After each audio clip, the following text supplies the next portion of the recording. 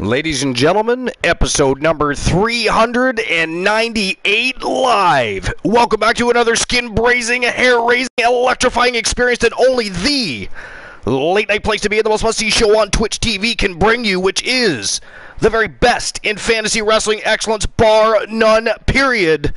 Welcome to the Archverse TV. Welcome to WCW Starrcade, where champions and superstars alike are going to be further tested tonight. They're going to be pushed to their limits as we head closer and closer to the second annual Halloween Havoc, the next big stream preview of 2022 here at the Archverse.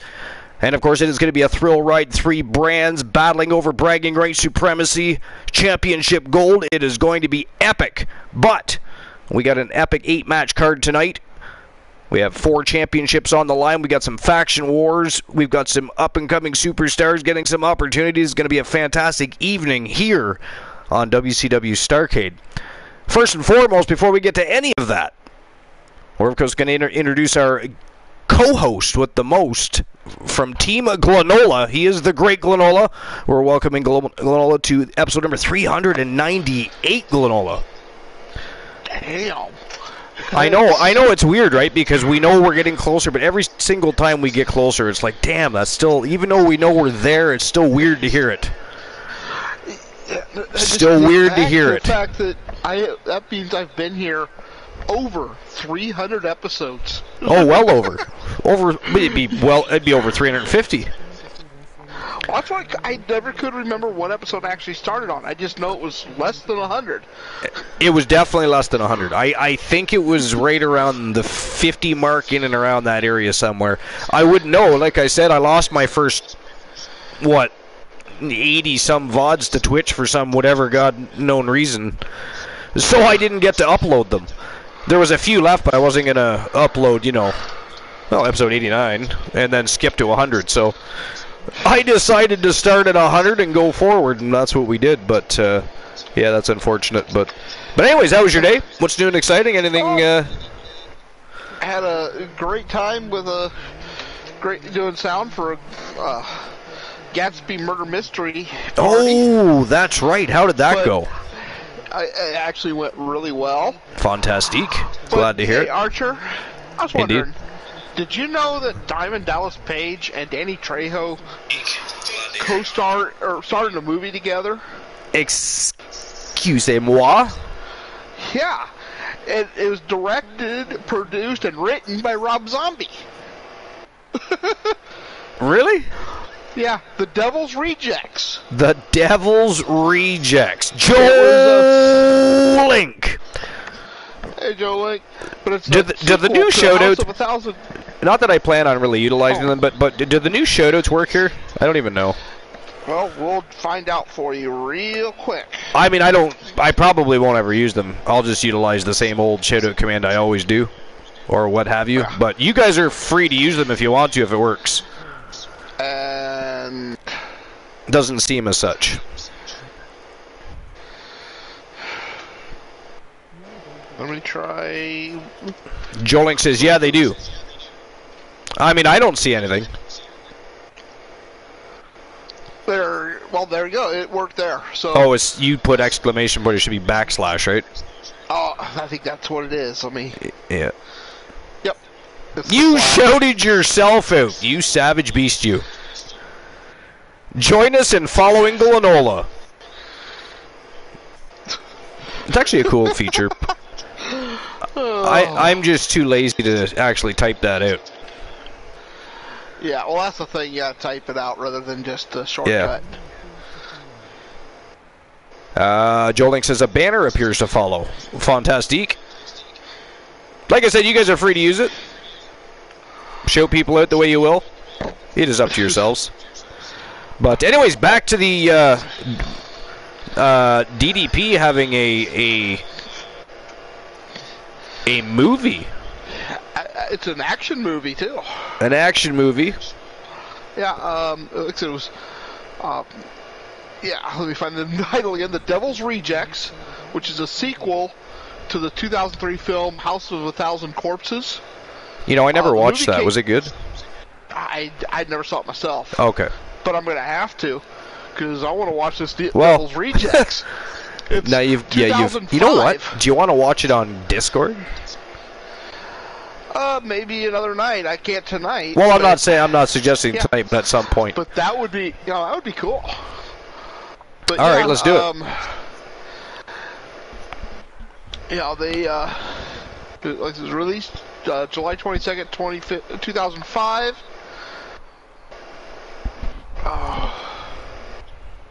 But it looks, like it continues on from that first movie. Interesting. And well, like I said, I never watched this, so I guess I'm going to have to know too, if I plan to watch that anyway. I was looking at my Facebook, and on DDP's Facebook page, he had a picture of him and Danny Trejo standing next to each other. I love Danny Trejo. And yeah. At first, though, I'll be honest with you, I didn't realize that was DDP. Did you not? He's got black hair. Fair. His beard is dyed black. I'll be honest with you, my he looks first different. Yeah. thought was Undertaker. Because he's taller than Danny Trejo, so it looks like, he is, good-sized guy. Yeah. And I mean, Danny Trejo is no tiny boy. Yeah. So, I mean, it was just, I actually thought maybe it was Undertaker. But then I got looking at the face, and it's like, yeah, it's DDP. Crazy. Joe Link says, I finally have followed emotes, which is cool. Congratulations, Joe Link.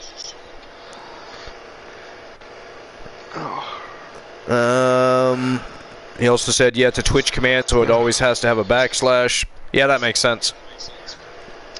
Because anything with exclamation point is a custom command. And or a command that's default, but...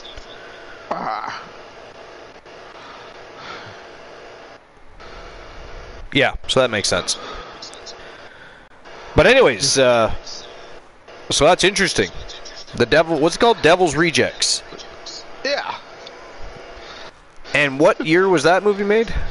2005. When was the House of a Thousand Corpses?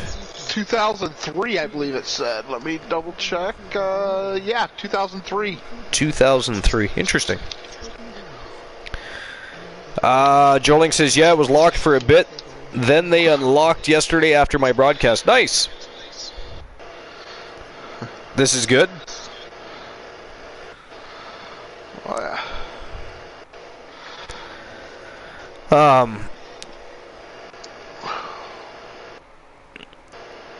So I was having a quick look at the dirt sheets just to see what was going on. There's really not a whole lot of really interesting newsworthy dirt sheets tonight, but there's a few things I'll touch base on, and then I actually have a list of my own tonight. Cool. Whether or not we start the broadcast with it or it gets out later, doesn't matter to me, but I do have a list tonight. And we'll get to that in just a bit, but one thing I want to touch base on is Jim Ross had comments about the Usos using, or sorry, not the Usos, but using Eddie Guerrero's passing in storylines. And this was by WrestlingHeadlines.com, and it was published by Andrew Ravens. And we've of course read other Andrew Ravens articles before.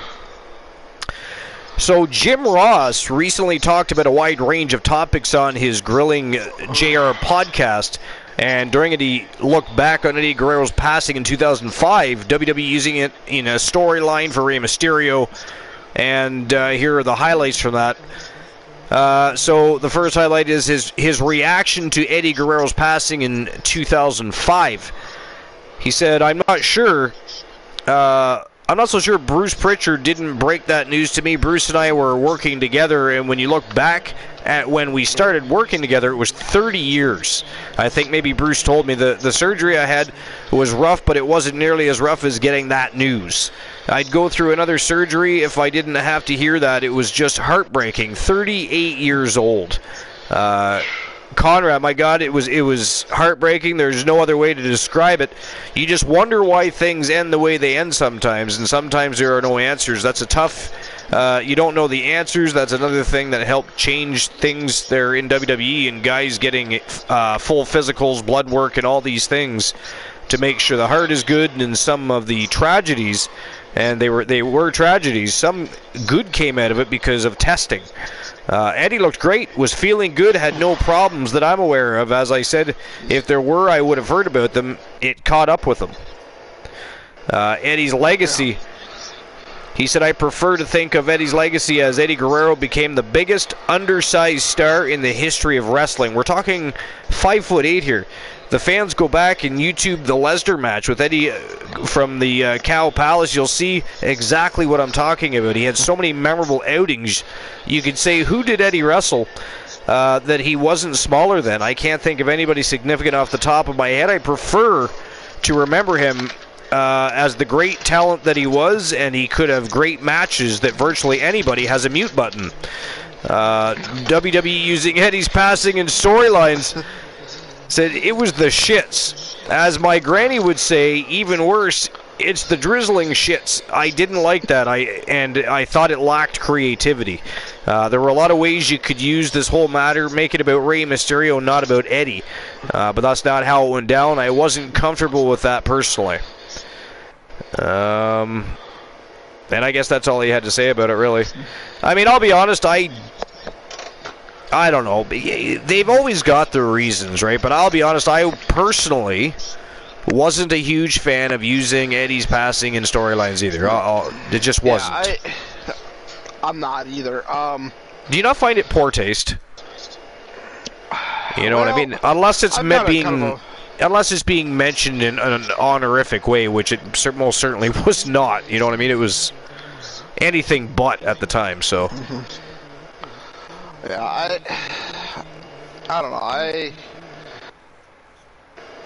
You know, especially Eddie, that was you know, that was one of those where it's just out of the blue, you know. Plus, you know, he had I'm not sure which storyline they're talking about. If they're talking about the one with Rey Mysterio and Damme, his son Dominic. Well, no, because they're talking about using the passing, not while he was alive. Yeah. Well, no, but if they're using that, you know, I don't know if they used any of the thing about the passing in this new current storyline. I mean, if that's what he was talking about, or there's been mention made of, like, by fans and stuff of Eddie being his dad and stuff. But yeah, no, I don't know what they're alluding to either. To be fair. Yeah. In that case, I don't like the storyline. Right. It's just kind of like... I think Rey Mysterio and his son should just been left in the past. But I can see where that, you know, referencing Eddie at that point in that would be, you know, legitimate. But, you know, overall... It also brings a big history for Dominic Mysterio into play, right? But... is it really noteworthy? Because, I mean, he was a kid. You know, it's not like he was... You know, I don't know. So I don't, you know, it's a hard one, you know, but I'm sure some people didn't care. Eddie was such a, you know, an icon, you know, and I know that's thrown around, you know, an icon in the business, but Eddie Guerrero was truly an icon, and you know, as young as he was, I didn't realize he was as young as he was. Oh yeah, I know. He still had a huge career ahead of him. I mean, you figure he'd probably just be getting ready to hang his boots up now. Maybe. Yeah. Maybe. Yeah, you know. Right? So see, I thought he was a good 10, 15 years older than he was. Yeah, no, you know, he was. I actually thought he was closer to 40, 42. I thought he was a bit older too, but no, I guess he was 38. But you know, you look at him, and I mean, he had that aged look to him. Yeah, well, that's from the years of wrestling. I mean, look at Hulk Hogan. Hulk Hogan looked old before he was old. Yeah, let's be honest. But so I always did. I thought Eddie was, you know, part of the way you look is your lifestyle, right? If you're a drinker or whatever, that all catches up to your. Not just your mind, but your skin and everything else. So, but at the same time, I mean, yeah, there was not a greater worker. No, I mean, he's one of the greatest of all time. Hands down. Here's something on more of a higher note, more of a positive note. Another Andrew Ravens article from WrestlingNews.co. Angelo Dawkins has joined his tag team partner Montez Ford in getting the attention of WWE officials in a positive way, which I'm happy about because I was worried about what would happen to Angelo Dawkins when they start, because eventually they are going to push Montez Ford. That dude is one of the futures of the company. He's a fucking phenomenal wrestler, agile, athletic, charisma, he's good on the microphone. He is a total package, and we haven't seen somebody like Montez Ford in a very long time. I guarantee you, as long as he keeps his act together and keeps his head at a proper level, he is going to be huge. Remember, I said that. It's going to happen. And he's putting the beef on him. He is looking good. But, anyway, Dawkins has seen an increase in singles matches, seemingly due to his improvements in his in-ring work. And yes, he has been getting better with his in-ring work. He was sloppy before. I was always worried about him hurting somebody, and at other times he would be too slow. And I was like, well, it doesn't flow right. You need to work better. First of all, if you're going to continue to compliment your partner, who's amazing in that ring. Number two, if you're going to stick around eventually when they do push him, because again, they are going to push him. So, this is good. Fightful Select reported today that one WWE source heavily credited Dawkins with improvements all around, from his physique to his in-ring ability to the style that he's worked. I 100% agree. Another source stated that it's not an accident WWE has booked Dawkins in more singles matches since this summer. Dawkins has had as many singles matches since June 20th that he had from WrestleMania 37 to May 2022, which is the same source that said that they'd overheard higher-ups speaking well of Dawkins. One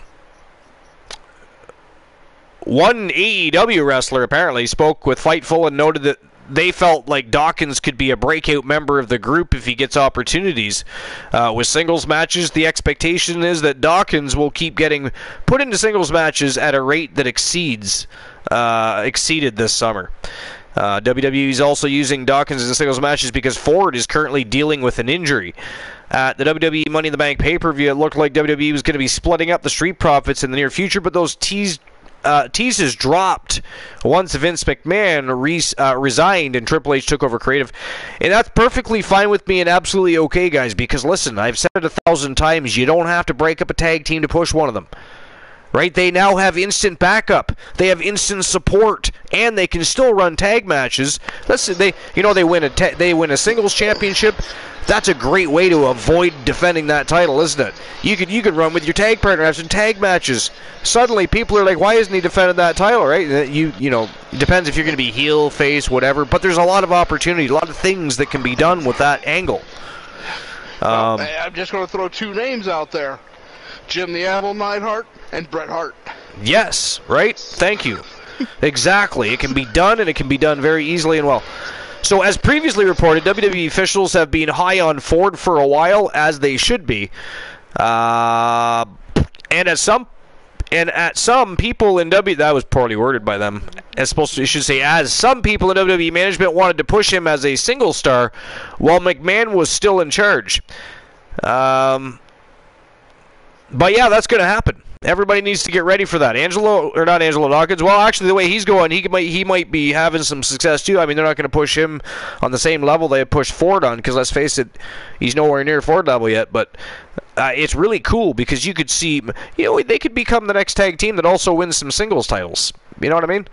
Win some singles titles and remain a tag team. That's awesome. And they're a great tag team. They really are. And again, Dawkins becoming great in that ring. Good for him for putting the workload in. Good for him for caring enough, because a lot of tag team partners just ride their, there's always a stronger member of the team, and they usually ride that coattail as long as they can.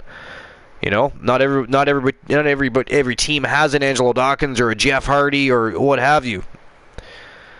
So, but anyways, I thought that was interesting. So it looks like this is an article by Ringside News from about 3 hours ago. Caught my attention, so I definitely want to touch base on this. Apparently, Vince McMahon used to insult and punish Bray Wyatt in WWE. It's Andre Porter, ringsidenews.com. Says, during his first run in WWE, Bray Wyatt earned the respect of his peers and the fans for his ability to be very creative with his characters and storyline input, but Vince McMahon would not only disagree with him, but embarrass him as well.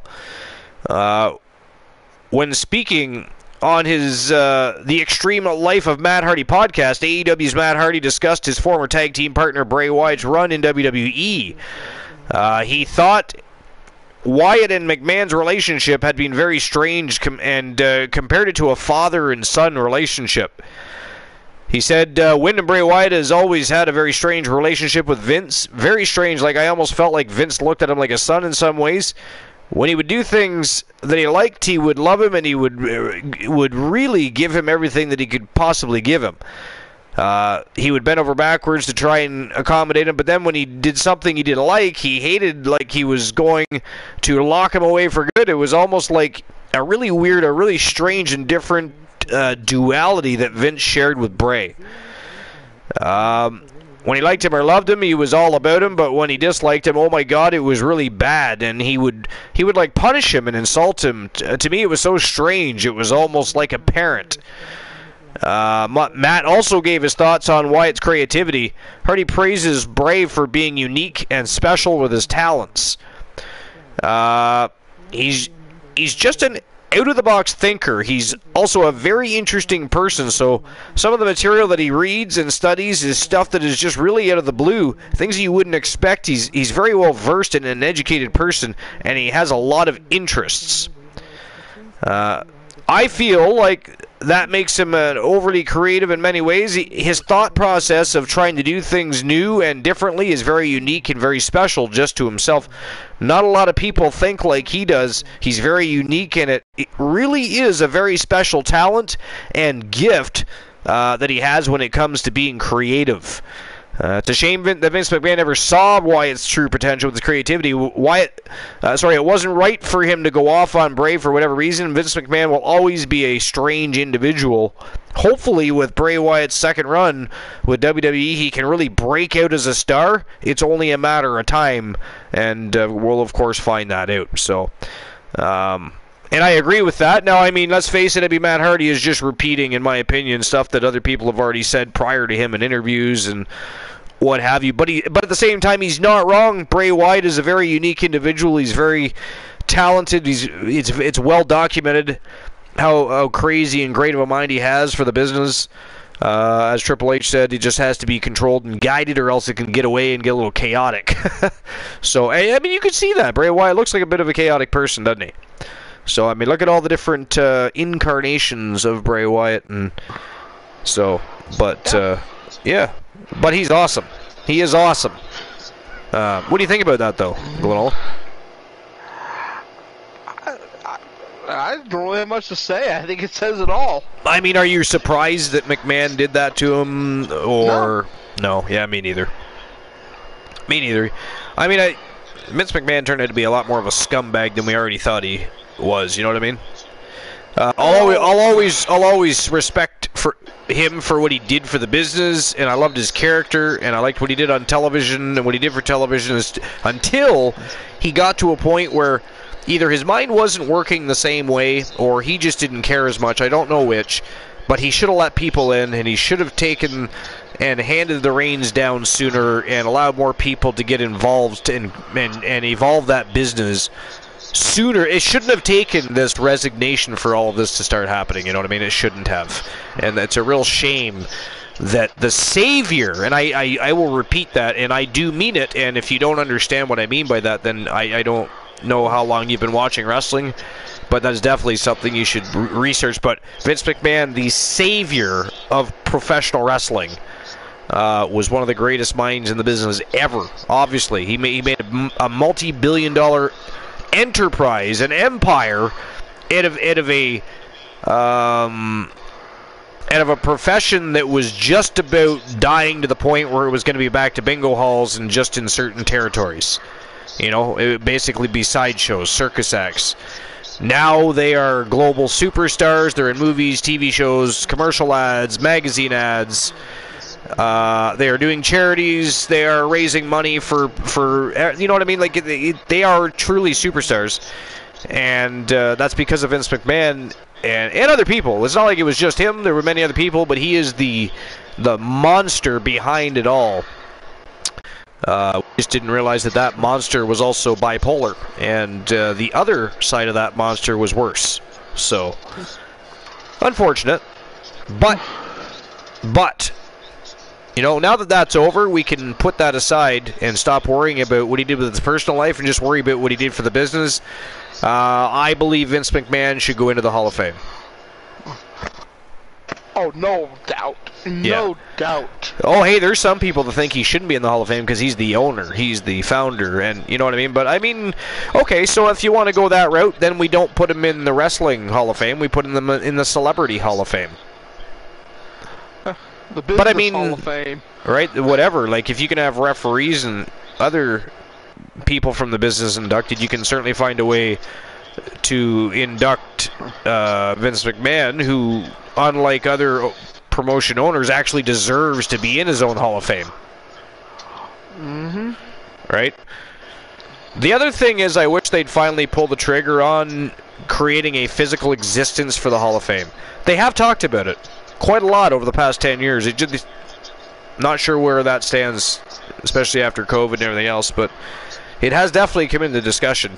I think everybody would like to see a building where you can go and pay an admission fee and walk through and look at the history of pro wrestling and who's in the Hall of Fame, etc. That'd be fantastic. It would draw a lot of money, guaranteed. Oh, definitely. You know what I mean? So, I'm sorry if I'm boring you. No, I've been... Yeah, I know, I'm just joking. I haven't been sleeping real well, so... I thought I'd make light of the situation, because I know that caught you by surprise, because you were just about to say something, and it was like, hey, we got lions on the show today. Lions and tigers and bears. Oh, my! Oh, my! We're off to see the wizard, the wonderful Wizard of Oz. Good God. All right, so... Puppies, puppies, puppies, puppies! Oh, yeah, we're not going there. All right, so... Too much Dr. Demento. Yo, what? Okay, I gotta check this out. I didn't know anything about this. This might actually... Well, for those that don't know about it, it might interest you. WrestlingNews.co, Angel Arambolas. Rey Mysterio moved to WWE Smackdown, ending his feud with Dominic Mysterio.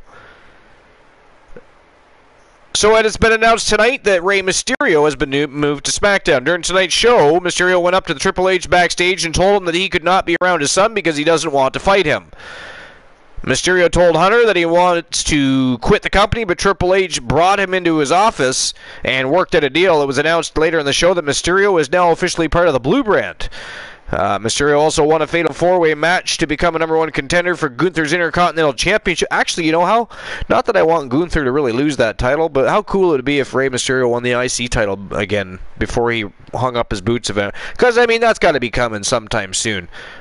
Probably not this year, you know, or anytime in the near future because we're focused on Edge retiring, but it's going to happen over the next couple years, I think, personally. But anyways,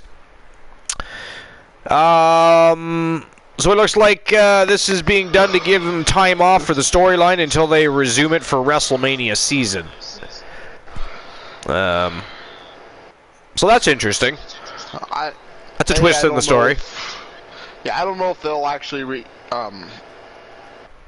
renew the storyline. You know, I don't. Just from what I've seen, it isn't that good. You know. It's just, I don't know, it just doesn't feel like a great storyline to me.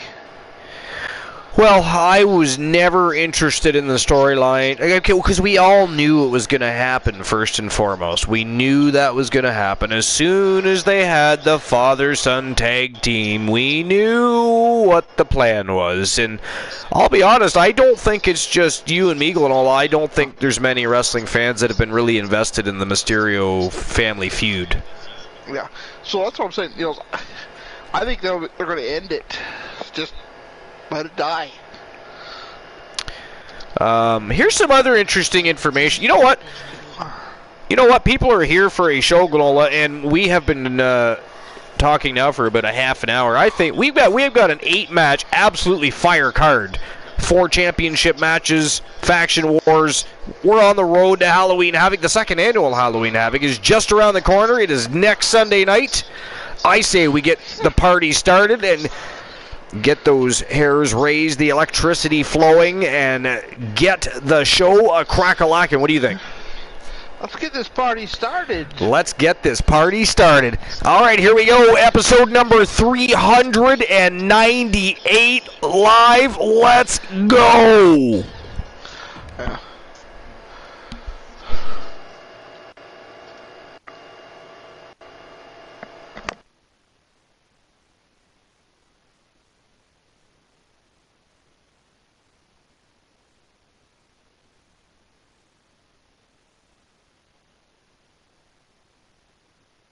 The new jackpot number for a chance to win a channel redemption of your choices, 035. The number to win a YTV championship match is 0.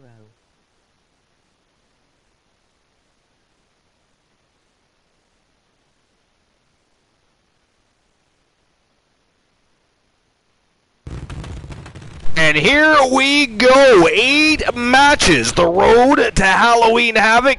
Adding more fuel to the fire, raging rivalries, fiery feuds. It is going to go down tonight. This is the final week of championship matches. As you all know, next week is our final push week, which means no championship matches. It will be just grudge matches and faction wars all week long as we run directly into next week's spectacular. The next big stream preview of 2022 is upon us. The second annual Halloween Havoc just around the corner. I'm excited. Hopefully you guys all are, because it is going to be an epic extravaganza like no other, baby. But first match of the night, we've got the Circle. MJF and Chris Jericho, the Wizard, the Painmaker, the Ayatollah of Rock and Rolla, coming out with Kenny Omega, taking on the Coalition's Starrcade. Youngblood Grays from Team 1 Woozy TV, and of course his partner in crime, the Viper, Randall Keith Orton. Randy Orton. Who do you guys got winning this matchup? This is a great way to set the tone. These guys are going to put on an absolute clinic. I'm excited already. What a great first matchup. The betting lines have been opened, Archer. Betting lines. All right, I'll get on that right. Just give me a moment. I actually didn't. I do have the dashboard open. I just didn't see that. I somehow missed that. Yeah. Okay, give me a moment. I'm happy to see that the Kenny Omega's leg is healed. Indeed. After war kind of bent him. Bent him. I think he turned him into a pretzel. He did everything but salt him and eat him, Granola. I mean. And hello, Jesse G06. All right, so who walks out with the W here? Is it going to be the Circle? Or the Kirkle? It could be that too. Or the Coalition? I'm going to go Coalition. I personally don't like how the Circle has the automatic advantage here if they, do so choose to decide to utilize Kenny Omega. I'm thinking the Coalition making a bit of a mistake here. I mean, I've seen the card for the day. Archer is in the building. They should have utilized another member. I mean, this is crazy, I think. 3-on-2. This could turn out really bad for the Coalition here. But anyways, who walks out with the W? The Coalition or the Circle? You got 5 minutes, as always, to make your bets. And there we go. The betting lines are open and ready to rock and roll. Leota King in the house. And Jesse G, welcome in. Appreciate you stopping by. Welcome to episode number 398 here at the Archerverse. WCW Starrcade about to get rocking and rolling. We're hot on the road to our second annual Halloween Havoc extravaganza, which is next Sunday night. So there's a lot going down. Faction wars, people lusting for gold, and of course bragging rights and supremacy always on the minds of the masses. But welcome in. Appreciate you being here. And for the follow if you already did so. I might have missed that too. Alright, so one thing I gotta find out, hold on, before we get the first match of the night started and continue with our dirt sheet discussion. I gotta know who I am for the evening. I can't go on with my life for the rest of the night and have a great evening if I don't know who I am. I need to find it. I need my identity, ladies and gentlemen, if you will. Give me a moment. How dare you call me a swine? Oh, wait a minute. That's not my swine emote. You're lucky, Joe Link. I would ban you. Brock Lesnar. Yes.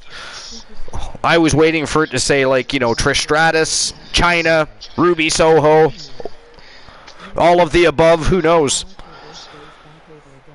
All right. Thank you for dropping the info. The Archiver's dirt sheets, if you will. All right, so let's get the first match of the night rocking and rolling. Matchup number 1 of the evening. The Circle versus the Coalition. Let's go. Alright, Boss Apollo is on babysitting duty tonight. Well, how dare Boss Apollo automatically assume that the children of the establishment are not welcome at the Archiverse? We, as a family, are all offended by Boss's decision-making. So you tell Boss for us, Leo the King, that Joe Link, Glenola, Jesse G, and everybody else that are here say, how dare you, sir? Ghastly, not appreciated.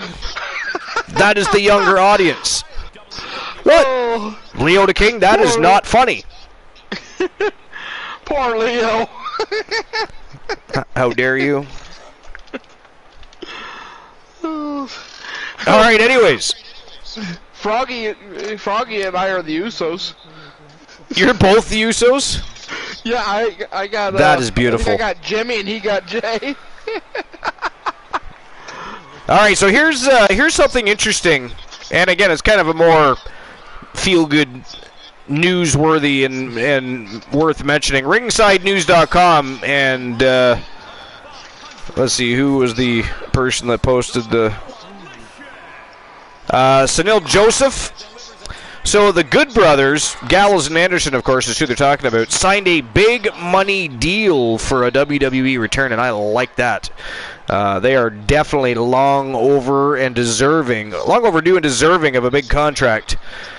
So this past week on Monday Night Raw, Carl Anderson and Luke Gallows shocked the world when they showed up on WWE television. I mean, they didn't shock me. They were, they stopped what they were doing, went over to Impact Wrestling, did a stint there. Impact Wrestling, I'm telling you, ladies and gentlemen, look at the history of the past couple years. Impact Wrestling is your gateway to WWE these days.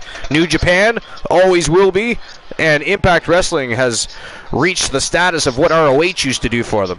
You know why? And Glenola and I have talked about this. The reason is Impact Wrestling doesn't sit there week after week and talk about WWE and all their superstars. They carry on with their promotion. They worry about their business. They put on shows at whatever level they do. And as a result, the brass have taken notice and are starting to utilize their company. It started a few years back, and then even, of course, more recently with Mickie James coming over as the Impact Champion, entering the Royal Rumble. I mean, there's a partnership. There is it's more of a silent partnership there if you pay attention. ROH used to have the very same thing with the WWE back in the day. Of course, that would no longer happen now because, egocentric Khan has the reins of ROH now, so... But anyways, Luke Gallows and Anderson and Luke Gallows shocked the world when they showed up on WWE television and brawled against the Judgment. Probably should say the Judgment Day. But anyways, this sparked a lot of speculation as to what led to their return. Fightful Select reports that Luke Gallows and Carl Anderson had interest in joining WWE while they are under contract at Impact Wrestling. Of course they did. And they weren't shy about it. Of course they weren't. Why should they have to be, considering? And they weren't shy about it since their Impact Wrestling contracts got extended by a month. They finished in late August. After that, they were working in New Japan Pro Wrestling without any contracts, with Carl Anderson as the never openweight champion, despite knowing that Luke Gallows and Carl Anderson were WWE bound. New Japan Pro Wrestling and the Good Brothers had committed dates till January's Wrestle Kingdom show. The future dates originally agreed to by both parties are still happening. However, it's too early to tell if that may be the case since the Good Brothers were only under a verbal contract in Japan. However, the official news is the Good Brothers have signed a big money deal with the WWE. And this is quoted, "We're told that Anderson and Gallows were only under a verbal commitment in Japan, and those duties are being allowed to be fulfilled. However, they have officially signed with WWE for what was said to be a big money deal." We'll have to see what's next for Anderson and Gallows, but they are certainly happy to be back with AJ Styles on the WWE main roster, and I'm pretty sure we're all just as happy to see them. It was sad to see them go to begin with. So what do you guys think about that? Do you guys think that the Good Brothers will still be... Now, currently, they're going to be allowed to fulfill their dates, but that's not the question I'm asking you. Do you guys think the Good Brothers will be allowed to work and fulfill their obligations in Japan, or do you think they eventually find a way to get them out of that? That is my question to you guys as wrestling fans. What do you guys think about that? Boss Apollo! While I'm watching on my phone, my granddaughter is fussy tonight. Well, she just needs to hear the soothing and serenading voice of the host of the most, the co-host of the most must-see show on Twitch TV, Boss Apollo, and we will make sure she is sound asleep. Actually, I'm not going to finish that. That doesn't make any sense. Forget it. We will keep her up. She'll be cranky, fussy, and we will be the reason for that, and your wife will hunt us down and kill us, so how dare you do not join the broadcast tonight. Boss Apollo is Ruby Soho, yes! Yes! And hello, Night the Undying. How you doing, my friend? Night the Undying, my sexy little beast of a friend. How you doing? Welcome into episode number 398. Night, we are only 2 shows away from 400, baby. That's not Cool, that's Glenola. Christian Cool's not here yet. I believe he'll be here later. I think. Not 100%. Yeah, confusing me with Cool? Come on! Right, how dare they? And thanks for the double shout-out for Night. One OG shout-out and one new shout-out. Yep. But anyways, yeah, 2 away from 400 Night. Actually, I believe it's exclamation point follow. If you drop that in the chat, you should be able to see how long you've been here tonight. Unless that started over when you restarted your channel, that might change, I'm not sure. I mean, we all know. Yeah, it says 2 months. So add another about probably 13 months to that. I would say you're closer to the 15-month mark, Night.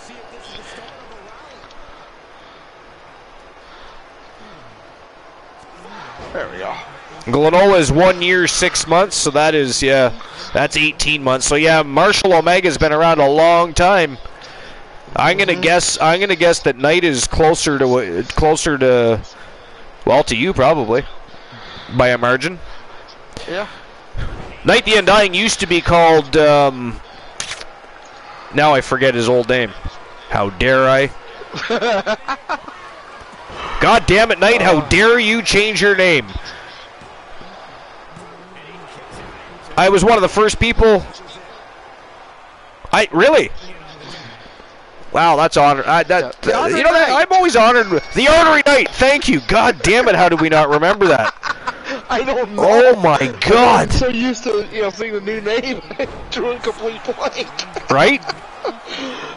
Man, that was crazy.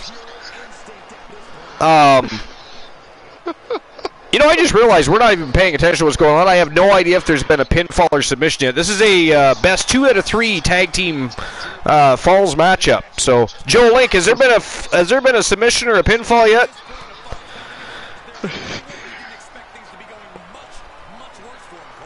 Joe Link has been 1 year, 2 months, 26 days and 10 hours. I mean, if I type it in, it'll probably tell me I'm not following myself. Let me try it. It's just follow, right? Yeah. Exclamation follow. I'm not following myself. Yeah, that's great. Good for me. See, I should be able to type I broadcast to see how long I've been... Or not I, but exclamation point. Like, if I typed in this, it should pop up. Shit, but it won't. That is not funny, Joe Link. No falls? Alright. So it is 0-0 so far between the Coalition and the Circle. Perfect. Alright, there was another thing I wanted to touch base on here. Looks like WWE has made a long-term decision regarding Omos and MVP. I mean, to those that care, because I'll be quite honest. Now, don't get me wrong. I don't mind MVP, especially as a mid-card talent. He's never been a main eventer, in my opinion, ever. And I'll fight anybody that tells me he was, but he is a solid mid-carder, and I don't mind, and for that matter, I don't mind him being in managerial duty. But Omos, because I haven't read this article, so I don't know what this is going to say, but if it were me, man, I don't know. I would be putting Omos in NXT and letting him develop. I don't think he should be on Raw or SmackDown. That's just my opinion. But let's see what it says, and then I'm going to get Glenola's opinion. And you guys can give me your opinion, too, for that matter. So this is Subajit Mukherjee. We've read articles from him before. And it is ringsidenews.com. Apparently they have a Google News channel now, too, by the way, if you want to subscribe to that. But anyways, Omos made his debut in WWE a couple of years ago and largely saw success as one half of the Raw Tag Team Champions alongside AJ Styles. Ghastly in nature, by the way. Anyways, he eventually lost the title and feuded with other stars. Omos has been managed by MVP for a while now as well. They also appeared on this week's episode of Friday Night SmackDown and had a brief confrontation with Braun Strowman. According to a report by PW Insider, Omos and MVP will be appearing on SmackDown regularly. Wait a minute, so are we going to have an Omos and Braun Strowman tag team? Because now that... You know, when you got a guy that's big and is sort of agile, just isn't the greatest wrestler, that might be a good spot for him, is in a tag team. He can get better in the ring as he works as part of a team. He gets to take a break from that ring action once in a while, tagging in. You know what I mean? That could really benefit Omos, in my opinion. So there's that. So that's interesting. But anyway, appeared on Friday Night SmackDown, a brief confrontation with Braun Strowman. According to the report, Omos and MVP will be appearing on SmackDown regularly moving forward. They are still listed as talent for Monday Night Raw, however.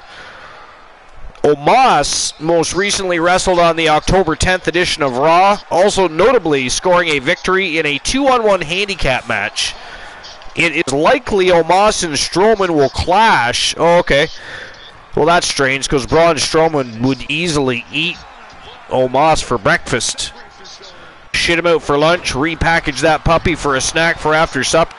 No problem at all, in my opinion. But anyways, it's likely Omos and Strowman will clash at Crown Jewel on November the 5th. We'll have to see how their feud will turn to be. I mean, I personally think that's the wrong way to go. I say, put them in a tag team. Have them have some sort of backstage altercation, not in a negative manner, and discuss maybe teaming up and taking over the tag team. Find something along those lines. But Glenola, tell me, what is your opinion of Omos, first and foremost? I really don't know enough about Omos. But you've seen him wrestle, I assume. Well, not really. Really? Okay, well, you're not missing much because I don't watch, but as for MVP, I believe we just had a submission. It is 1-0 for the Circle over the Coalition.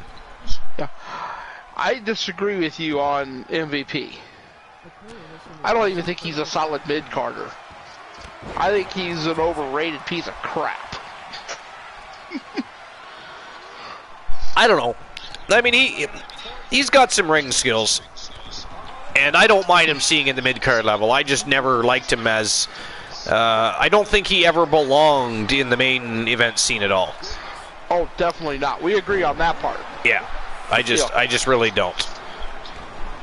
Yeah. But the only one I think is worse is BM Punk. BM Punk. So. I love that.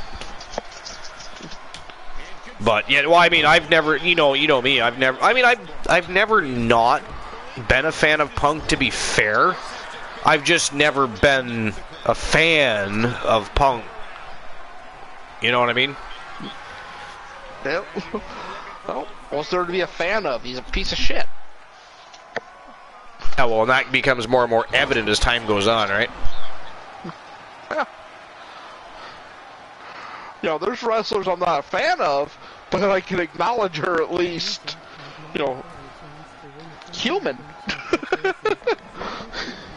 Exactly. I mean, I think for me personally, is I always read things here and there about his attitude outside the business. So I always, you always get that sense from him that he thinks he's that much better than everybody else. Mm-hmm. And although he was better than mediocre, he was never as good as he thought he was, or that a lot of other people thought he was either, in my opinion. I mean, Daniel Bryan, for instance, Bryan Danielson, or whatever you want to call him, he's better than Punk. Yeah. Chris Jericho, better than Punk. There's a lot of people that are better than Punk. In my opinion, anyway. I mean, I don't speak for everybody. I don't know about that, but damn well funny, though.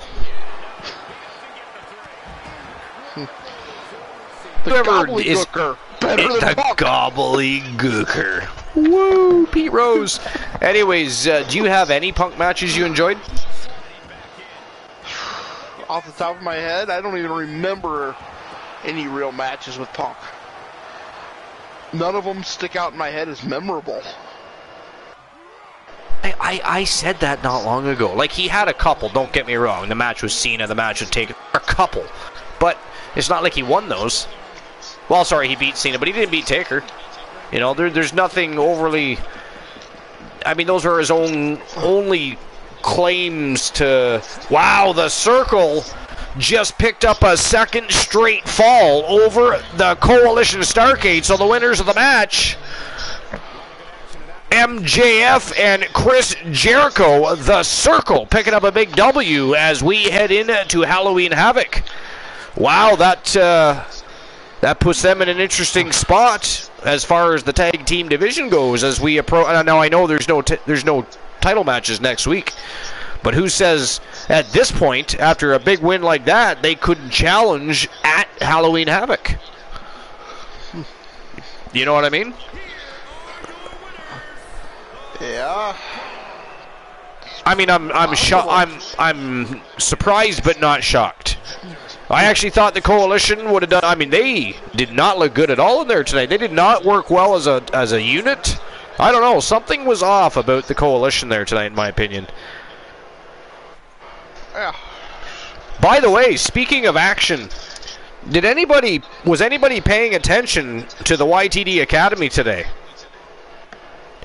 Oh my good God, the matches were amazing. Your wrestlers, ladies and gentlemen, you bunch of savage beasts, what were you feeding them? Yep. Good. For those of you that God. aren't aware, a long-standing record that I did not think would ever be broken. Thank you for bringing that up. Broken today. Preach it. And he's here. Joe Link is here. They, we were trying to remember, and I believe, it was Team KJ 2297. 9-4. 9-4. Yeah, I'm doing wow. good. I'm My telling. brain's, yeah, but oh man, I just drew a blank on his name. Yeah. Kurt Jordan. Kurt Jordan. Yeah. I believe that it was Kurt Jordan had the record for the fastest match in Archerverse history. Yep. Dating back to Archer 1.0. Yep. So, ladies and gentlemen, just to put that into perspective, that happened over 300 matches ago. Or well, over 300 shows ago. Was the last time somebody broke a record in the Archerverse because the first, we're not sure if it was the Falcon Robert Rage, who became the Eagle Robert Rage. We're not sure if it was him or KJ. It was one of the two, because both of them had records. One of them had a match at 14 seconds, the other had a match at 12 seconds. We're not sure which one is which, but either way, Team Joe Link smashed both. And I've never seen the likes of it. I literally messaged him, Team Joe Link, after I saw their team perform at the YTD Academy, and I said, dude, wow, I have no words. Wait till you see the match with Phenomenally Lethal and the Authority, which is the big boss man and Vader. It was sensational, but it was a huge shock for me. And again, your wrestlers were eating something special, because after the Archer match, and I think one of the tag team matches, all y'all went on a rampage. Y'all went on a rampage, and your wrestlers were destroying their opponents. It was insane, but awesome. It was awesome. But, yeah, I don't know. Some amazing things going on over there, I got to tell you. Archer continued his streak against monsters. Team Joe Link wanted to see him go up against Little Joy Nightmare. So Archer has now defeated every big man and monster in the business except for one. But of course he's not on this. It would have to be a YTD match if that were to take place, of course. But the person that he has not faced is got a lot more on his agenda and on his plate. He doesn't need an Archer on his plate right now, but it will be interesting to see if that match actually finally takes place, because he is the only monster that Archer has never faced. Never faced. So, but anyways, back to what Glenola was saying. Congratulations to Team Joe Link. That is truly, truly awesome, and something I never thought would happen again, I'll be honest. Never thought it would happen. Alright, so let me get the betting line for this open before we keep talking about Joe Link's record. Next match of the evening, trip to the tag team division. It is Team Bring It, the father-son duo of the Soul Man, the original Soul Man, Rocky Johnson. Of course, we have our own Soul Man, Jay Simmons from Team J Negative Gaming, but teaming up with his son, The Rock, the Brahma Bull, taking on the Public Enemy from Team Boss Apollo and Team Leo the King, Eddie D. Terror, and Demon Razor. Who do you guys think walks out with the W as we head closer and closer to Halloween Havoc? Oh, Leo King points out he's never faced Demon Razor. Who has? I'm assuming he's meaning Archer. Who's saying what is what I mean? I'm setting up the betting line, remember? Oh, sorry. Leo the King said he never faced Demon Razor. Are you sure? Joe Link, can you fact check that for us? Yes. I'm just going with what Leo the King was saying. To be fair, the Coalition has beaten the Public Enemy.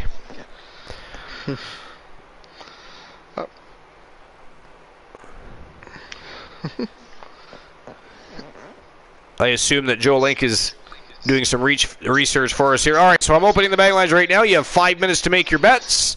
Who walks in with the W? Team Bring It or the Public Enemy? This is a huge match. I mean, the tag team title picture in both Starrcade and the Archerverse Wrestle War is really heating up this week. It is insane. I cannot wait to see what happens at Halloween Havoc. But let's get her underway. Team Bring It taking on the Public Enemy. Let's go.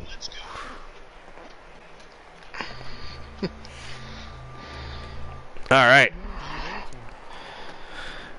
All right, so let's just see. I don't know if I had anything else I really wanted to discuss as far as dirt sheets go. I'll just have another quick look-see here.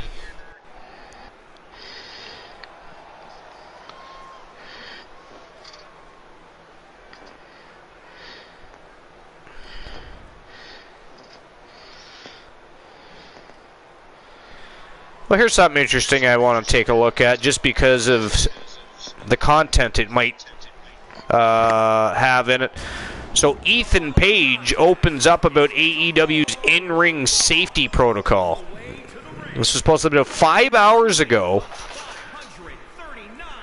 Another Mukherjee article from RingsideNews.com. Says Ethan Page made a name for himself during his time in Impact Wrestling, where he was a multi-time tag team champion alongside Josh Alexander. Eventually, he made his way to AEW and has since become one of the regular features of AEW programming. Ethan Page has a lot of interests outside of pro wrestling, which included gaming, movies, TV shows, and all sorts of pop culture out there. This was on full display during his final match in Impact Wrestling as well. Speaking with Daily Hive, Ethan Page was asked about AEW's in-ring safety protocols. Page acknowledged that AEW has certain protocols in place to make sure the roster is kept safe. I'm the type that if I'm hurt, guess what? The match stops. I really don't care. There is not an audience member in the crowd that means more to me than my daughter, my son, and my wife, so if I think it's a serious injury, then I'll definitely just count out. Ethan Page debuted with AEW at Revolution 2021, losing to the face of the Revolution ladder match. Always good to debut and lose your first match. Wait, book Ethan Page, a former champion. But anyways, Page joined the firm and became friends with Stokely Hathaway, which has allowed him more screen time. There's still a long way to go for the performer, given his big ambitions. I don't know. What do you guys think of anybody after all of the recent happenings and things that have transpired with injuries and people becoming injured in AEW? What do you guys think about a discussion about safety protocols within AEW?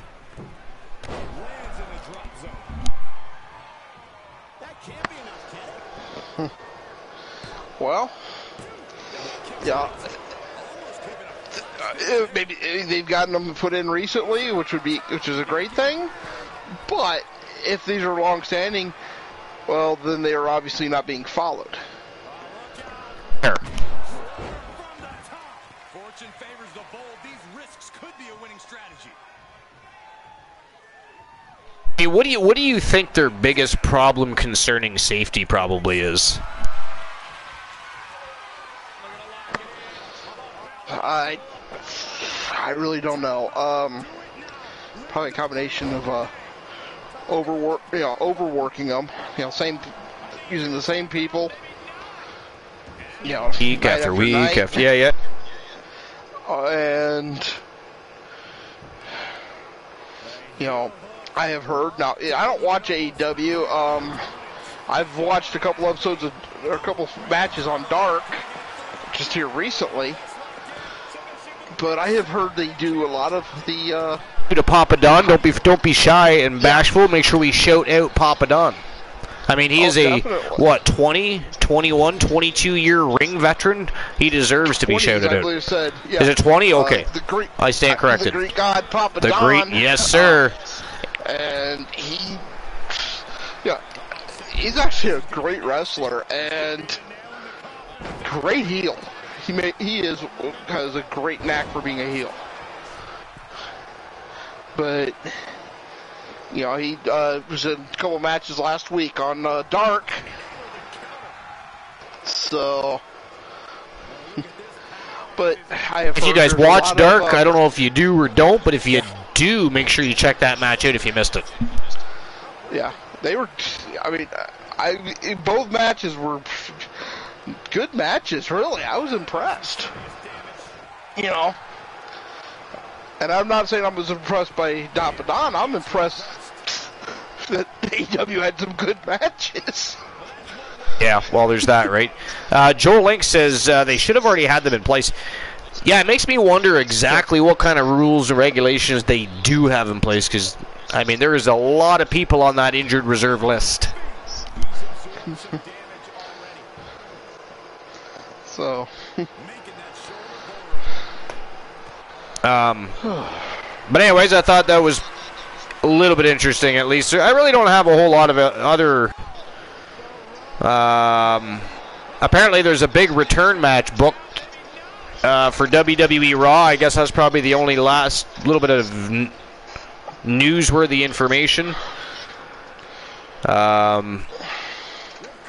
Actually, two things. One, Glenola will not give two shits about, but this one, big return match booked for WWE Raw. RingsideNews.com, of course, is where I'm getting the source from, and again, Sabajit Mukherjee. So WWE is a complicated workplace, and many people can attest to that. The inherently political nature of the past year only made things worse. Carl Anderson and Doug Gallows made their way to WWE in 2016, and they had a mixed run in the company. They eventually parted ways with the WWE back in 2020 during the pandemic. After a couple of years working in AEW and Impact Wrestling, Gallows and Anderson returned on this past week's episode of Monday Night Raw. Gallows and Anderson will return to the ring for WWE on next week's episode of Monday Night Raw. The Good Brothers will square off against Chad Gable and Otis of Alpha Academy. Last week, the OC reunited when Luke Gallows and Carl Anderson made a surprise return to WWE to back up AJ Styles against the threat of Finn Balor and the Judgment Day. Now the two-time Raw Tag Team Champions will lock horns with Master Gable and Otis. Don't miss all the action next Monday Night Raw, 8/7 Central on USA Network, which pales into comparison of any show here at the Archverse TV live on Twitch. But anyways, I'm a big fan of Anderson and Gallows, so I'm super happy they're back. The only other thing I wanted to touch base on, why CM Punk's role in AEW All Out Brawl will be crucial to the investigation. Actually, I mean, Glenola might enjoy this somewhat. Maybe it talks about CM Punk finally paying for his transgressions. Who knows? Let's find out. Ringside News again. And again, Sabajit Mukherjee. This guy's writing a whole lot of articles for this site. So the AEW All Out media scrum ended in complete and utter disaster after CM Punk went on a scathing rant on Colt Cabana, Hangman Page, and the Young Bucks, verbally running everyone mentioned and then some. Punk was involved in a backstage brawl where he fought with the Young Bucks and Kenny Omega. As previously reported, AEW has suspended everyone involved in the brawl. And while some, speaking of Jim Cornette's drive-thru, Cornette recalled Punk's comments about trying to run a business in AEW to explain why Punk's role is crucial to the investigation.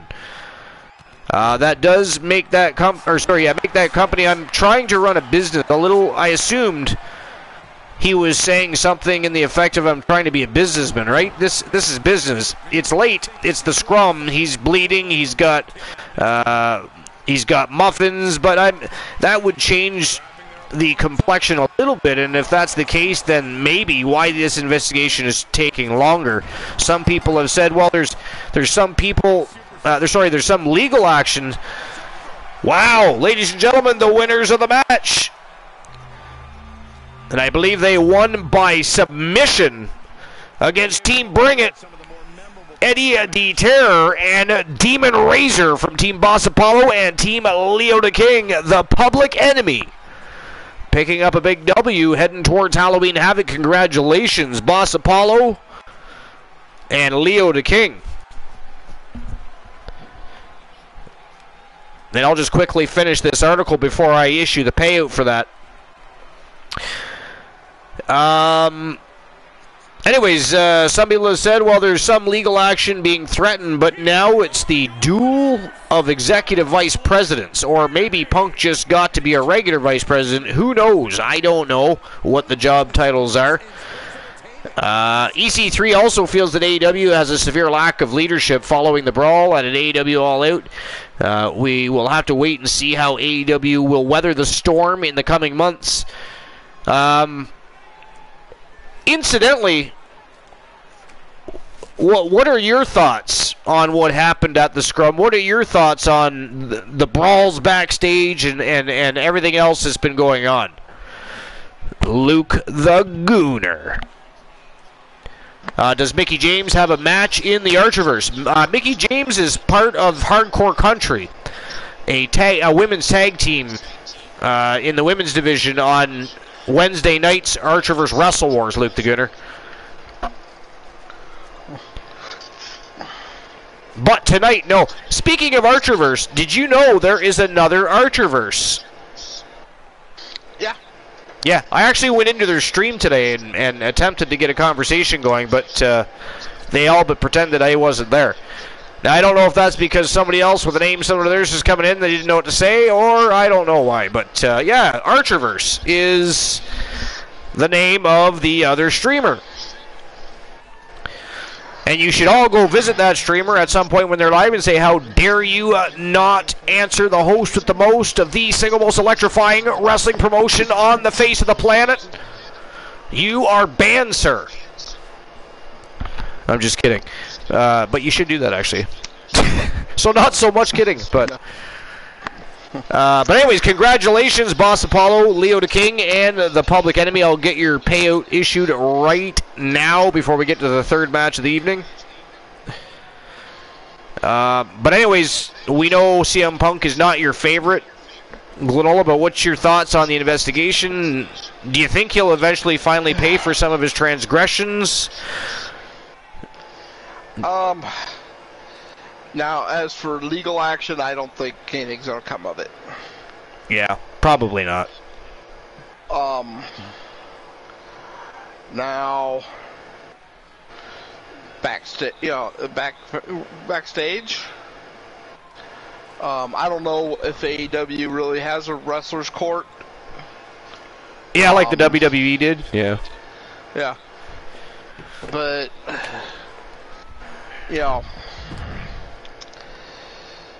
I think he's going to pay in other ways.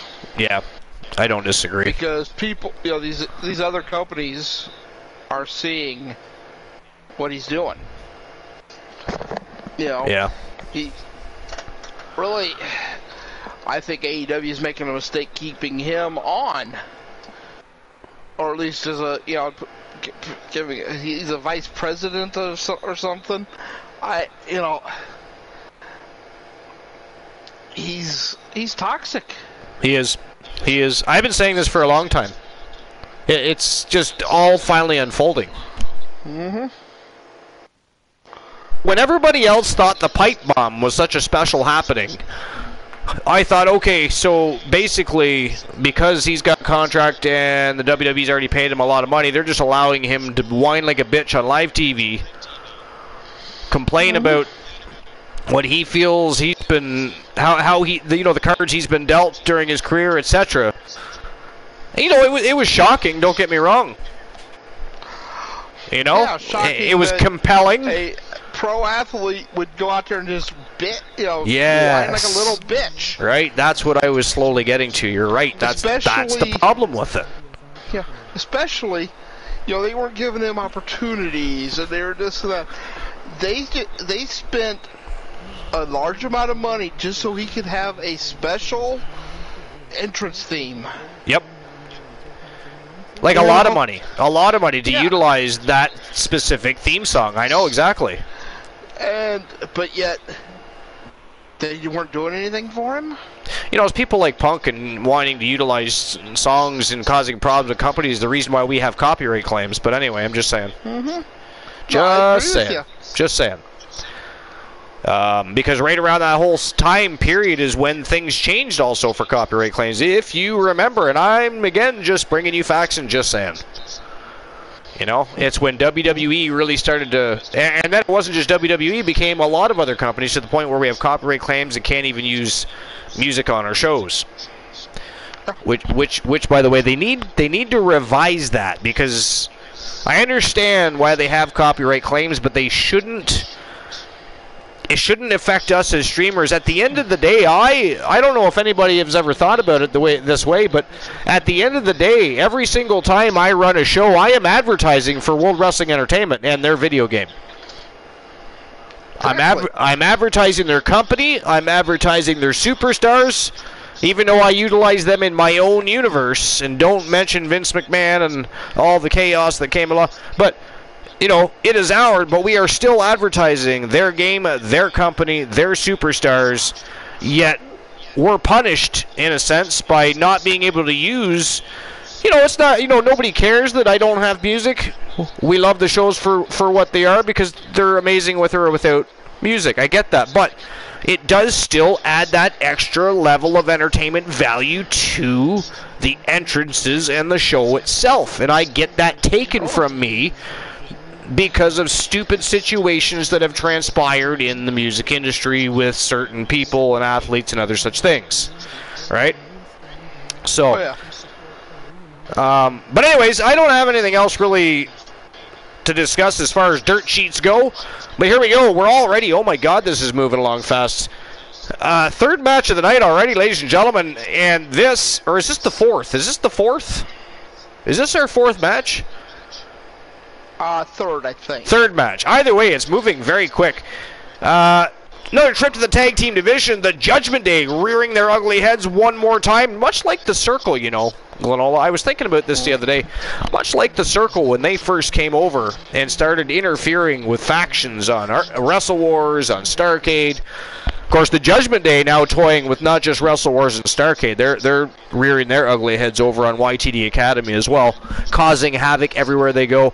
But man, do you think they might have bit off more than they can chew tonight? They've challenged the Anarchist. I mean, they're trying to make a statement. I get that. They've had a bit of a rough start, much like the Circle did when they first started. Lil Joey and Damien, though. The two of the scariest men in the business, and they are a team tonight, right? They are a team. There's a reason people don't challenge them. How often do you see them challenging for tag team gold? You want to know why? Because nobody wants to fight them. You know, when Carino Farmer has a belt, I've seen him hold on to a belt for weeks before somebody finally says, well, somebody's got to fight him. And then they go in full of fear and anticipation and lose. But anyways, I know that the Judgment Day are on a roll. You know, they are coming in with chips on their shoulders and full of animosity. But, man, the Iron, I don't know. I'm actually going to go with the Anarchist. You're going with the me too. I'm not a fan of the Judgment Day to begin with, so I'm going with the Anarchists anyways. That's all there is to that. But dirt sheets are over. Do you happen to have a list, good sir? I do. That makes my balls tingle, and I'll tell you why. I'll tell you why first and foremost. Well, I got to pee. So, while you get the list started, I'm actually going to use the facilities, but I will be right back, and I'm going to get this match started. Betting lines are open. Let's go. Alrighty, this is off of SportyNews.com. It's dated 8/11 of 2017, so it's a slightly older list. But it's DX's top 10 most infamous moments. And it's written by Kevin Eck. So, yeah. Number 10 is foul play. I loved this moment. I think it was pure genius. As Vince McMahon cut a promo vowing that DX would never embarrass him again, Shawn Michaels and Triple H, who had commandeered the production truck, began messing with his microphone and distorting his voice. The WWE chairman and CEO at first sounded like Alvin the Chipmunk, and then Barry White. Taking the humiliation even further, DX used a telestrator to draw a rooster on the screen and a speech bubble pointing to Vince that said, "I love cocks." And then what they don't mention in there, Vince wanted his music played so he could leave. They start Vince's music up and then switch over to step back or stand back, which, for those of you that aren't familiar, is one of the greatest wrestling music videos ever.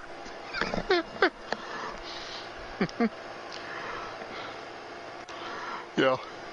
It was all because they were banned from the building. So they spent the 4th of July having a cookout out in the parking lot. And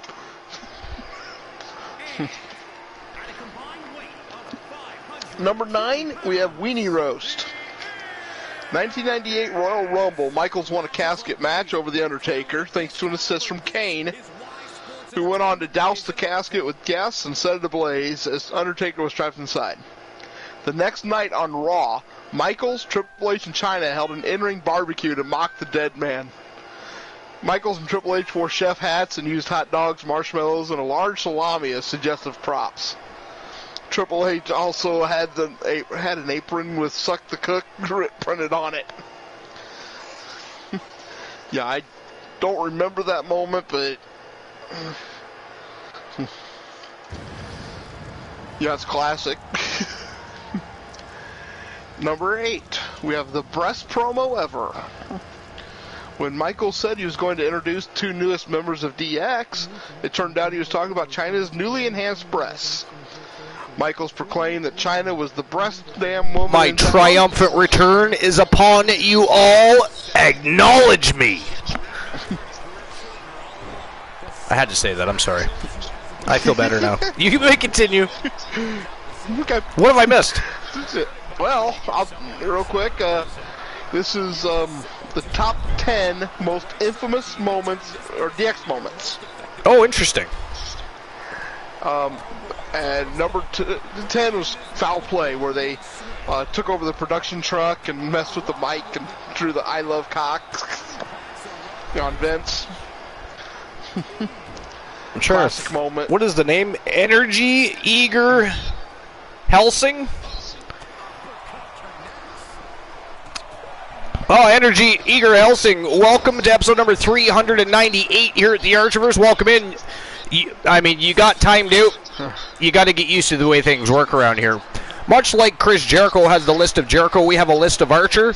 And anytime somebody has annoyed me to the point beyond my capacity, I add things to the list. Hell, the list of Jericho is on the list of Archer. But welcome in. All kinds of villainy and trolling happen here. You just got to get used to it. Maybe even join in it yourself. You'll enjoy yourself. But welcome in. Thanks for being here. Appreciate you and your time. I hope you enjoy the show, good sir. Back to you, Glenola. All right. Sorry about that. I just wanted to make sure we acknowledged the newcomer. Yeah. Number 9 was the Weenie Roast, celebrating 98's Royal Rumble win. It was on Monday Night Raw. And then number 8 was the one I was on, which is the best promo ever. The best promo ever. Was that with Jerry Lawler? No. No? I'll restart, but when Michael said he was going to introduce the 2 newest members of DX, it turned out he was talking about Chyna's newly enhanced breasts. Michaels proclaimed that Chyna was the breast damn woman in town. Triple H upped the double entendre quotient, saying, if Chyna had a nipple for every time somebody said she was the breast-looking woman here, well, that with the faction might have to change its name to Double D Generation X. I mean, to be fair, it was a busty change.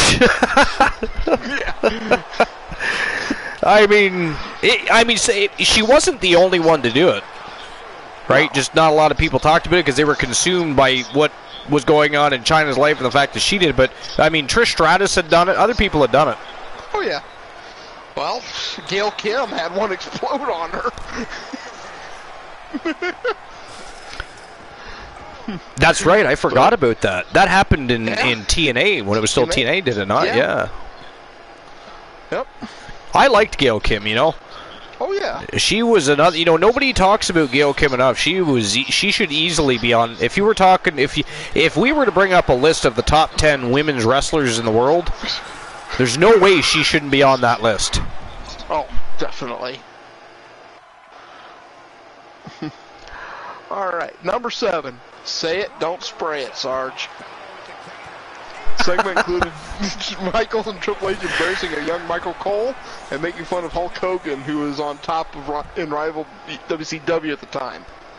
But the highlight occurred after then WWE Commissioner Sergeant Slaughter came to the ring for a face-to-face confrontation with the duo. Slaughter had a habit of spitting when he spoke, so Michaels and Triple H put on face shields with miniature windshield wipers.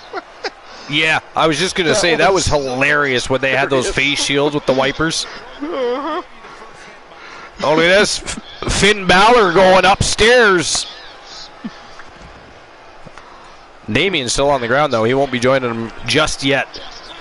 Undertaker manhandling poor Little Joy Nightmare. And, you know, Little Joey and Damien have had a rough go lately. They've lost a couple of matches. I mean, just recently, both Little Joy Nightmare and Damien over in YTD Academy had faced Elijah Archer in singles competition and lost those matches. So they are definitely looking to make an impact here tonight. Oh, yeah. Now, number 6. I said Undertaker, didn't I? I meant to say Damian Priest. But number 6, I laughed just remembering it. Stand back McMahons. Stand back McMahon. Triple H and Michael did hilarious impersonations of Vince and Shane, respectively, nailing Vince's exaggerated walk and growly voice and Shane O'Mac's shuffle. Yeah. Triple H, as Vince, claimed that he was Dick. Jesus Christ. Did you see that? Finn Balor just literally fell off the top of the fucking cell there. Good God. Did you see that? Yeah. Holy shit. And he is now at the mercy of the Nightmare. That sucks. Anyways. He genuinely fell and didn't just walk off. Hey, why are we bringing that up? There is no reason to even discuss that happening. Oh! Yeah. Wow, look at that. Just like that, the winners of the match via knockout. The Judgment Day, Finn Balor and Damian Priest with a huge win heading into Halloween Havoc. Whoa. And of course, anybody that is newer to the Archiverse, that was a Cell of Pain matchup. It's unlike a regular Hell in a Cell, the only way to win the Hell in a Cell matchup in this case is to knock out your opponent. Alright, so I'll issue the payout for that. One of the creations of the Wolfman. It was actually one of the creations of the Wolfman, absolutely. Alright, on to the next match of the night. Again, in the tag team division, it is the Authority. Vader and the Big Boss Man taking on the WCW World Tag Team Champions. This is a non-title contest, but it is an Extreme Rules tag team matchup between War the Machine and Carino Sinister Farmer from Team Cornhusk Show and Team Glenola. They are the Wolfpack taking on the Authority. Who do you guys think is walking in with the W here? Oh, I'm going with the Wolfpack. I mean...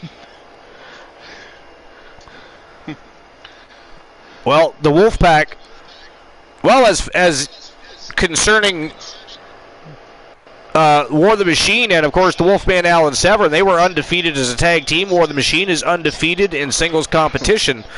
And, of course, Carino Farmer and War the Machine also already have a victory over at YTD Academy. They are going to look to extend that same success over here on WCW Starrcade as they look to advance to Halloween Havoc in just, a little over a week's time, Glenola.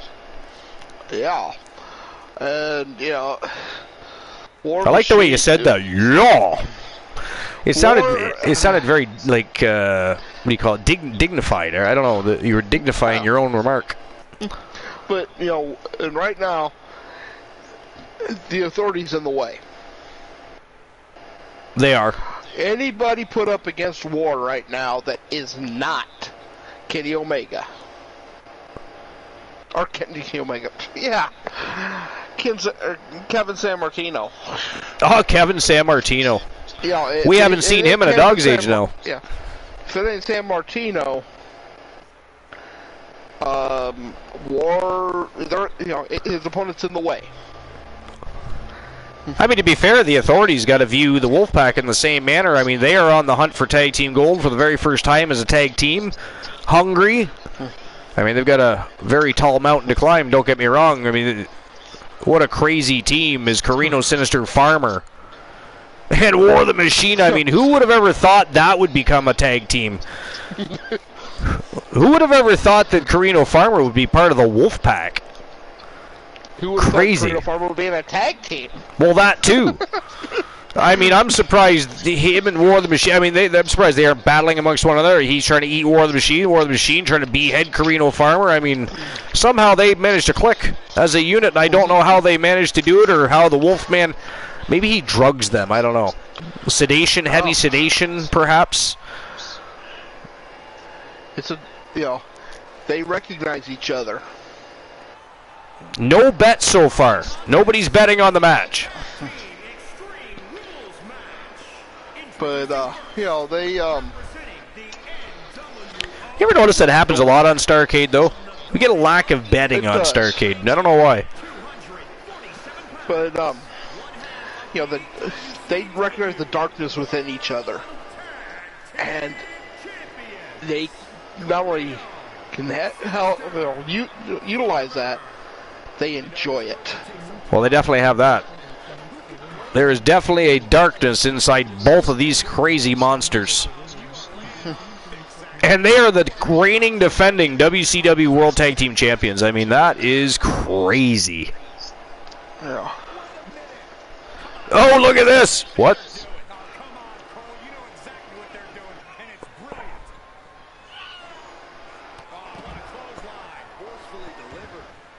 I'm so confused right now. Wait a minute. What?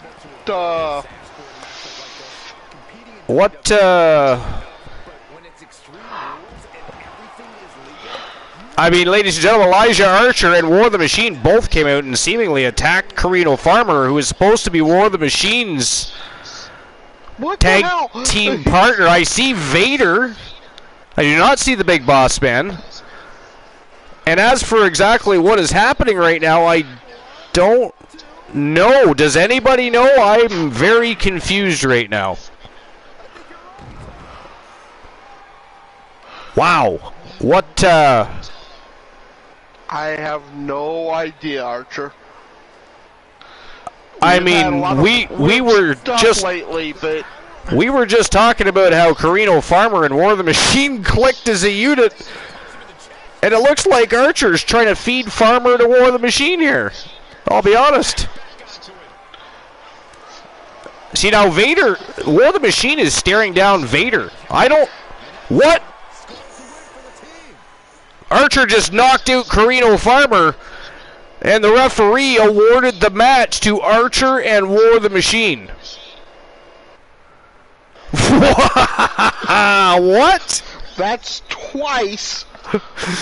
Why? War of the Machine has had a match awarded to him.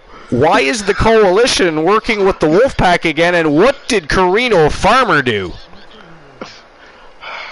For them to call in Archer, I mean, did Carino... Okay, so here's a question. Was it ever confirmed that Kevin Sammartino was behind the Jennifer Wolf incident? Yeah, the last we had was yes. That was where we got from what Wolfman and War got from Omega. And here's another question: what the hell happened to the Big Boss Man? What did War of the Machine and Archer do to the Big Boss Man? Vader made it out there to the stage, at least. But again, what did Carino Farmer do?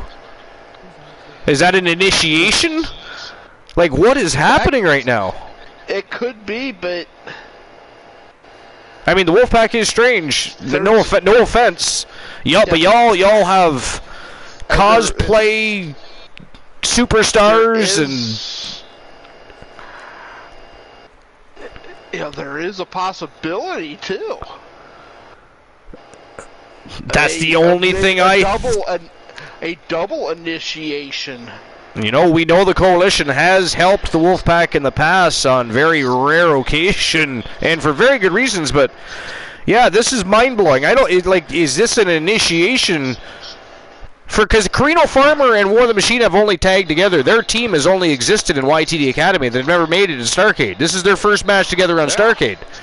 So I wonder, is this an initiation for Farmer a welcome, if you will. I mean, the Wolfpack, let's face it, ladies and gentlemen, historically, not unlike that of the Bluewood Boys. For those of you that remember the Bluewood Boys, that faction, when they got bored, they would beat the shit out of each other.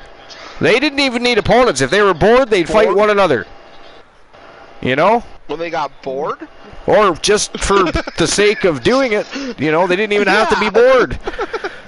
So, I mean, the Wolfpack, not unlike the Bluewood Boys in that sense. Perhaps this was an initiation, and they simply, perhaps Severn... Apollo just made a point. Is Archer thinking of joining the Wolfpack? Well, why would he leave the Coalition? That is his faction. Like I said, there's a history of Archer and the Coalition working with the Wolfpack. It's just usually for very good purpose, and this is out of the ordinary. However, if Alan Severn had asked Archer for a favor, you know, this might have been the favor. I mean, that's all I bring you. I don't imply anything. I don't know. I'm as shocked as everybody else. Yeah, I am as shocked as everybody else. But I only bring you that maybe, and it would have to be Severn because he wouldn't do something like, because he never had anything to do with Farmer. I don't even know if him and Farmer have ever actually fought.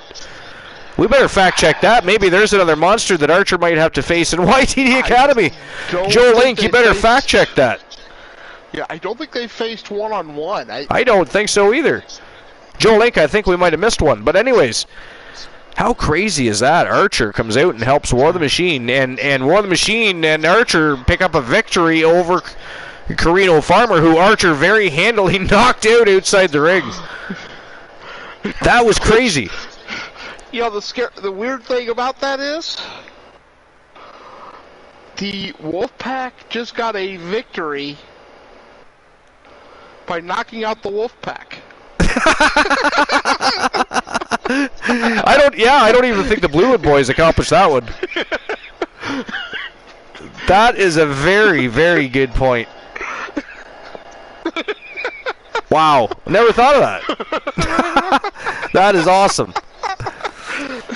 Talk about a new record today. Right? Another record. Joe Link, Joe Link didn't just break it, he smashed the record. 3 seconds difference from the old to the new. Yeah, crazy. 9-second match is just... I think I forgot to issue the... I could issue the payout for the last match. Here I am trying to create a new betting line. And he's like, sorry, that's not happening. Alright, so the Wolfpack technically won, so the Wolfpack is still the answer, as odd as that is. Alright, so who walks out with the gold here? But... Is it going to be Lex Luger, the total package? DDP, Diamond Dallas Page, or the reigning defending champion, one of the YTD sensations, Prince the Outcast? Well, DDP was never really known as a submission wrestler. Fair point. I'm going to go with Lex Luger. You're going to go, wow, you're going to go with Luger? You think Luger... Torture rack. And now, so I will remind everybody, and the betting lines are open, but I will remind everybody that Prince the Outcast, a double champion.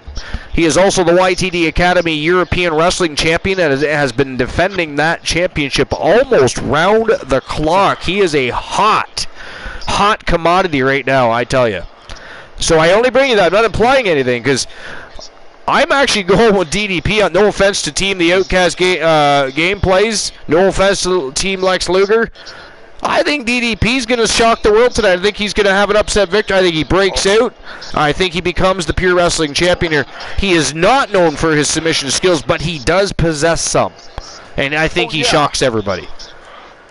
Yeah, I just think, the torture rack is going to play a huge role.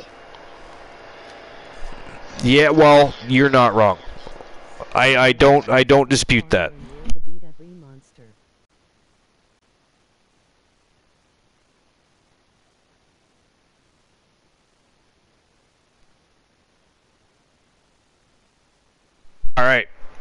Well, we're moments away from finding out who is going to walk out the Pure Wrestling Champion.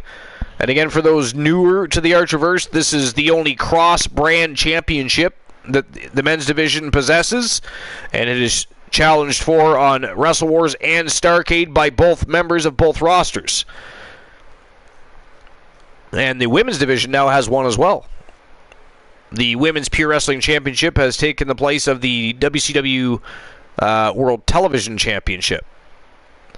So the women, too, now have a cross-brand championship, and that deepens the divisions and opportunities and options for matches in the women's division on both shows, so that's fantastic as well. All right, here we go. Pure Wrestling Championship matchup. It is a triple threat submission eliminator. DDP, Diamond, Dallas Page versus the Total Package, Lex Luger versus Prince the Outcast, the reigning defending champion. Let's go. The new jackpot number for a chance to win a channel redemption of your choices, 035. The number to win a YTV championship matches. And here comes the Total Package. All right, Glenola, back to you, I guess. Okay. We'll give this a try. But stand back McMahon's is number 6. Yes, it was, yes. They did they impersonated Vince and Shane, and while in the ring, Triple H, dressed as Vince, says that he loved dicks. Such as Ebersol, Cheney, and Clark. DX took it further by dancing badly as a clip of Vince performing Stand Back from the 87 Slammy Awards played on the Tron. And this is the part that got even... took it further than I think DX has ever gone. When the McMahons and the Spirit Squad came to the stage to put an end to the shenanigans, DX dumped crap on them. Yes, they did. That was disgusting. Oh, it was.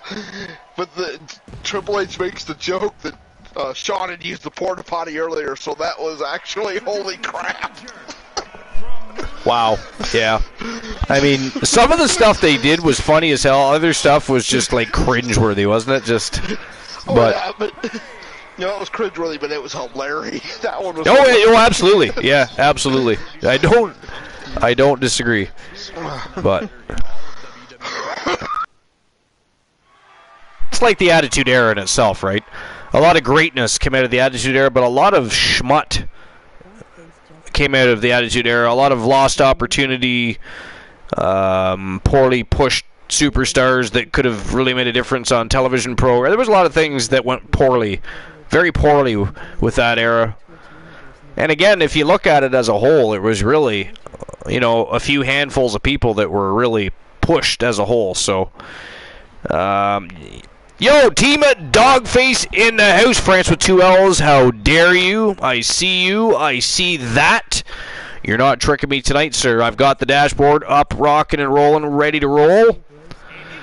And yes, if you're already not following Team Dogface, make sure you smash his follow button. They have an absolutely sensational universe, Team Dogface does. It is straight out of the doghouse. They have an outstanding community full of great people. He puts on great matches. He will put your wrestler into his universe after you've spent a decent amount of time with his community, getting to know everybody and enjoying the shows. Much like here, we don't just, people come in all the time and they want wrestlers, but that doesn't mean we're going to create a wrestler or sign or ink a contract for your wrestler right away. We want to see how you get along with the community. The community decides who is welcome in the community, not I. I don't make those decisions on my own. It is a team effort. We are a fam jam, first and foremost, and the reason we've had no problems in 2 years is because I allow the community to have a lot more say than they probably are allowed to in other communities. They get their opinion. All of your opinions matter, and they are taken wholeheartedly. And if there is decisions that need to be made, whether negative or positive, we make them as a community together. And that's why we are such a tight-knit and amazing community here at the Archerverse. Yeah, not to mention we're a bunch of professional trolls, so... Bunch of professional the amateurs trolls. Stop in. Dashboard did catch you, France. But valiant attempt, sir. I mean, typically speaking, I would have missed, I would have missed it being caught up in either reading a list or something of that effect. It just happens to be that tonight I was not, and it's Glenola going down a list, so therefore I got a lot more time to catch up with the chat. You got busted because of Glenola, sir. What do I think about joining the Hive? Well, I mean, that sounds interesting, actually. Why, is that an option? I didn't realize that there was a circumstance that has arisen that would make that as an opportunity, but that would be cool. I assume you mean Charlotte Knight.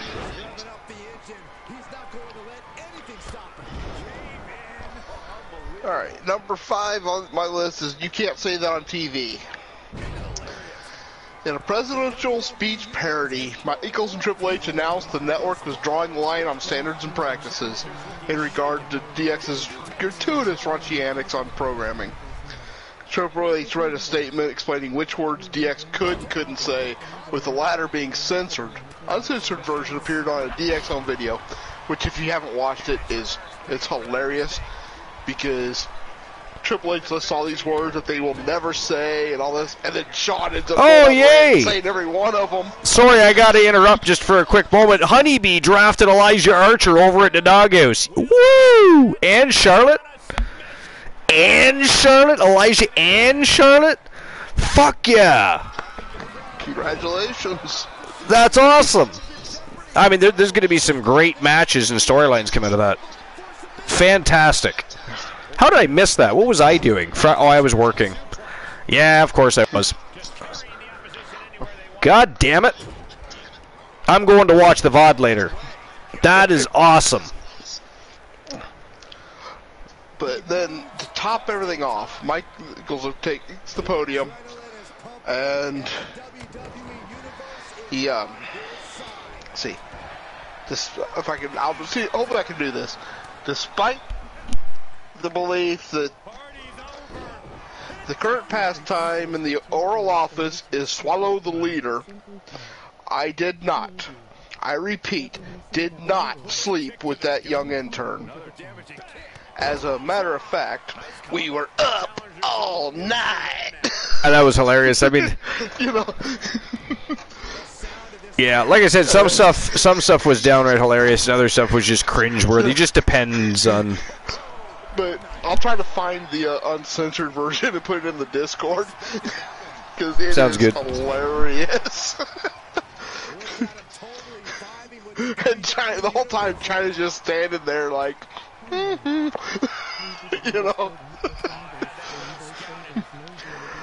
But number 4, strip it down. DX, yeah.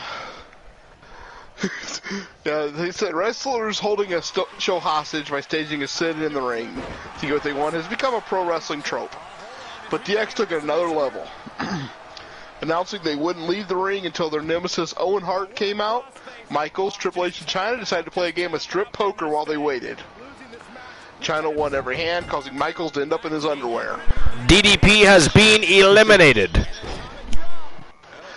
Of course, my selection has been eliminated. Go figure. Yeah. After the Headbangers entered the ring for their scheduled match, DX brutally attacked them. At one point during the beatdown, Michaels, in his skivvies, proceeded to fondle himself. That piece I didn't remember, but I do remember him sitting in the ring playing strip poker. Here you go, dog. France made you feel better. He just did it himself. Except for likely on purpose. France likes to search for words now to see how many words can time him out in a single evening. He's a little disturbed. You'll just have to ignore him. Alright. Now, number 3 is a little, controversial. But it's, do you smell what the crock is cooking? DX did several parodies over the... Oh, I remember that. No, I was just going to say I remember that. I mean, it was actually funny, though. It was funny. It was hilarious. They were making fun of the Nation of Domination. Skit featured DX members in blackface impersonating The Rock. Wow, look at that. Ladies and gentlemen, that is it. That is all. The winner of the match by submission. And still the Pure Wrestling Champion from Team Outcast Gameplays. Prince the Outcast is still your Pure Wrestling Champion. Oh, we were both wrong, Archer. We were definitely both wrong. I've only gotten one right tonight. Right? Prince the Outcast said, "Fuck you guys." Has it been 5 minutes? Oh shit, fuck me. Has it been 5 minutes? Asking. I'm not sure. I don't have it up to see how long ago. Hold on.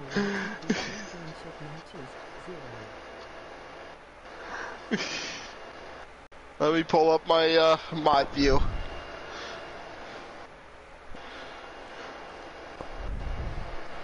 All right.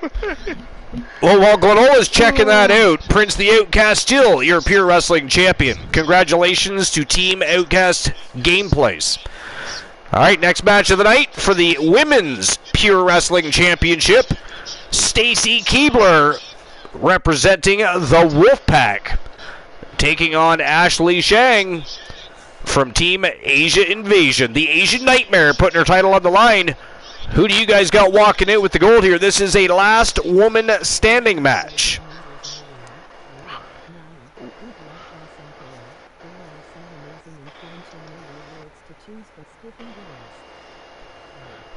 All right, is it going to be Stacy Keibler or Ashley Shang, the reigning defending champion? You're in luck, Archer. You beat it. I did beat it? Excellent. Yes.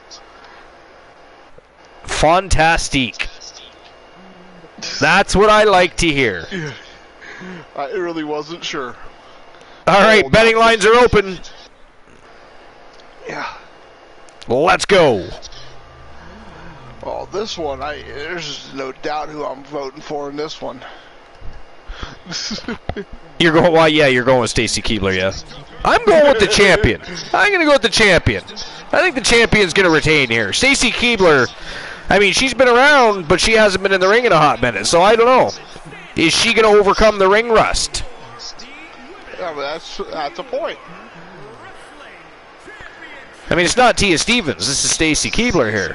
You know, if it was Tia Stevens, I'd be like, well, you know, but then again, Ashley Shang and Tia Stevens have collided before. They've got wins and losses over one another already.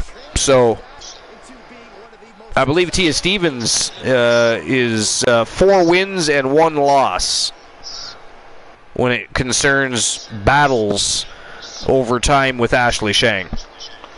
It very well could be. Yeah, I believe the one loss that she took was a submission loss to Ashley Shang.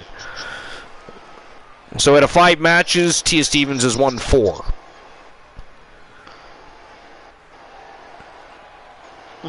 Which considering, not all that impressive considering how long they've both been around and they've only collided 5 times. Ghastly. Alright. But the skit featured DX members in blackface impersonating The Rock, Triple H as The Croc, D'Lo Brown, Road Dogg as B-Lo Brown, The Godfather, Billy Gunn as The Gunfather, and Mark Henry. Gunfather. X-Pac as Mazark Henry. And X-Pac in the fat suit was hilarious. There was so much wrong with that whole thing, but so much funny too, you know. Yeah. Wrestling personality Jason Sensation completed the act by doing a spot-on impression of Owen Hart. And it was just, I think to me what made it so funny was X-Pac as Mark Henry. The smallest of them. I'm just stepping away for a quick moment. I'm just going to grab myself a quick drink. Alrighty. Oh, alrighty then. Thank you for your agreeance and acceptance, Yep. and Don't forget your. to grab the puppy a coffee. I will not. Actually, I'm getting a root beer. Haha! I'm going to the concession stands for a root beer, a Muggs root beer. Because that's going to be your next question. What kind of root beer? So before you ask, it is a Muggs root beer. Yes, I am going to use a glass, and oddly enough, in a sacrilege. I was just going to say a sacrilege. It's actually a frosted A&W mug that I'm putting a Muggs root beer into. But hey, it's not my fault. That's what the concession stand offers. I did not purchase those glasses. But anyways, I shan't be long. Alrighty. But number 2 is Mike Tyson has 2 words for you. After it was announced, controversial former boxing heavyweight champion would be the special enforcer for Michael's WWE title defense against Stone Cold at WrestleMania 14.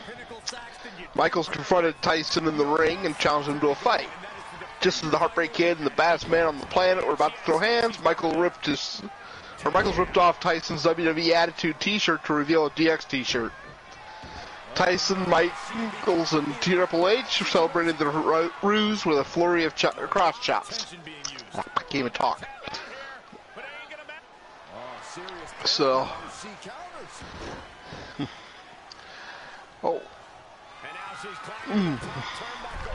but number 1, Operation Invade Nitro. That was an awesome moment where they decided to invade. There we had, Triple H, Road Dogg, Billy Gunn, X-Pac, and China dressed in fatigues and driving a Jeep with a cannon or a gun on it.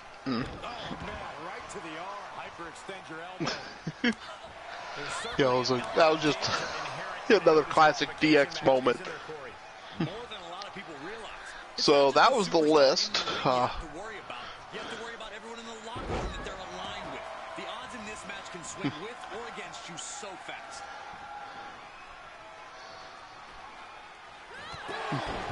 Demons are being summoned. Devastating kick. Able to sidestep it. Able to clothesline.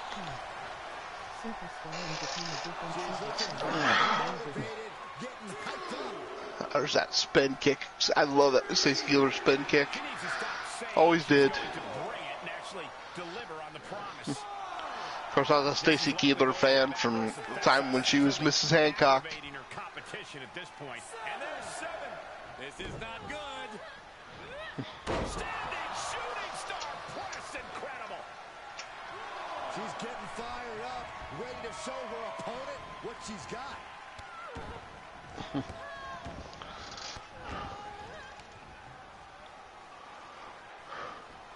Flat out power. Wow. A deadlift military press. Holy moly. Slam. Top rope. Here we go. Which, though, that did help to show how bad David Flair really was, because having her as his manager didn't even help him.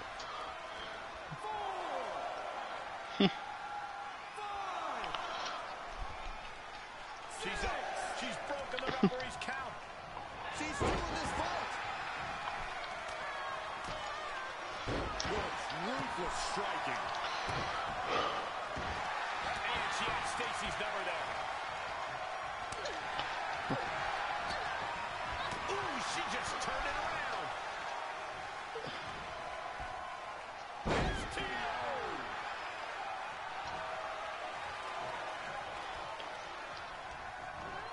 She sent to the outside. Kind of slapped the taste out of her opponent's mouth. That was. The champ taking their share of hits now.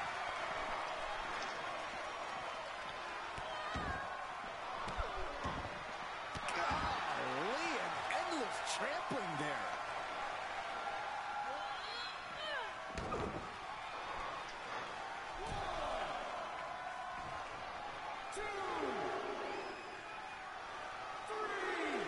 You showed you a list of best matches with CCCXCVIII.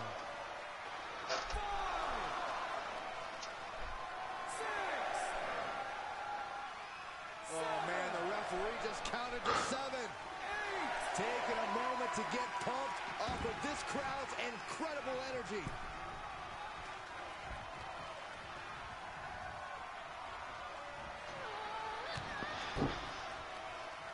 Kick in the midsection, now using the bottom rope to their advantage. I love this.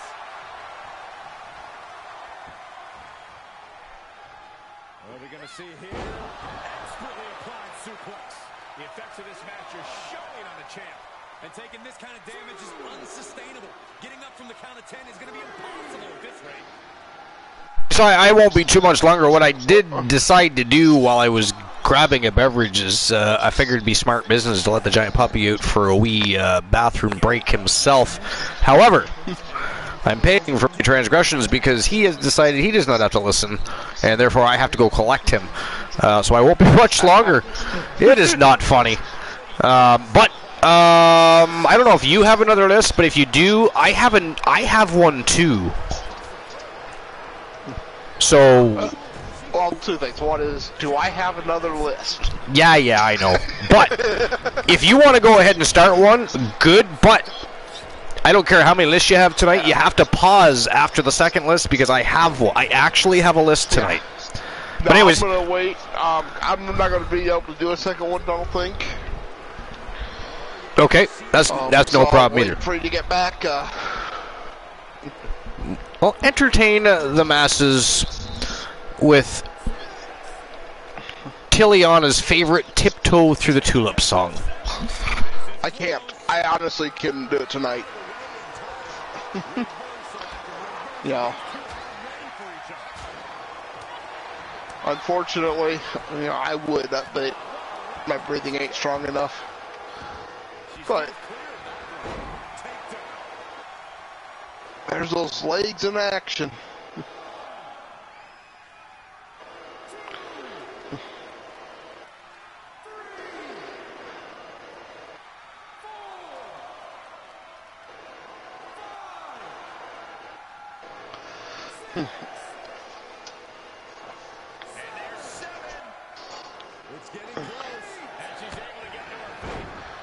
But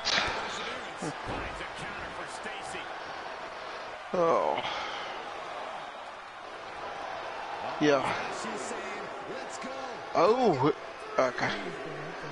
Yeah, I don't know if you guys. Red Dead's going good. Just kind of on there. I just kind of play around on it. Still in the second chapter, but I don't know if you all heard or not, but Michael Jordan was asked if he thought that the '96 Bulls could beat LeBron James's Lakers. And he's like, "Yeah, we could do it." That's what do you think this point spread would be? Probably 2 or 3 points. And he's like, "Well, why so little, do you think?" He says, "Well, most of us are pushing our 60s now."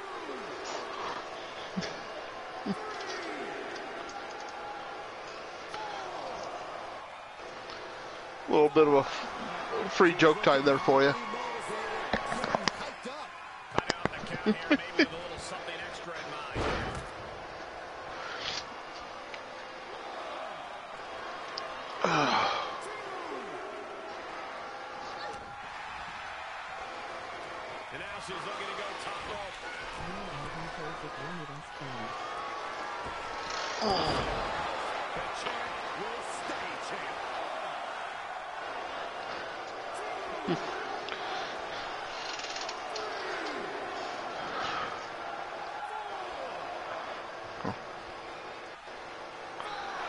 Yeah, it's like this old man walked into the post office and wanted to send a letter. So they told him, "Well, it'll be there in about a week." And he looks at the postman and says, "A week? back with Pony Express, it would only take 2 days. Why does it take a week? Well, I have returned. Sorry about that. Had a bit of an issue with an invading black cat that thought it would be a good idea to climb the fence into my yard with a giant dog out there. Snack time. That was interesting. Ashley Shang just won. I see that. Good Lord. Well, actually, she defended it. Oh, yeah. Yeah, so But she won the match. Congratulations to Team Asian Invasion, still your reigning defending Women's Pure Wrestling Champion, Ashley the Asian Nightmare Shang. Wow. Well, when it comes to LeBron James, Joe Lake, I'm good. I agree with you there.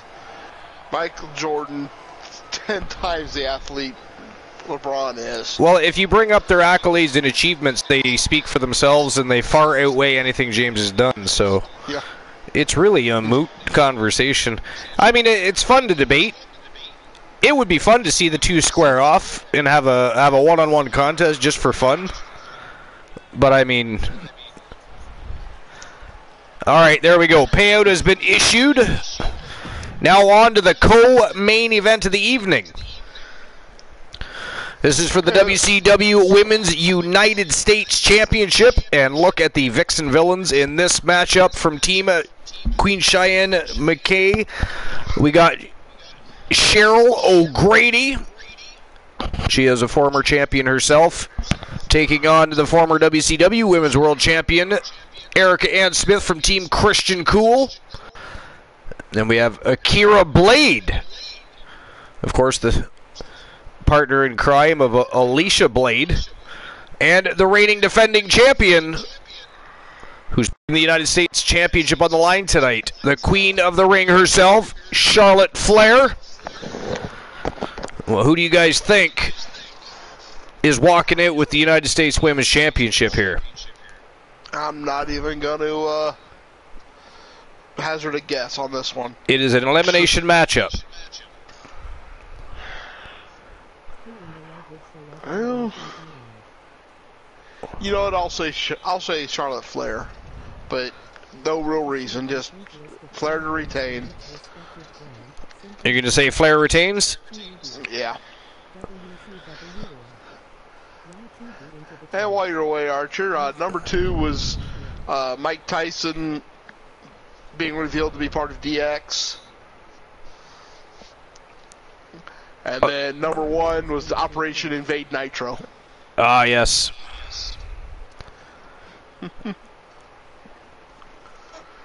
That was definitely a... well, I kind of figured that would be probably number 1. Yeah, I did too. Makes sense. All right, there we go. Betting lines are open. Who walks out with the WCW Women's United States Championship? Cheryl O'Grady, Erica Ann Smith, Akira Blade, or the Queen of the Ring, Charlotte Flair, the reigning defending champion? We're going to find out. It is showtime and go time for the co-main event of the evening. Let's go.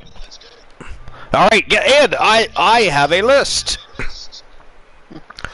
I have more than one list. Of course, I have this list, and then I have, of course, the list of Archer. But Archer, ready to get started. I'm gonna have to jump off. I'll be lurking, but I got. All right, sounds good. Thanks for being here, as always, buddy. Appreciate you. We will talk to each other tomorrow. Tomorrow night, we're gonna start. We might start early tomorrow. Actually, we might have an early. Like, we might start as early as 5 p.m. Eastern Standard Time tomorrow for YTD Academy. Stand by for further information, because that could happen. Otherwise, we would start at a normal time, 10 or 10:30 p.m. Eastern Standard Time for a Sunday. But we may have an early show tomorrow, so stay tuned for further information. All right. But I will talk to you tomorrow or later on if you're still awake, possibly in Discord. We shall see. Either way, thanks for being here. Appreciate it, and lurk away. All right, have a great one, everybody. All right. So the list tonight is actually a list from the Sportster. It was published by Tavon King, and it is the 10 most important title changes in WWE history. So it says championship matches are exciting affairs, and they captivate audiences with the prospect of a new champion being crowned.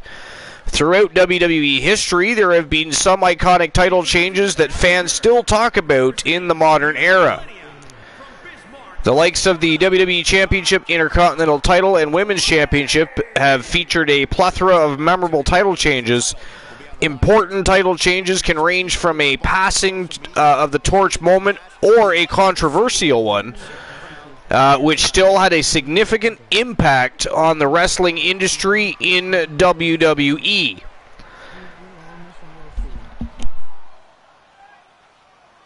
Boss Apollo has, Glenola redeemed a Tree of Knowledge or Rotten Fruit. And I will take care of that potentially after my list. I mean, we only have this match and the final match of the evening, so we'll see what happens with that. I might end up refunding you for that. We'll see what happens.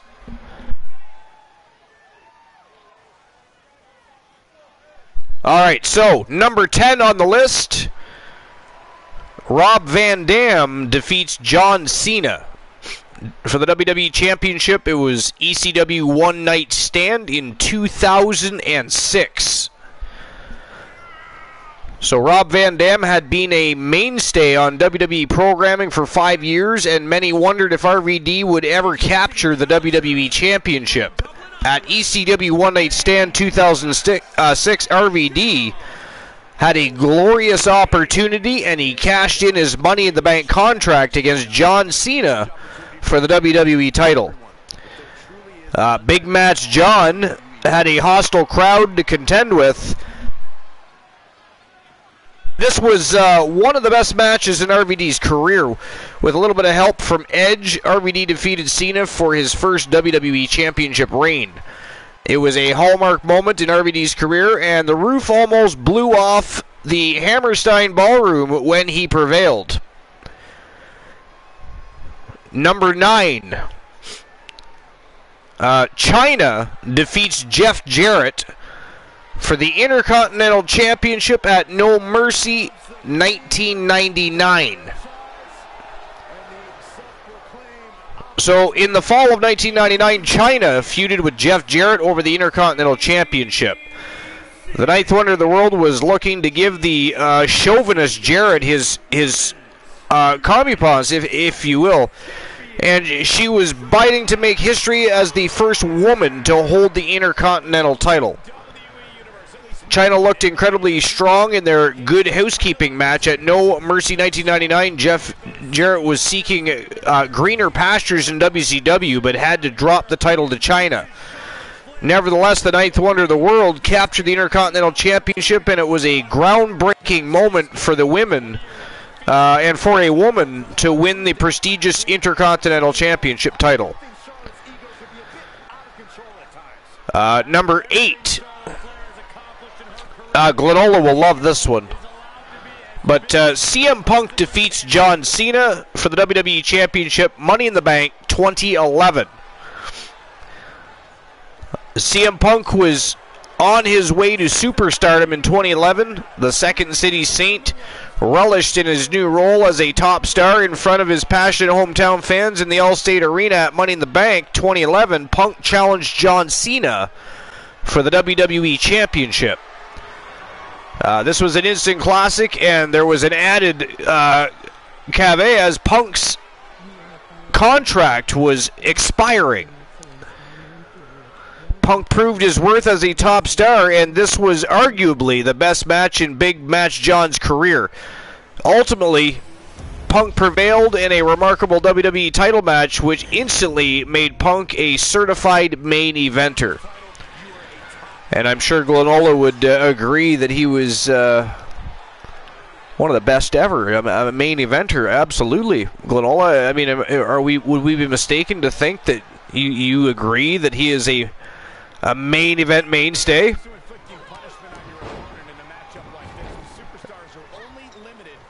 But anyways, Number 7. The Ultimate Warrior defeats Hulk Hogan for the WWE Championship at WrestleMania 6. So the Ultimate Warrior and Hulk Hogan were not in-ring technicians by any stretch of the imagination, but WrestleMania 6 was a pivotal night in both men's careers. The Ultimate Warrior entered as the reigning Intercontinental Champion, and Hogan was the WWE Champion, with both prestigious championships up for grabs that night. Both were babyfaces, so they were evenly split in terms of getting a positive reception from their respective fans. However, the Ultimate Warrior did the unthinkable by handing Hogan his first loss at WrestleMania. Whilst Warrior's 9-month WWE title reign didn't work out, the title change was important as the Hulkster passed the torch.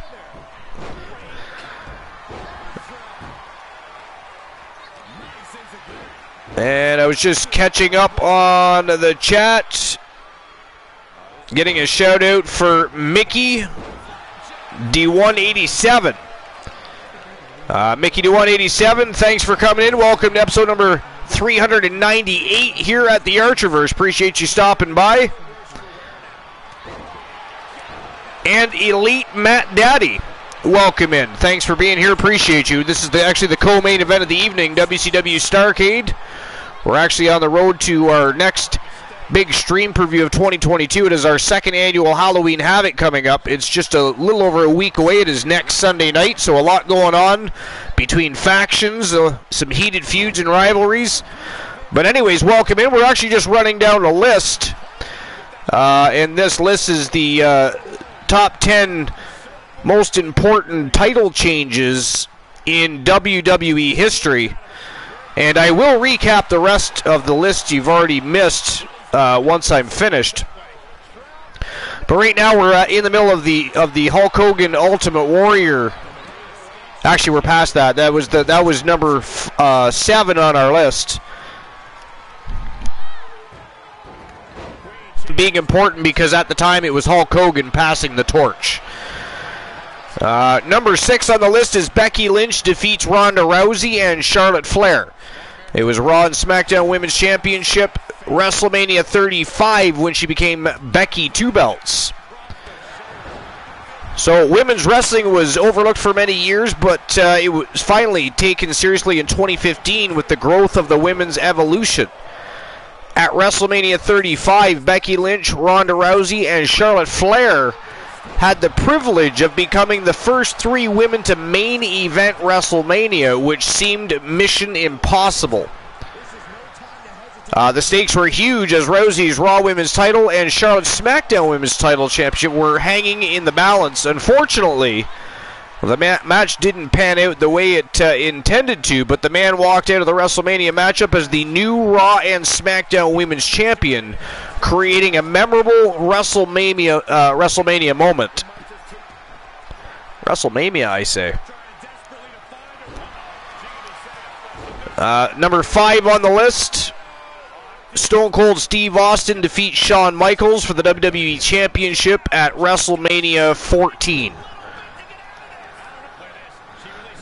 So WrestleMania 14 was a changing of the guard moment, with Shawn Michaels back putting him into retirement for 4 years, and Steve Austin was poised to become the undisputed face of the company. However, before HBK could get his back treated, he grimaced his way through a WWE Championship match with the Texas Rattlesnake. Despite being in an insurmountable amount of pain, Michaels put on a decent performance, and Austin was at the top of his game. Mike Tyson was involved as the special enforcer, and Austin dethroned Michaels for his maiden WWE Championship reign. The Austin era was in full swing, with Austin spearheading the Attitude Era. So yeah, that was definitely a huge moment. I actually thought that might have been a little higher on the list, but, you know, that works. Elite Mad Daddy says near pinfall. Absolutely, there's a lot of those that go on. A bunch of savages around here. 2 counts all the time. Happening everywhere. But Elite Matt Daddy, what's new and exciting? How was your day? What led you to the Archerverse? In the meantime, I'm going to continue the list here.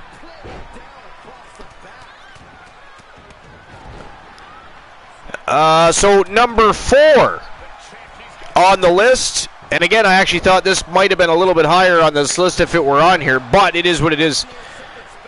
Chris Jericho defeats The Rock and Steve Austin for the Undisputed WWE Championship Vengeance 2001. Well, Erica Ann Smith just eliminated Cheryl O'Grady by submission. We are down to 3. And Charlotte Flair just got tossed right into the ring. Akira Blade at the mercy of Erica Ann Smith, former multiple-time champion, and most recently she was the WCW Women's World Champion. Anyways, after the conclusion of Survivor Series 2001, WWE had 2 World Championships at their disposal. Steve Austin owned the WWE Championship, and The Rock held the World Championship, which was formerly the WCW Championship. Therefore, at Vengeance 2001, a tournament was created to crown the first ever undisputed WWE champion. Now, Y2J defeated The Rock for the world title in a superb encounter, and Jericho was looking to replicate that feat against Austin in the main event. They had an average match, but Jericho defied the odds to unify the prestigious WWE and World Championships, and thus became the undisputed WWE Champion. And Charlotte Flair has been eliminated, ladies and gentlemen. We are guaranteed a brand new Women's United States Champion. It is down to Erica Ann Smith and Akira Blade. The YTD sensation that, of course, just formed a tag team with Alicia Blade, or Alice Blade, actually, I believe it is. They are the new millennials, and they have already hit the ground running with a huge win. But tonight, Akira in action by herself, and my God, she has looked like a beast in there, and look at her go against Erica Ann Smith. Wow. Anyways, down to 2 in this great championship matchup. So yeah, Y2J defeated The Rock for the world title, and then, of course, defeated Austin later on. Beat them both in the same night to become the first undisputed champion, or so they say. I dispute that because, again, we talked about it earlier, and the Ultimate Warrior and the Immortal Hulk Hogan went to battle WrestleMania 6. Intercontinental Champion versus the actually it was the WWF Champion at the time. Both titles on the line. Titles were unified. That is the first unified champion. No, it wasn't the WWE and the World Championship, but the Intercontinental Championship had the same prestige and was on the very same level as they would have considered the World Championship from WCW. But whether they want to admit it or not, the Ultimate Warrior was actually the first unified champion. So there's that, right? But they like to pretend things don't happen all the time. They like to test our knowledge. Joe Link, thanks for dropping the YouTube and the Discord links. Appreciate that. So Elite Matt Daddy.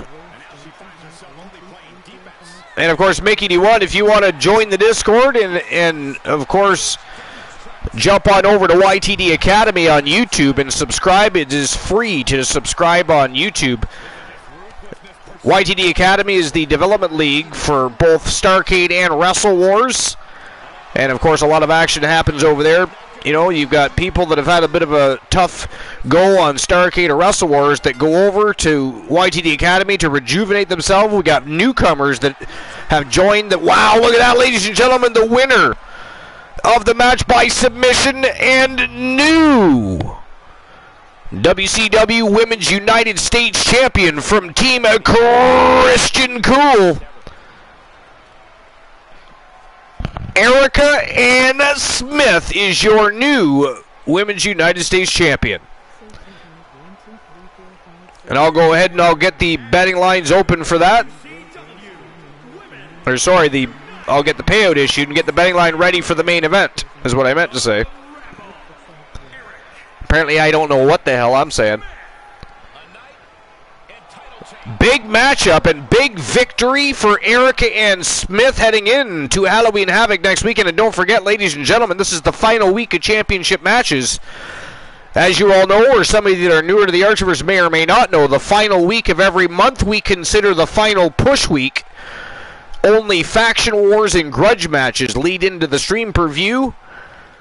If you want a shot at the title, you better get yourself in the spotlight and get a spot on the grand stage, because Halloween Havoc is actually it's just over a week away at this point. But come tomorrow, it is 1 week away. So you better make your claim to fame known and do it quick, because that road is heating up and we are just about there. Hellfire and Brimstone will take place. But anyways, winner of the match, Erica Ann Smith, your new champion. And there we go. The payout has been issued.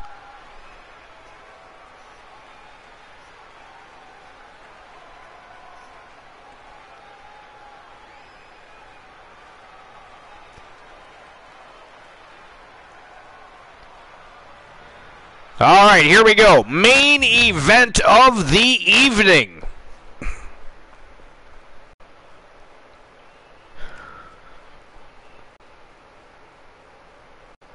And this is for the WCW TNT Championship. This is an Iron 4 lockdown match. And for those that are newer to the Archiverse, that is one heck of a name. 2 hype. 1, 2, 3, 4, 5, 6, 7, 8, 9, 9. And I should ban you for making me say that. But anyways, main event of the evening, it is an Iron 4 lockdown matchup. It is an Iron Man match between 4 superstars inside of a steel cage, 4 sides of steel. The only way out is to get the most pinfalls, submissions, or knockouts as you can in the allotted time frame. The person able to do that will be the WCW TNT champion at the end of the eve. To do so, they're going to have to dethrone one of the greatest TNT champions in recent history, the man called Drek from Team Dedrick. But his opponents tonight, the Wolfman, Alan Severn from Team Glenola, the Iron Sheik in the house, and of course, from Team Anger Issues TTV, Austin Furious, one of the newest. Well, actually, he's a superstar from the past that changed his name. He's, of course, rejuvenated his career over at YTD Academy, already off to a huge, sensational start, being given an opportunity on Starrcade tonight to see what he's capable of. Fatal 4. It is an Iron 4 lockdown for the WCW TNT Championship. But who do you guys think is walking out with the gold? Now, what I was also going to say, ladies and gentlemen, is this. A wee bit of a problem we arise as of right now, a week away, and because there's no title matches after tonight, here's we have a dilemma. So we're going to talk about this while I'm setting up the betting lines here. You guys can help me with this problem. The problem, ladies and gentlemen, is this: as we approach the biggest stream per view of the fall season, the second annual Halloween Havoc, we have no number 1 contender for the WCW World Championship. Now, what I propose is this. Kyle 20,054, welcome into episode number 398. You're in time for the main event of the evening, but there might be another match, and we're talking about that right now. But welcome in, appreciate you being here. And Boss won the lottery. Did you? Did you get the number right on?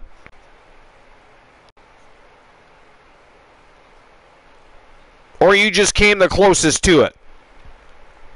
Anyways, folks, the problem we have is this: we have no number 1 contender. So what I'm thinking is this: after the main event of the evening, Aha, Boss Apollo took the words right out of my mouth. After the main event of the evening, I propose this. We have a Royal Rumble to end the evening. The winner of the Royal Rumble will be the #1 contender to the WCW World Championship at Halloween Havoc. Now, here's the kicker. And boss, if you're able to and you want to join me for the last couple of matches, it doesn't bother me at all if you've got the grandbaby there walking around talking. She could join the broadcast. If you want to join me, feel free to do so. But I propose that you guys are going to help me build this Royal Rumble. You guys are going to put in the Royal Rumble who you want to see in the Royal Rumble. So, let me finish opening the betting lines for this match, the main event of the evening, for the WCW TNT Championship.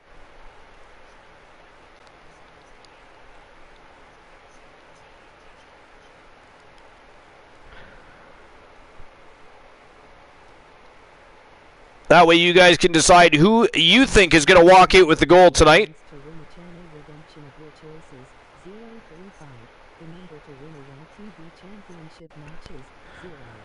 Alright, so who do you think is walking in with the gold? Is it going to be Alan Severn from Team Glenola?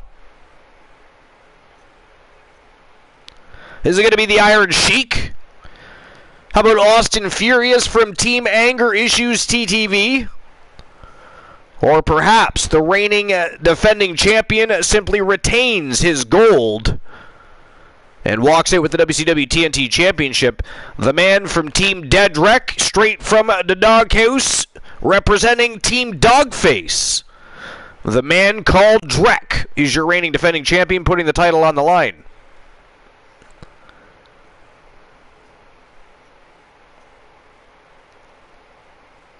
Alright, there we go. Betting lines are open. You have 5 minutes to make your bets. But ladies and gentlemen, it is showtime and go time for the main event of the evening for the WCW TNT Championship. Let's go. Iron 4 lockdown. Here we come. But that is what I propose, ladies and gentlemen, is that after the main event of the evening, we have a Royal Rumble, and you guys get to decide who is going to be in that Royal Rumble.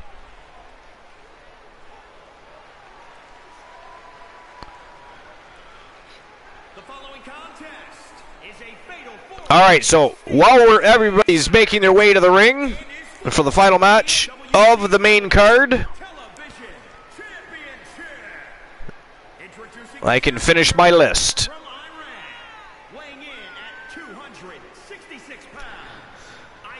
Alright, so number 3 on this list, John Cena defeats JBL. WWE Championship matchup, WrestleMania 21. So WrestleMania 21 was notable for 2 wrestlers who took the baton and became big-time stars. Batista defeated Triple H for the World Heavyweight Championship in the main event, and in the co-main event, John Cena challenged John Bradshaw Layfield for the WWE title. Cena and JBL had a subpar WWE Championship matchup, and Layfield came into the match boasting a 280-day reign as WWE Champion. Nevertheless, Cena was being groomed to become the franchise player for the past year, and he certainly took the ball and ran with it when he defeated and dethroned JBL for his first of 16 World Championship title reigns. And by the way, incidentally, speaking of his 16 title reigns, does anybody think he'll get 17?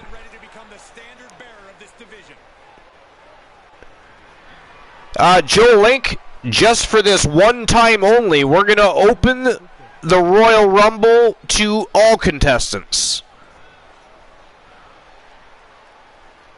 I mean, it is, after all, a stream per view, Joe Link, which means WCW superstars can challenge for Archer vs. Wrestle Wars championships, vice versa. YT can step up to the plate.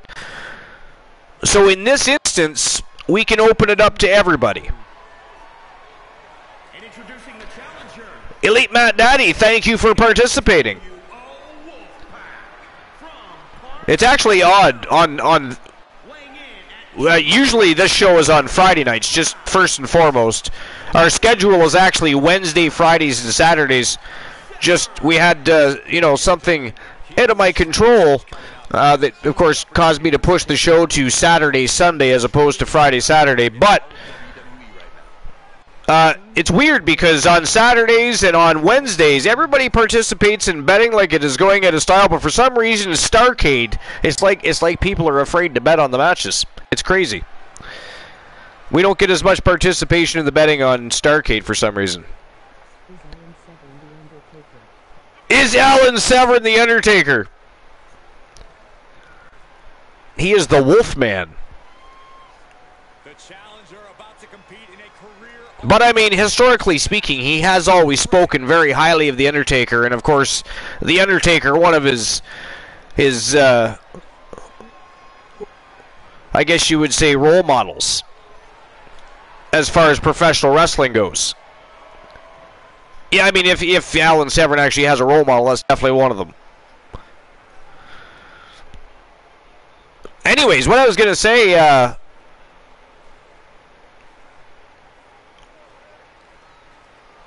does anybody think that John Cena gets the 17th title before he retires?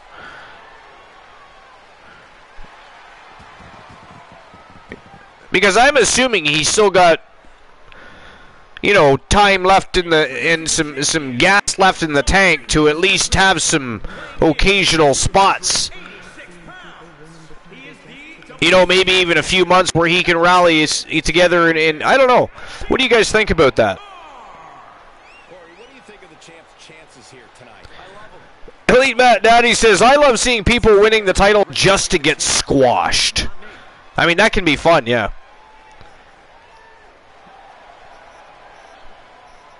Joe Link says he sure looks like The Undertaker. He does. He looks like The Undertaker of old. Right? He doesn't look like The Undertaker now or in more modern era. But yeah, he looks like the original Undertaker. I have no idea what was with the attire change. Got sick of wearing jeans and denim, I guess? I don't know. You'd have to ask Severn. Ask Team Glenola, if you dare. All right, here we go. WCW TNT Championship on the line. The four sides of steel being lowered. Iron 4 lockdown. Let's go.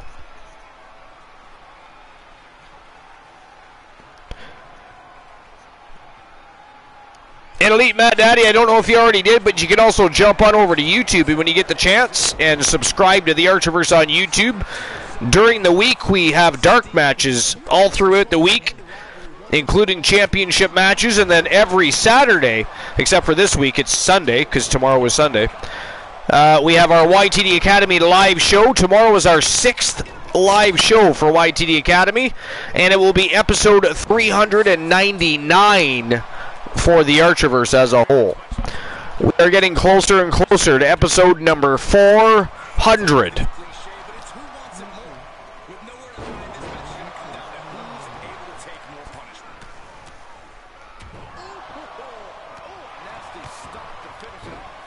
All right, Iron 4 lockdown, 20 minutes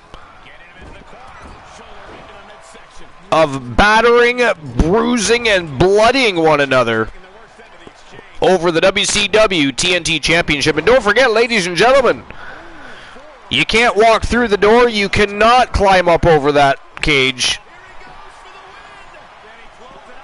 The objective, the same as an Iron Man match. You got to get as many pinfalls, submissions, or knockouts as you can inside that allotted time.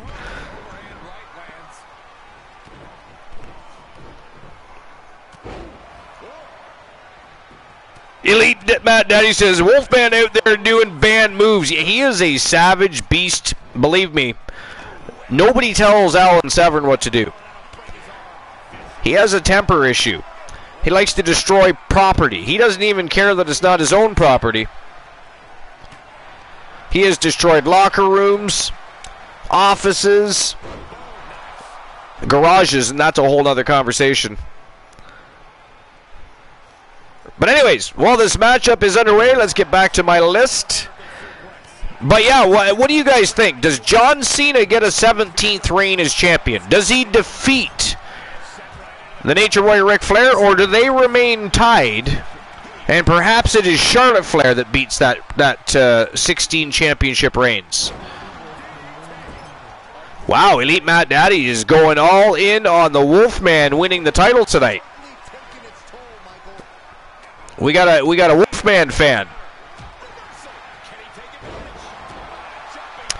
Well, to be fair, each and every person in there is a current and or former champion. So, I mean, they are all definitely more than capable, but the Wolfman Alan Severn is definitely he's in a league of his own.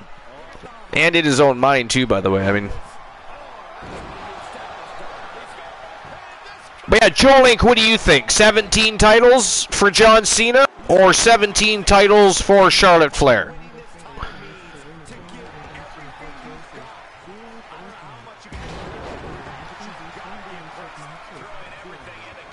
Or anybody else that wants to answer the question, of course. Feel free. Your opinions are welcome, no matter who you choose. Doesn't really matter. It's just a question.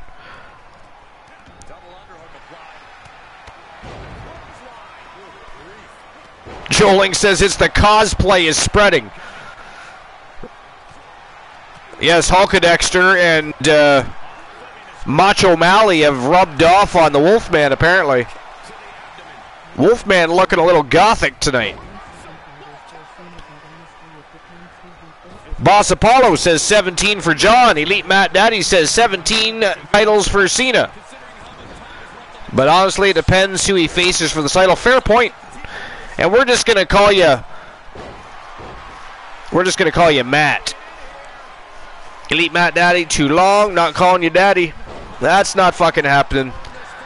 I will ban you before I call you Daddy. So, and just calling you Elite, that's strange. Matt is the way. Might even call you Matty.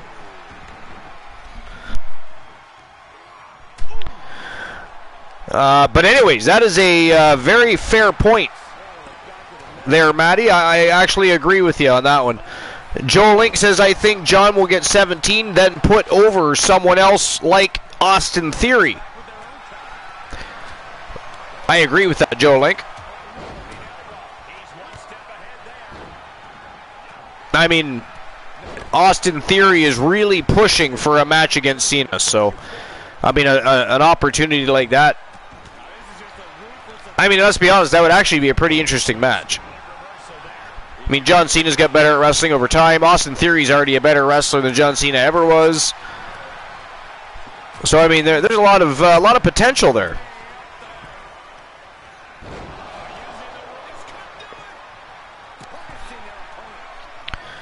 All right, so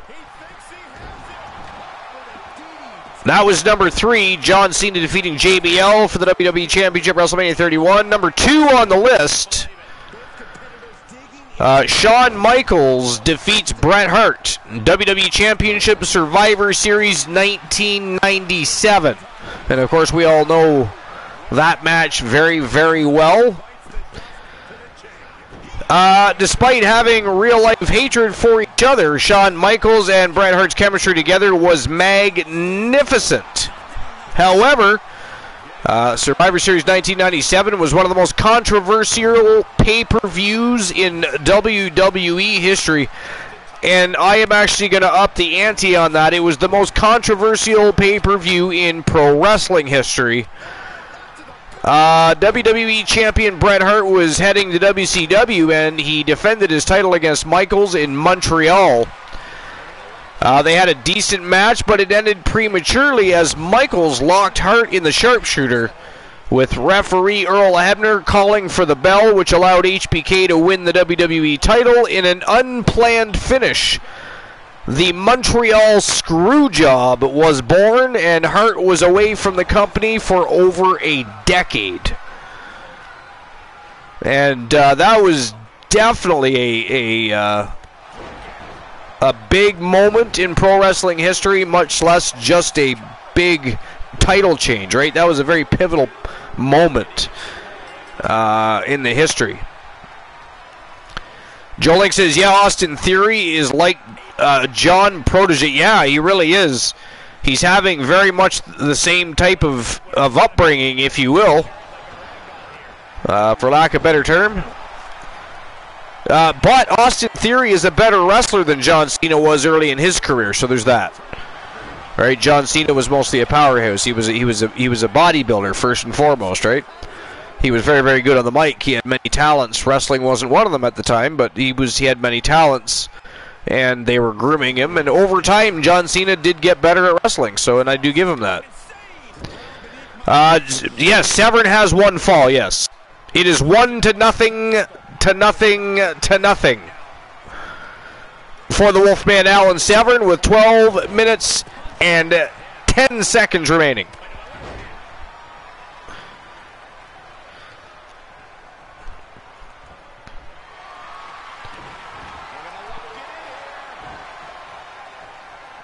Right now, the Wolfman at the mercy of Austin Furious. Ooh, vicious full Nelson suplex to the Iron Sheik by the champion.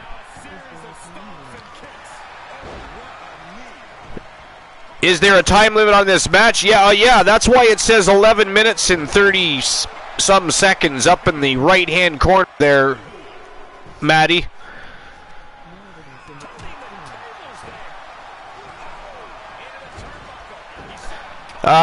So I don't know if you were listening earlier, Maddie, but this is called an Iron 4 lockdown match. So it is 4 sides of steel, and inside of that 4 sides of steel, it is an Iron Man match.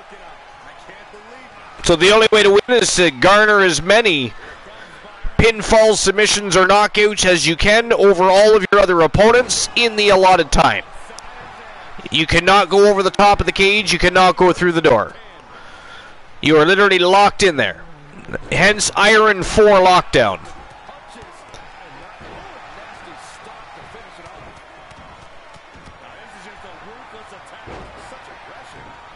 Yes, we broadcast the show from a PlayStation, yes.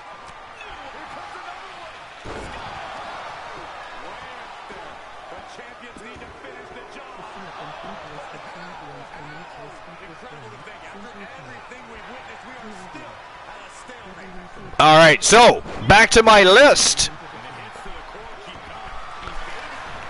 Number 1 on this list, Mankind defeats The Rock for the WWE Championship on an episode of Raw, January the 4th of 1999.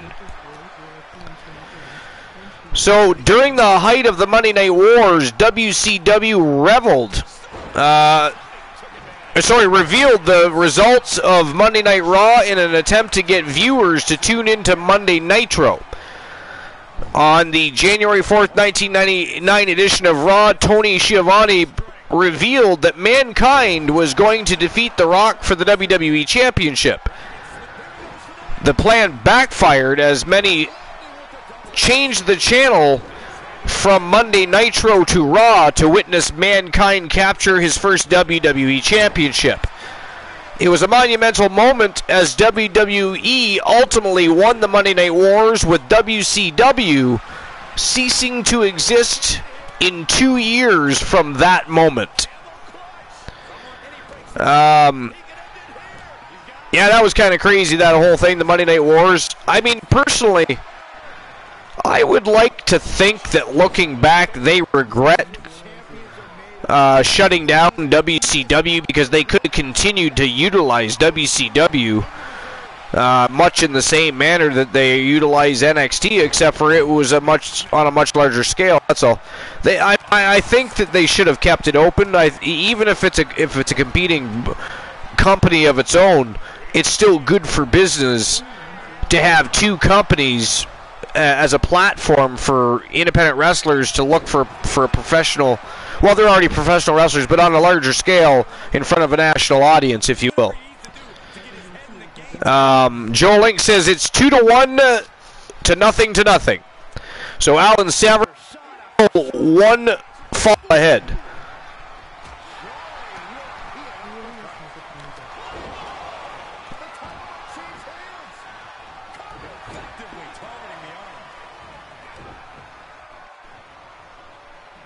I got to do something about the spacing there on that command for the YTD Academy champions. There's a few points in there that need a little extra spacing. It's driving me crazy. Joe Link says Furious has the advantage. Oh, Furious is up.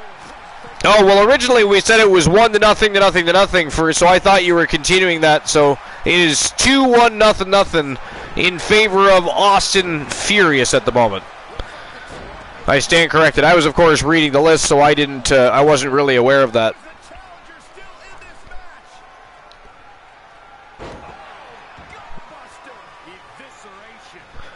All right, so for anybody that missed a lot of that list, the list tonight was the 10 most important title changes in WWE history.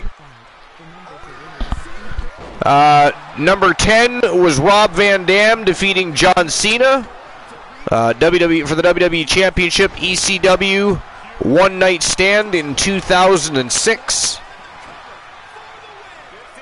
Number 9 was China defeats Jeff Jarrett for the Intercontinental Championship, and that was No Mercy 1999.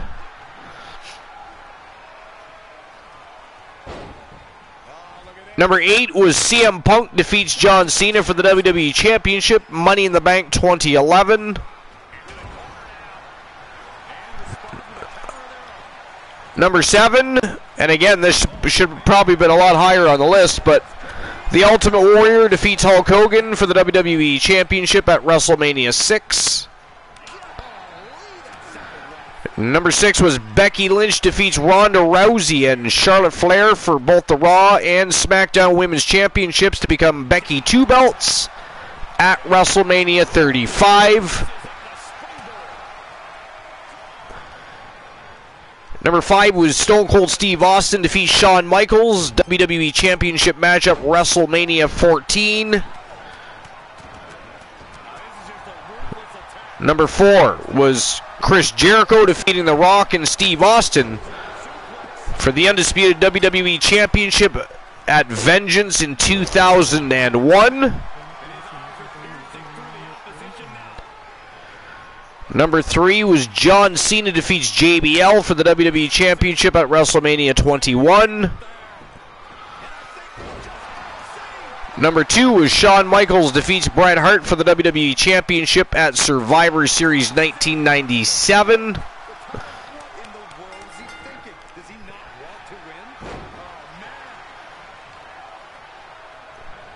And of course, number 1 was Mankind defeating The Rock for the WWE Championship on the January 4th, 1999 edition of Monday Night Raw.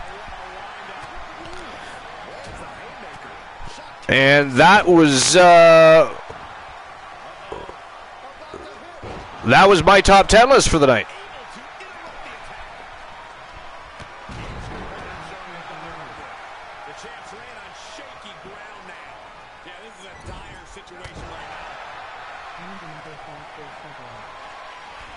Give me a moment to catch up with the chat.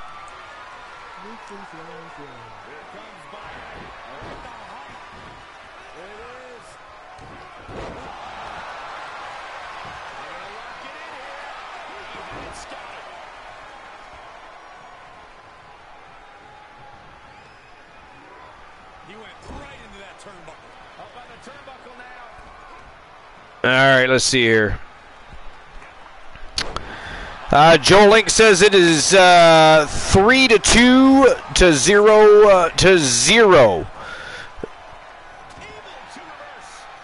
So right now it is simply a the Iron Sheik has a pin has a submission to Joe Link. Iron Sheik does have a submission.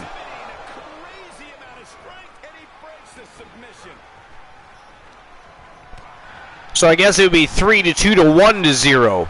3-2-1-0.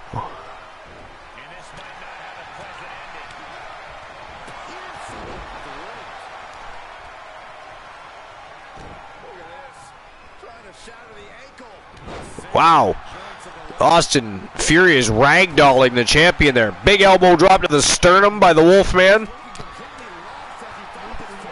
Yeah, Iron Sheik got a camel. He got a submission by camel clutch.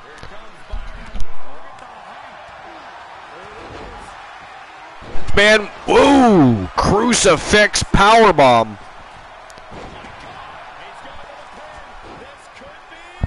And Austin Furious does not want the Wolfman tying him up.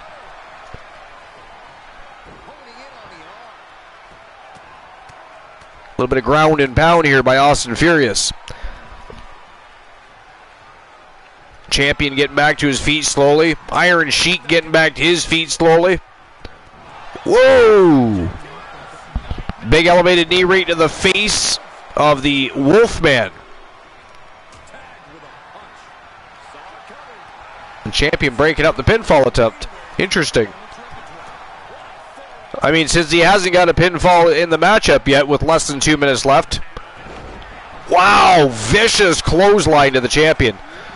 Iron Sheik with the pinfall attempt on the Wolfman, but Furious breaks it up. Minute 45 remaining.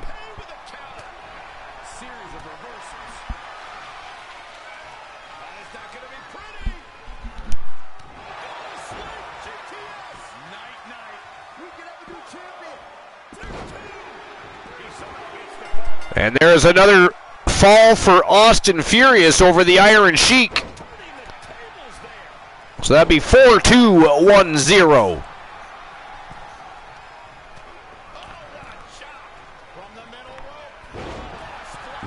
Big flying body splash by the Wolfman.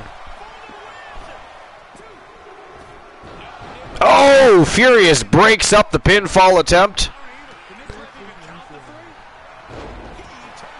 Matt Natty's got the score at 4-2-1-0 because the champion still lacking a pinfall. And there's no chance that he's making a comeback. 40 seconds remaining. Ladies and gentlemen, we're going to be crowning a brand new WCW TNT champion.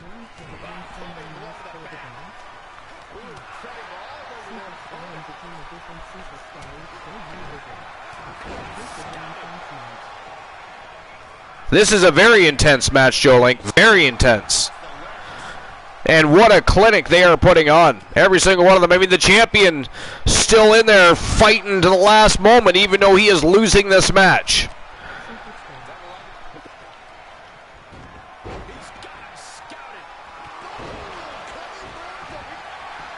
And that is it. That is all, ladies and gentlemen. The winner of the Iron 4 Lockdown match and new WCW TNT champion from a team Anger Issues TTV. Angry Austin Furious is your new WCW TNT champion. And I'll go ahead and issue the payout for that. Just give me a moment. But let's not lose sight of the fact they have a long road ahead of them now. At least if they're lucky. Oh, come on, Corey. Don't be such a party pooper. We've got a new champion.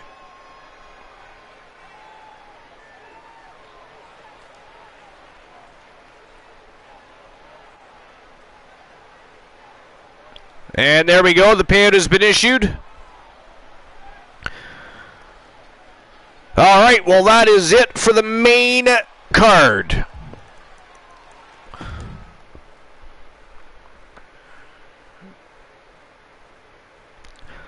And, of course, our next scheduled show tomorrow night. I mean, ignore that. I don't know why they're advertising Kyle O'Reilly and AJ Styles for the first match of the night tomorrow night. That is ludicrous. But anyways, tomorrow night, and again, stay tuned, folks, because we may be having an early edition of the Archerverse tomorrow. Could be as early as 5 p.m. Eastern Standard Time for YTD Academy, episode number 6, the final YTD Academy of the month that will have championship matches until Halloween Havoc, 1 week away from tomorrow. But now we have a job to do. Now we have a Royal Rumble to put together. The reason for said Royal Rumble, ladies and gentlemen, is as of right now, the only championship belt that, due to recent happenings and things that have transpired over the past couple of weeks, the current WCW World Championship has no clear-cut number one contender.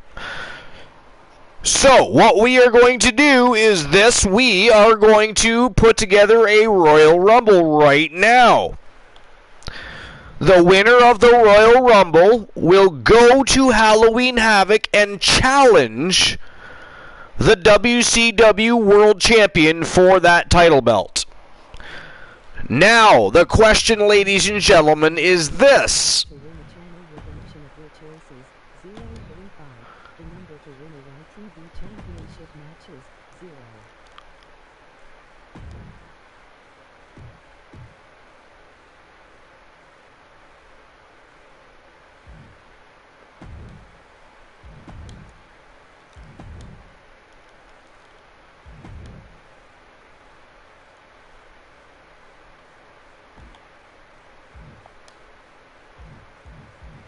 Alright, so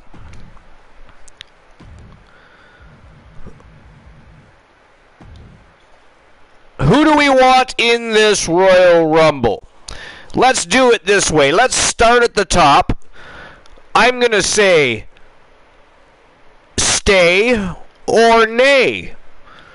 You guys decide. Dolph Ziggler, stay or nay? Stay or nay? Matty says nay.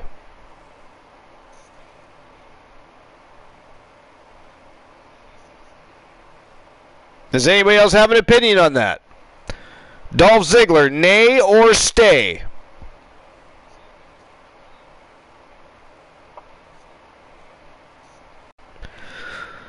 I'll give it a few moments here because I know some people have different...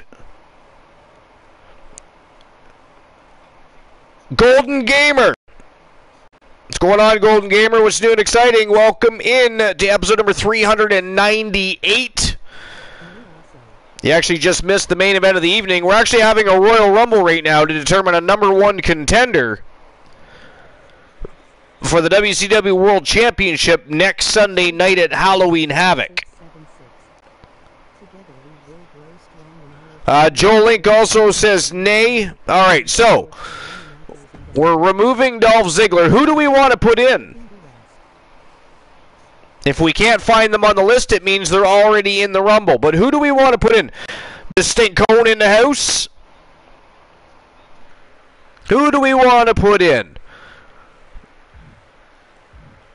Does anybody have anybody they'd like to replace Dolph Ziggler with? You can choose anybody you want.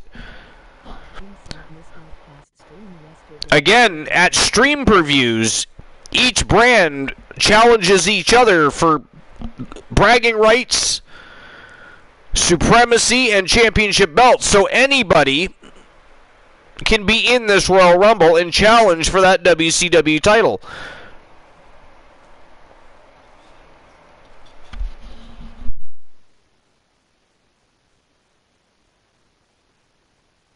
Ultimate Warrior.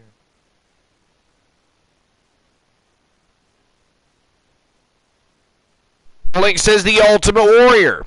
Alright. Ultimate Warrior in the match. Alright, Karrion Kross, yay or nay?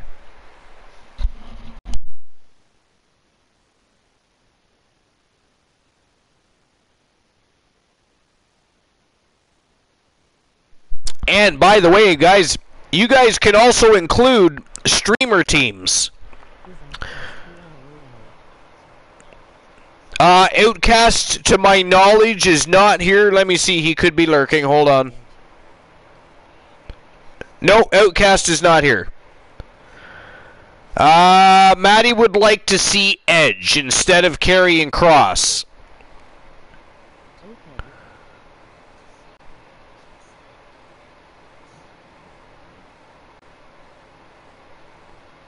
Joe Link, what do you think? Edge?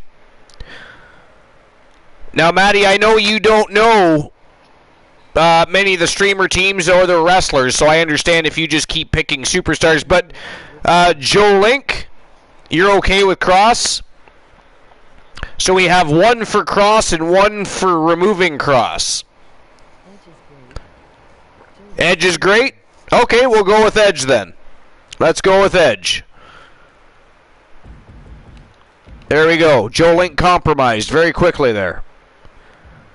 All right, Edge is in. And Maddie doesn't know a lot of the streamer teams, Joe Link, so if you notice that we need to add some streamer teams into there, you just go ahead and let me know at some point that you'd like to replace somebody with a streamer team or whatever. All right. He who shall not be named is not staying in there. So, who do we replace them with? Oh, shit, look at that. It wants to add Archer in immediately. That's funny. Anyways, I'm not suggesting we put Archer in, by the way. That did that on its own.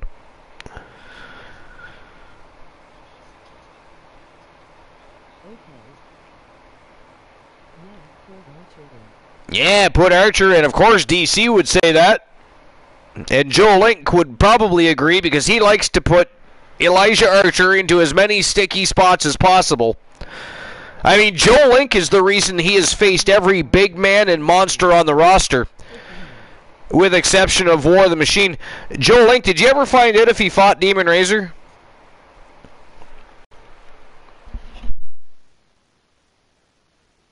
Put Drag. The Prince Outcast.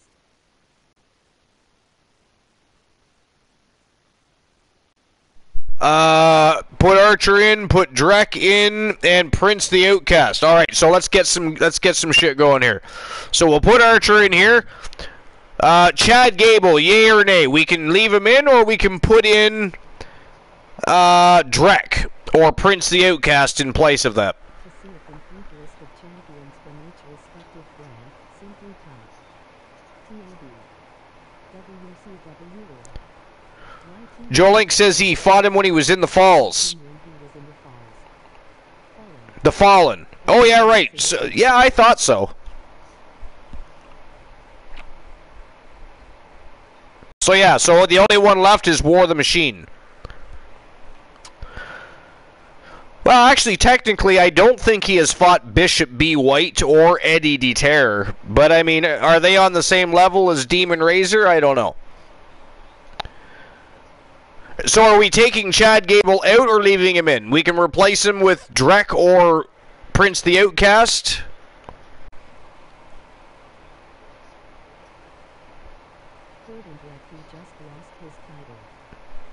Alright, that sounds good. It's a very good point. It shows him still with his title there because I haven't changed the title management. For exhibition yet, but I will do that, don't worry. Boss Apollo, welcome to the broadcast, my friend. How you doing? I'm doing good. How was your evening with the grandbaby? Everybody's asleep now? Everybody's asleep now? Right on, right on. I mean, as you know, I mean, the reason that we had Starrcade tonight and YTD Academy tomorrow night is because last night I had my grandbaby. I had my grandboy here last night, Milo. What a cute little devil he is. The only great thing I've had about... Because I had kids very young. Like, I was 17 when my first was born. That's why I have a 27-year-old now. But, I mean, the great thing is I find I'm able to enjoy the little ones more. And I'm young enough to do so. And I've still got a lot of time where I could do a lot of fun things and have... You know, make some cool, memorable moments. So, but yeah, that's why I postponed the shows because I was geared up, ready for last night, and good to go for Starrcade. And then all of a sudden, I got the opportunity to take Milo for the night, and I was like, you know what? That's what I'm doing. I didn't even. We didn't even hesitate. Just did it, and I was like, you know what? I'm pushing the show off. I'm not going to cancel, but I'm pushing the show. So Saturday and Sunday it is. But all right. So Drek is in.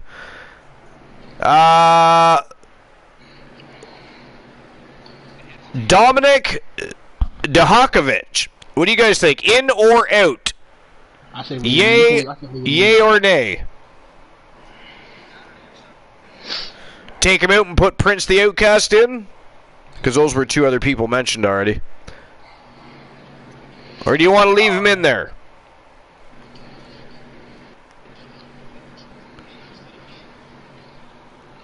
Golden Gamer and everybody have been all over making this Royal Rumble, so DC says, I was 23 when I got my first kid. I was 15. Wow, you were 23 when you bought a goat? That is very cool. I was 15. I mean, I've never personally had a baby goat. Joe Link says out. No, it was a rat, she said. All right, so we'll put Prince the Outcast in. I think nobody else came close to the numbers but me. All right, Umaga, yay or nay? I say yay. You say yay? Boss Apollo says yay for Umaga. What do you guys say?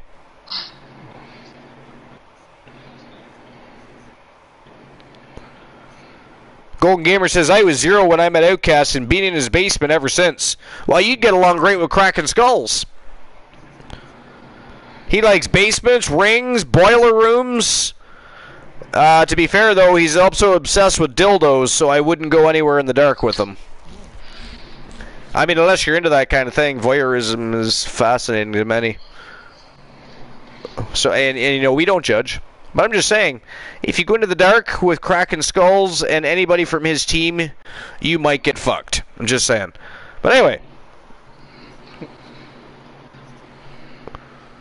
Umaga, yay or nay? Everybody says yay. But yay is spelled Y-A-Y, folks. You just said yeah. You said yeah. But anyways. What about Ivar? From the Viking Raiders, yay or nay? And if it's nay, who do we put in? What about you, boss? You got any recommendations? What do you think about Ivar? No, I have to take him out. Take him out? Who do you think we should put in? Andre the Giant. Andre the Giant. Guys, what do you think about Andre the Giant? Jolene say out.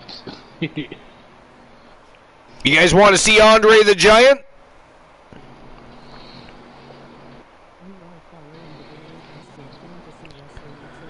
Everybody says Ivar and A multiple times. Boss Apollo is suggesting Andre the Giant. Golden Gamer, what do you think? Matt Daddy, Joe Link, Andre the Giant?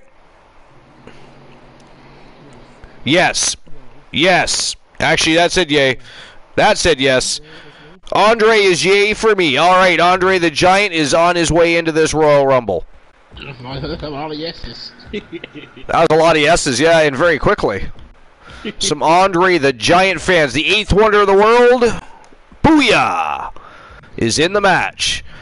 The Undertaker, yay or nay? Now I'm going to change the version of The Undertaker if you say yay, because we don't utilize that version of Undertaker, but...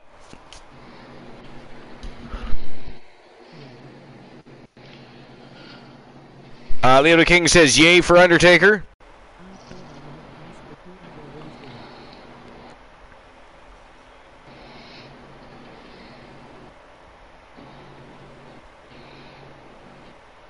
Anybody else want to keep The Undertaker in there?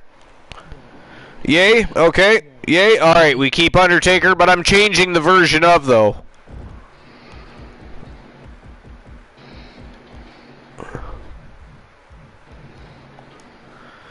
There we go. Alright. Humberto Carrillo. Yay or nay? And if it's nay, who do we put in the way? if you will, or may. Nay, says Leo the King.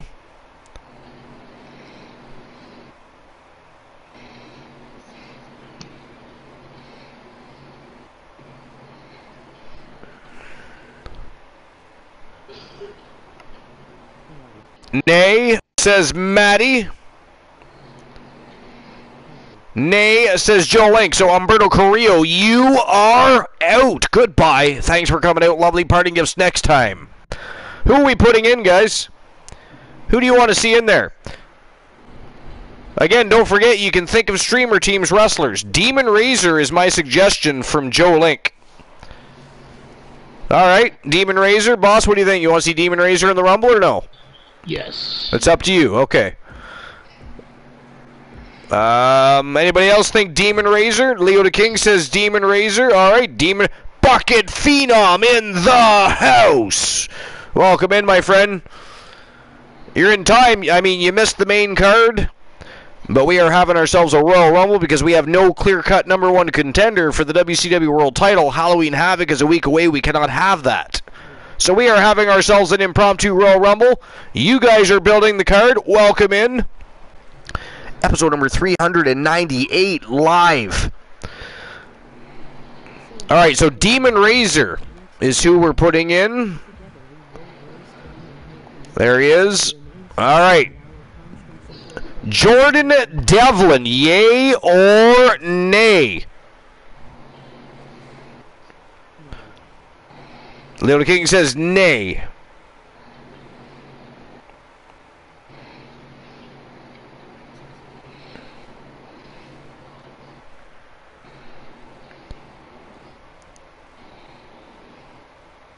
But everybody else, Jordan Devlin, yay or nay? And why? New York City, he says, I think it's possible to put YTD wrestler there, to be honest. No, you can put in a YTD wrestler. This is for contendership for Halloween Havoc, Bucket Phenom, which means all three brands are competing against one another. So everybody is eligible for this Royal Rumble. But do you have a suggestion, Bucket Phenom? You can choose anybody you want. You want to put in Tony Bronco?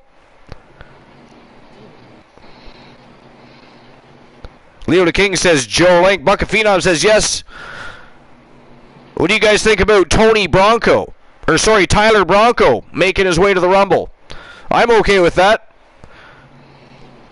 Yep, Golden Gamers, okay with that. Leo the King is okay with that. Alright, let's do it. Let's put in Tyler Bronco from Team Bucket Phenoms.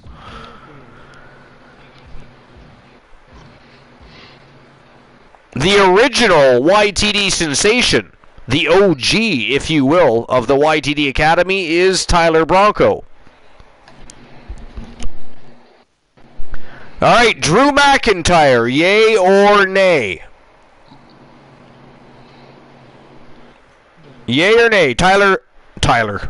Good fucking lord. Drew McIntyre. Little King says yay. I think Bucket Phenom said yay as well. Titan G, welcome in. Yay from Titan G. Looks like everybody wants to... Matt Daddy says yay. Looks like everybody wants to see Drew McIntyre. All right, what about Kushida? Yay or nay?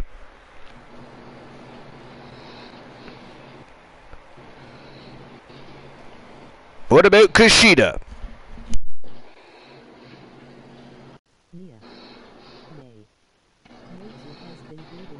Nay. Bucket Phenom says yay too. He's been good in New Japan. You're absolutely correct about that. But everybody else said nay. So who do we replace Kushida with then?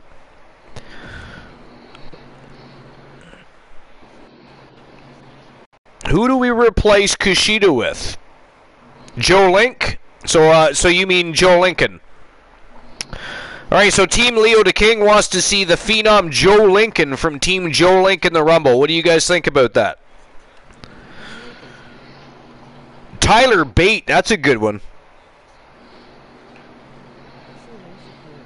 Solo Sikoa, also a good one. You know what? We're going to use both of those people. It just depends on whether it's now or later. Tai G said Joe Lincoln too. Okay, so that's 2 for the Phenom Joe Lincoln. Yep, okay, so we'll put in Joe Lincoln, and the next 2 that we change will be either Tyler Bate or Solo Sikoa, because they've been suggested, so let's do that. Alright, so... Buck of Phenom said Joe Lincoln too.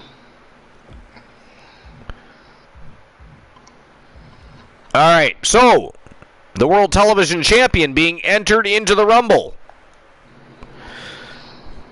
You know, imagine this, if Joe Lincoln were to somehow win this Royal Rumble, next Sunday night he would have to fight twice, because he would have to defend his World Television title, and he would have to fight for the WCW World Championship.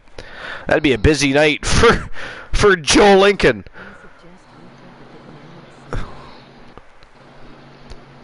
Alright, so Mr. T, yay or nay?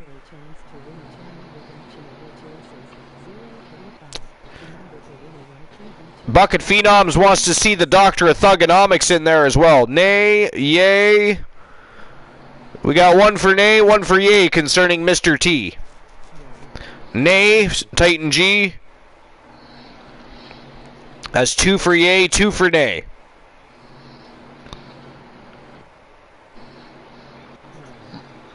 Joel Link says nay. Alright, so who do we replace him with? Tyler Bate? Or what was the other recommendation? Solo Sikoa, yeah. Or do we put in the Doctor of Thugonomics?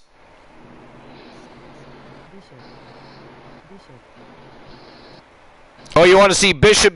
You want to see Bishop B White in there? We could do that. What do you guys think about Bishop B White being added? That he's a streamer team.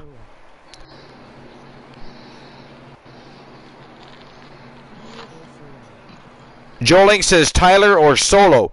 Well, we can put Bishop in another time. So, and Maddie says Solo. Okay, so let's put Solo in this one.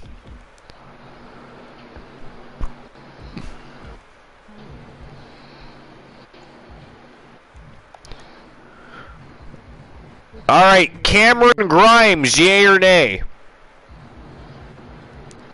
Yay or nay on Cameron Grimes? Nay? Nay? Nay? Okay, so do we want to put in Tyler Bate or Bishop B. White in this slot? Or another recommendation, I mean, Tyler? Okay, Tyler Bate, Leo the King says.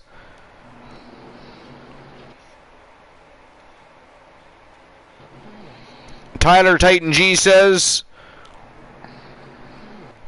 Tyler Bucket Phenom says, okay, we're going to put in Tyler Bate.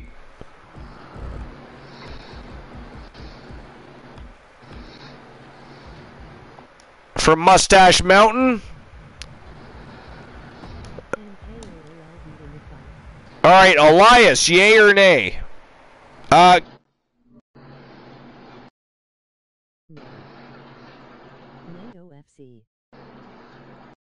Nay.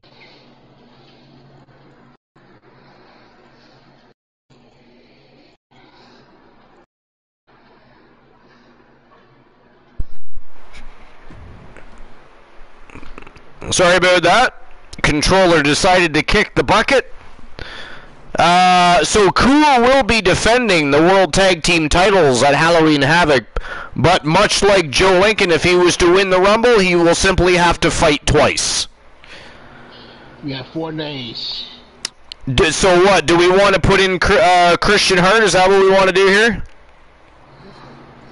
Bishop B. White has been recommended 3 times now, so I guess we'll go with Bishop B. White for this slot. Alright, Kane, yay or nay?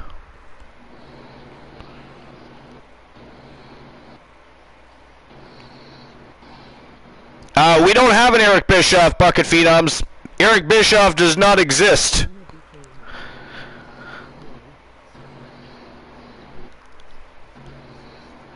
Gotta keep Kane. Bucket Phenom says keep Kane. All right. Yay for Kane. Yay, yay. Oh, everybody wants to see Kane. What about Carino Sinister Farmer from Team Cornhusk Show?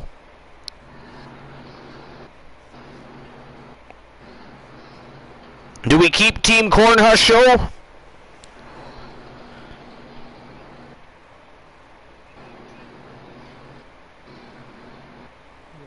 Yay. All right. That's one for Farmer. Bucket Phenom says nay, in my opinion. Do not keep Farmer. DC says yay. That's 2 for yay, 1 for nay. Matt Daddy says yays.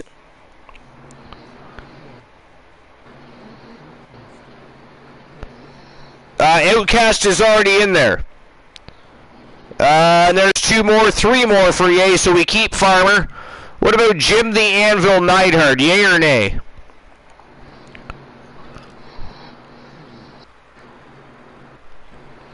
Nay? Nay?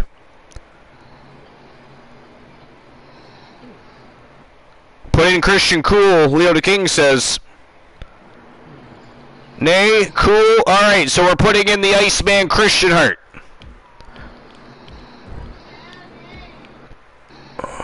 What am I doing? I should learn to spell.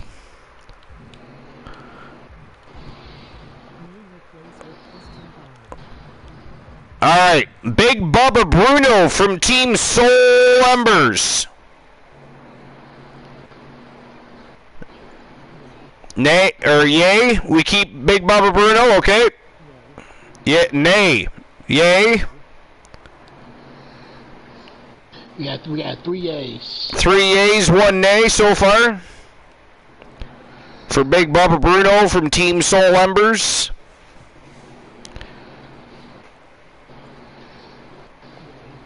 Yay, another yay, so we keep Big Bubba. What about Rey Mysterio?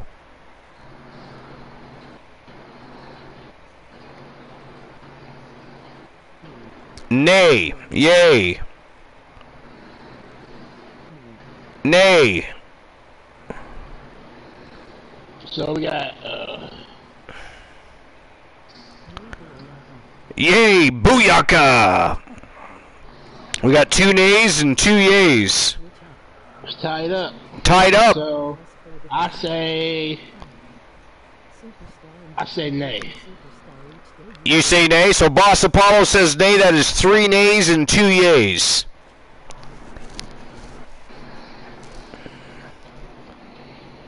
So who do we replace him with? Do we have another streamer team in mind or another superstar in mind?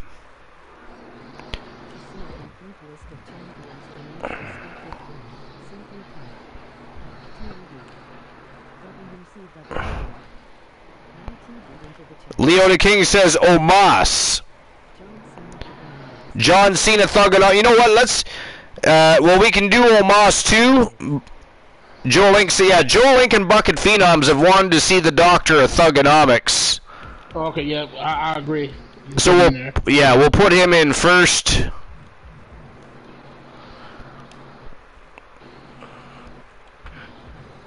Alright, Akira Tozawa, yay or nay? We are almost done building this Royal Rumble. This is going to be a phenomenal Royal Rumble.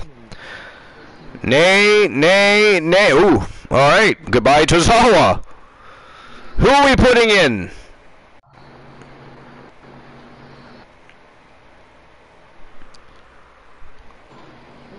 Goldberg. AJ Styles.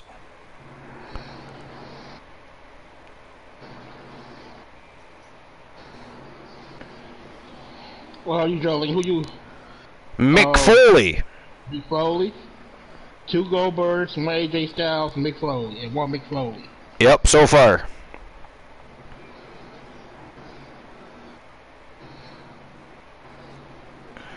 What about you, Jolie?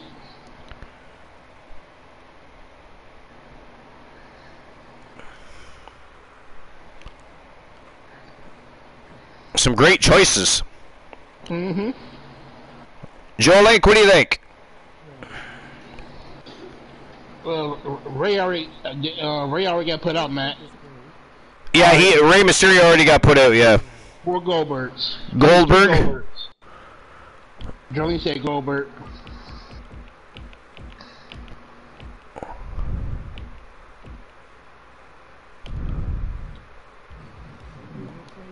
All right, Goldberg is in. British Bulldog, yay or nay? Nay for Leo the King. Yay for Bucket Phenoms.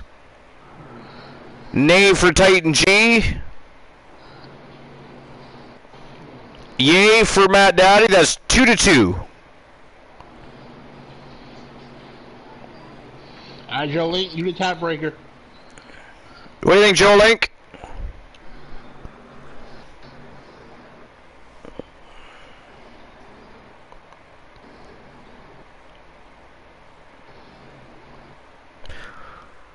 And if we don't keep the British Bulldog, who do we replace him with? Ooh, Youngblood. That's not a bad idea. That's a pretty good idea.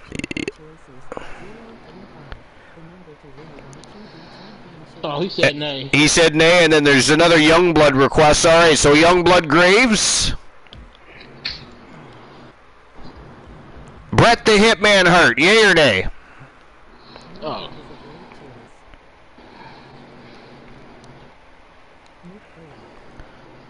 Bucket Phenoms wants to see Mick Foley put in there.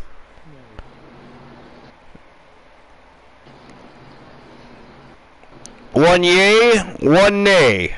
And of course the request for Mick Foley. Nay.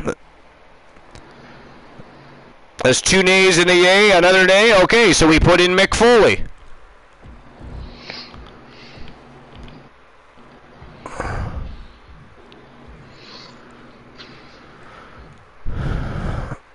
As soon as I find him, my eyes are bugging out. Where? Oh, he's under. Is he under Mankind in here? Or is he under Mick? Do I even have Mick Foley? I don't think you do. I don't think I do have Mick Foley. No, so you probably got to use Cactus Jack or. Yeah, I think I do have just Cactus Jack. Yeah, so Cactus Jack, will that suffice, Bucket Phenoms? Or would you like to make a different choice? Up to yourself. Oh, he said it'd be cool. All right, Cactus Jack is in the Rumble.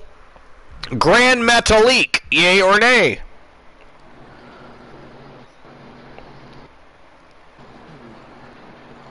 Nay. Nay.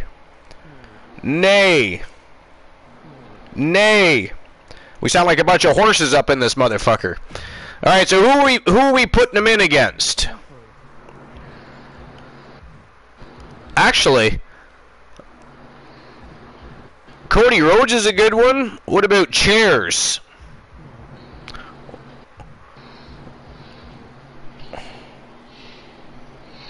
Stone Cold, Cody Rhodes.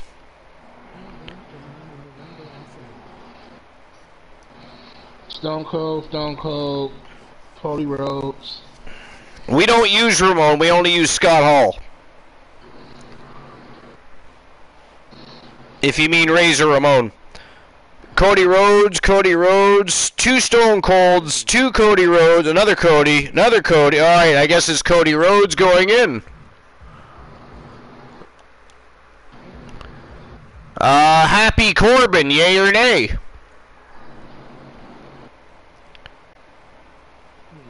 Nay.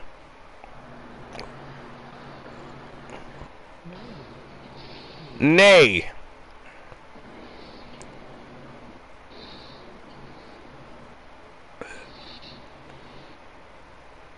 Oh, you mean Eric Rowan, not Ramon, okay.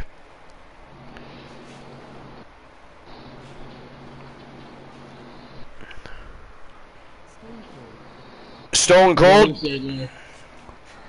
So that's a bunch of nays. Stone Cold, Braun Strowman. Braun Strowman's not a bad choice. I mean, Stone Cold is already a champion. Not that I care if he's in or not. Titan G said Braun as well. Oh, wow, look at that. Golden Gamer keeps saying Pat. He's already in there. Outcast can't be in twice, Golden Gamer. Alright, so... He said Braun. Braun? Okay, so Braun Strowman it is.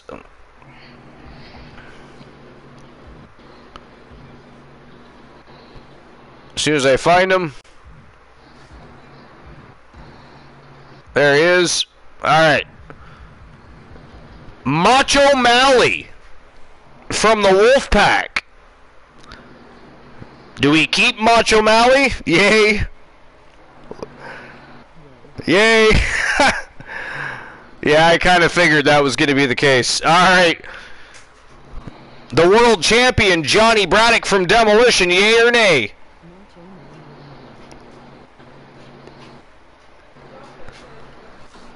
I still want to know what Jay Lethal thinks of Macho Mally. Yay, okay. Randy Orton.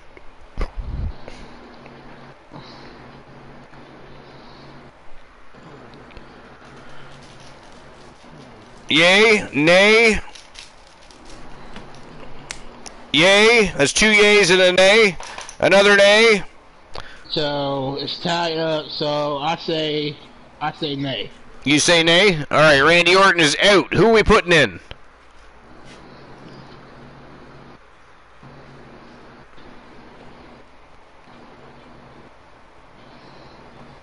I mean, there was a request for Stone Cold Steve Austin earlier. We could put in Stone Cold's... the Nightmare is already in there.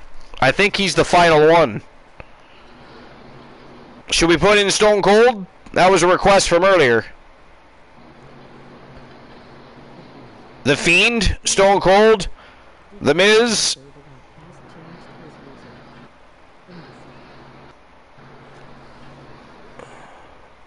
What did he change his username to? And why, for that matter? Stone Cold? Okay. That's not what I meant to do.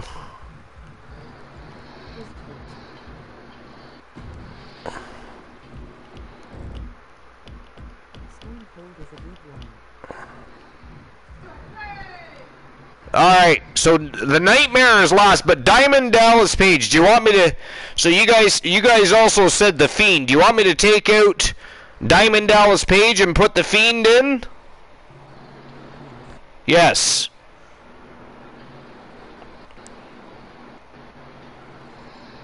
Yes. Put The Fiend in. Yay, alright, The Fiend is going in.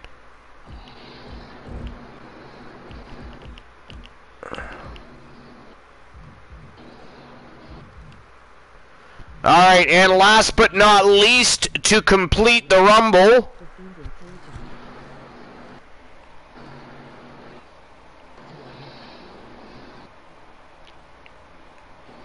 the Nightmare Damien. You got two. You got 3 yays. We have a yay and a nay for Damien.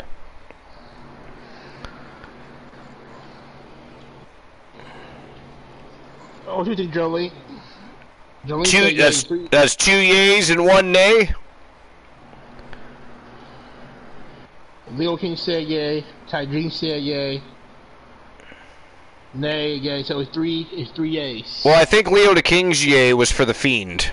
Oh, okay, yeah, you're right. Leo King, what you think of you, Leo King?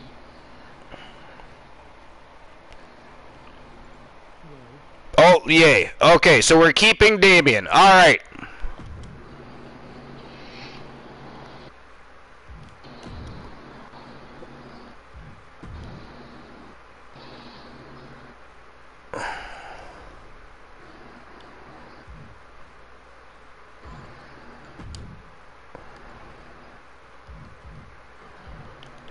I'm just gonna pick somebody. There we go.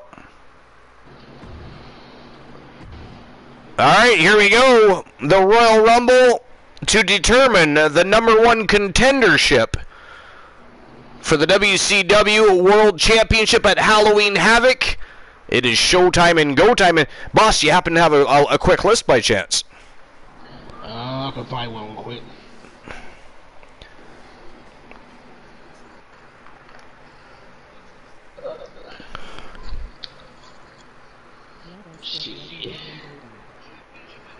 Joe Link says, let's get ready to rumble!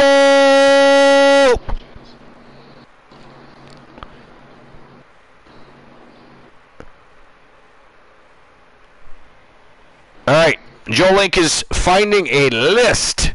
And while he does that, let's get this #1 contendership Royal Rumble on the go. Let's go!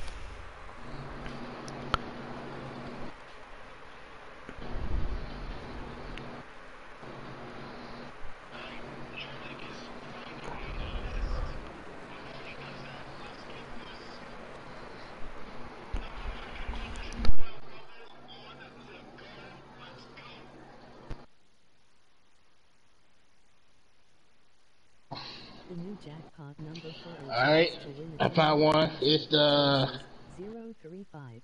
top 10 power bombs ranked. The top, sorry? The top 10 power. Top 10 power bombs? You know, the top 10 best rappers to use the power bomb ranked. Nice. Number 10 on our list is The Undertaker with the last ride. Hey, I would have thought the last ride probably been higher on the list. We've talked about that before. It wasn't the best powerbombs list. I think it was one of the best finishers list. But yeah, it's hard. It's hard to beat the last ride powerbomb because he hoists you up as high as you can possibly go and then torques you down and slams and bounces your spine and head and neck off the frickin' canvas. So.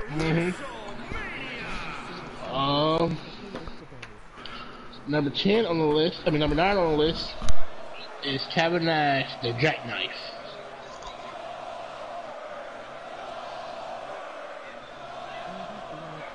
I think the Jackknife is cool, but I don't think it's like one of the... I don't think it's better than the last ride, but I've always liked the Jackknife though. Me too, yeah.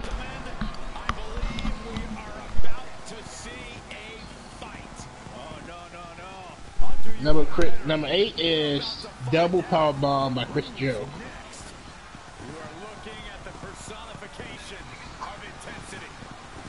The problem I always have with the double power bomb is it should be used as more of a signature, because if you wait until the end of a match when you're already bloody well tired, it's less believable.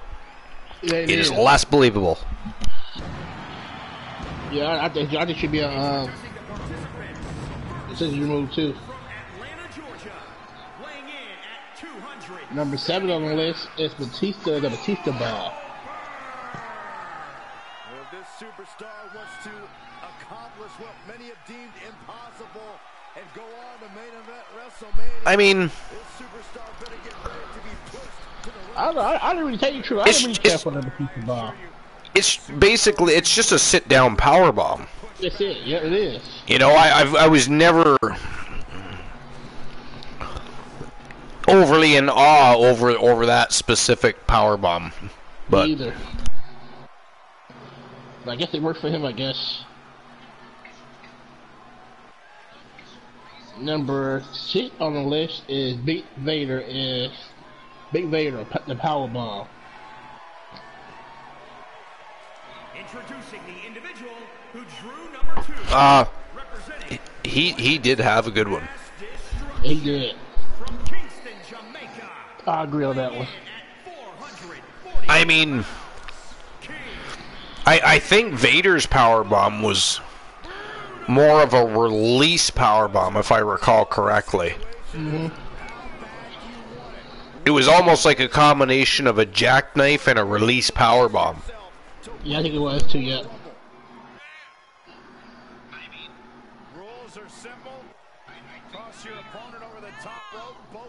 Number 6 on the list is the Shield, the 3, the triple powerbomb. He's in perhaps the best physical condition of his life. He knows what it takes I don't to really, reach the top. I wouldn't put that as, like me personally, I wouldn't put that as the top 10 power bombs. Let's do 10. Well, powerbomb, no.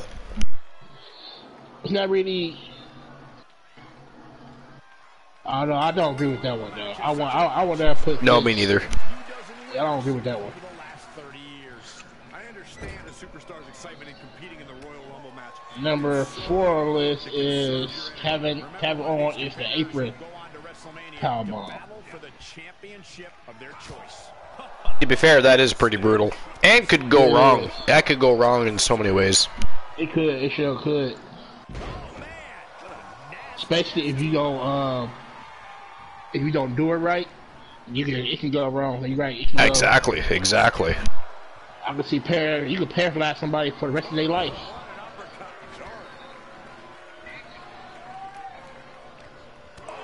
Oh, number 3 on the list is Mike Awesome, the Awesome Bomb.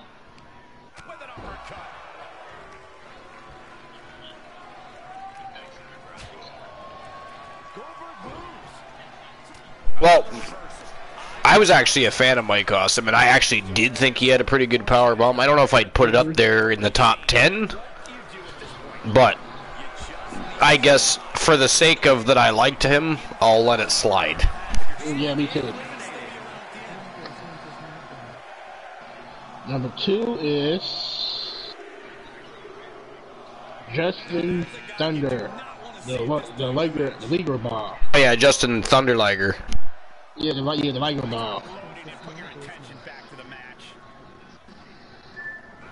Boom, nice. I can see put that number. I don't think I'll put it at number 2. No.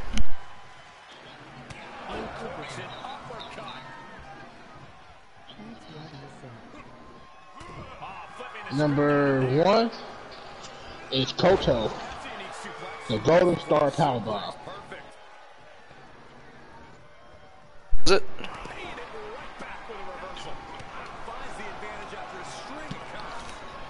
I don't know who made this list. This list. Yeah, not a great one. Yeah, like me personally, I don't think the Powerbomb. You can probably find a better power bomb than that for sure. Yeah, like if I was to, like, I don't think the Powerbomb was. I don't know. When you come to Powerbomb, nobody can really make it. Nobody can really make it unique. I don't Not think really. anybody- Yeah, cause either they're gonna do a sit down Powerbomb or. Yeah, I don't see anybody making that unique. Well, I think the one who kind of make it unique was Kevin Owens, where he throw you against the rope and then throw you in the air. That's more like a.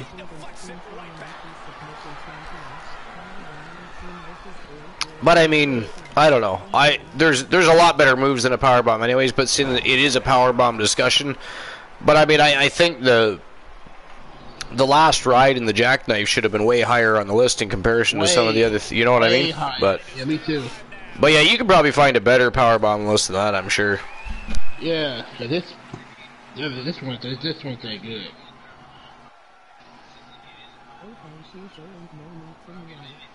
And they said ranked. So how you gonna rank the last ride to jackknife at 9 and 10? Exactly, that's what I mean. Terrible. See, I know that some of these rank lists, it be their opinion. Like, it don't be like they be doing polls. It be their opinion. What they think is number 1 or the top 10. Exactly, but I mean, at least a lot of those have pretty much told us that. Or Yeah. this specific article is literally proclaiming the top 10 power bombs of all power bombs. But I think I know. I think I have put the last ride and the jackknife at least in the top 5. So many people that have delivered great power bombs not mentioned. Yeah, for real.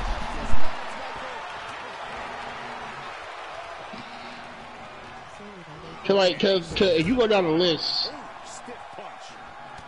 well, people who only like people who don't watch all wrestling shows, they wouldn't know who is. They wouldn't know who's coach. They wouldn't know who the other people even is.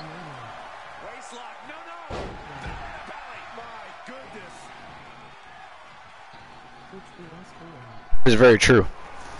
Well, I mean, if you want to find a redemption list, by all means. While you do that, I do have to visit the facilities, so I will be right back. All right.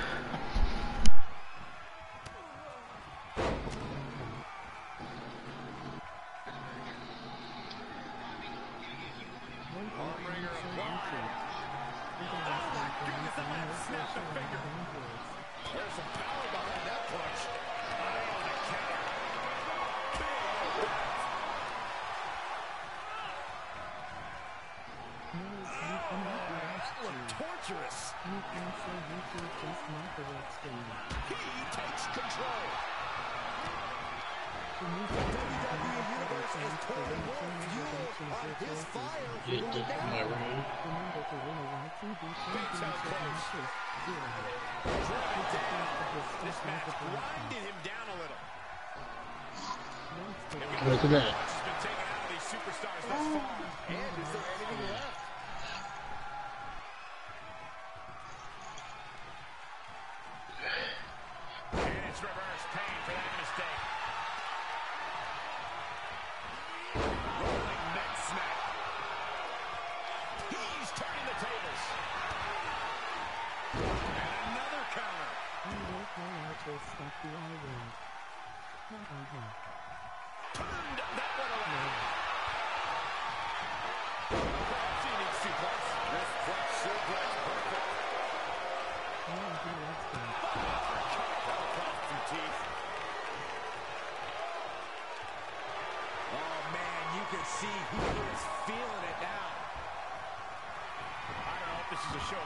Or a wasted opportunity to attack your opponent. Great reversal.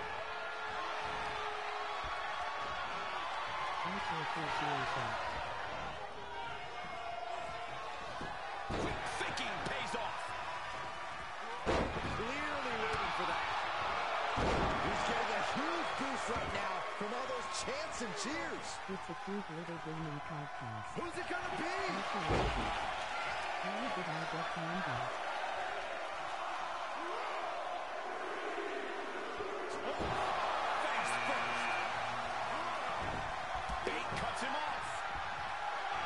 He's staring his opponent down, getting into that zone. Clothesline. What impact. He reverses it. Reciprocating the initial reversal. You never want to find yourself in a spot like this. Ooh, he got all of the knee. The word stream is a band term by Archer with us part of broadcasting here who has a good list of stuff you can say LOL. He can do it here. And he gets his shoulder up before the count. He's not even close to being done yet.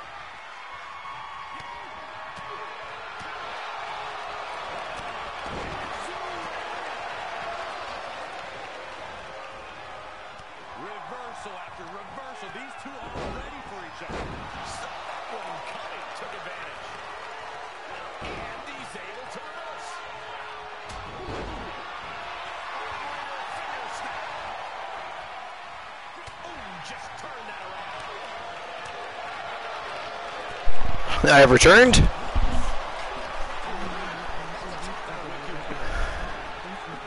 All right. Zombie Master in the house. What's going on, Zombie Master?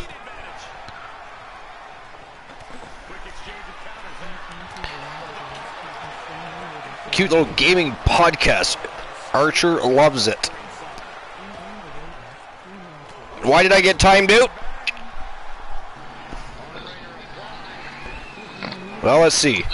You said the word stream. The word stream is another banned word.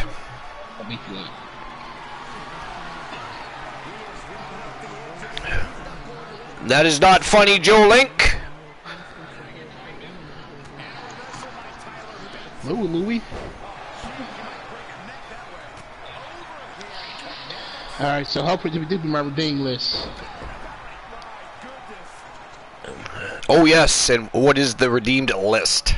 It says redeeming the top 10 best WWE women matches ever according to the ranker. Okay. So number 10 on the list is Trish Stratus versus Mickie James at WrestleMania 22.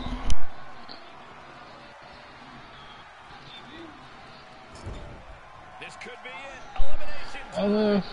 I didn't even watch that match. It says Trish Stratus. Do you watch that? I mean, I seen it. Yeah, but I could think of another match probably. I'll leave it number 10. And by the way, Joe Link, number 163, hashtag Archer dash appreciation now on the list.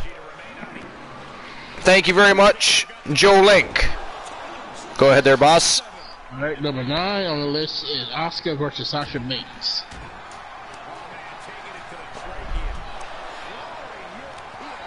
25 removed for winning the Women's World Rumble match 2018. Asuka was action against Sasha Banks, and it was a dream match that led up to the hype.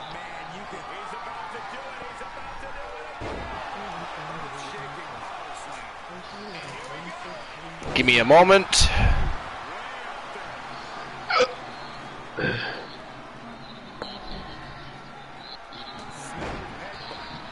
Number 164, S.Treem is now on the list. Thank you very much, Zombie. Appreciate that.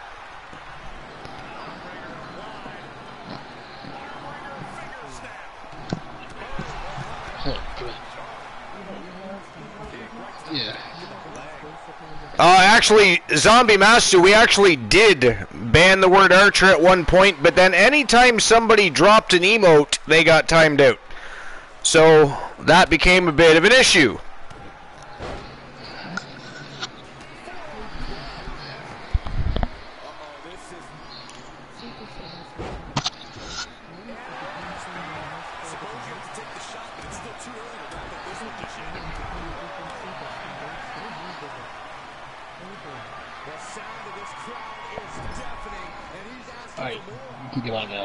Hold on one sec. Number 165, S.Treem is now on the list.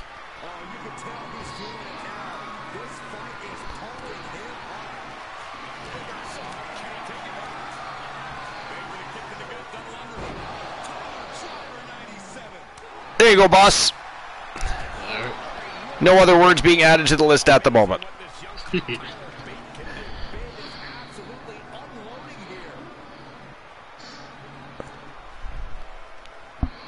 Number 8 is Lita versus Trish Stratus at Unforgiven 2006.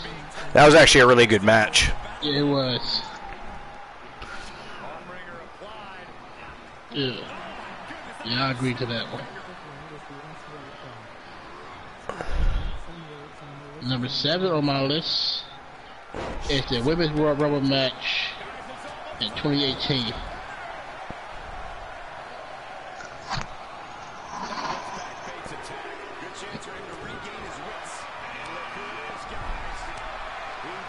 Number 166, S.T. Cannot ban this one. Ream. Actually, it is .R.E.A.M. How dare you? It is now on the list.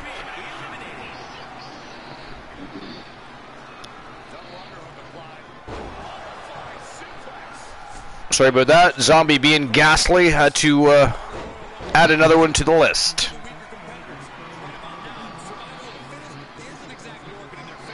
Number 6 on the list is Charlotte Flair versus Sasha Banks. Raw I mean, Matt Daddy, you'll get used to the villainy and trolling around here. It'll all come to light eventually. He hates me. Yeah, I can't stand zombies, so anything he says, I just add it to the list.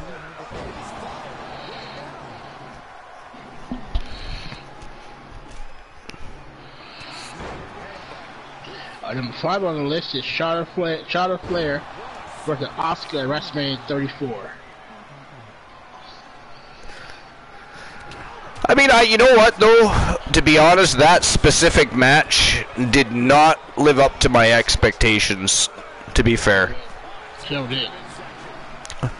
It wasn't terrible or anything. It just didn't. I expected more of the match and didn't get it. So, personally... The build-up was better than the match. Yeah, exactly. Exactly.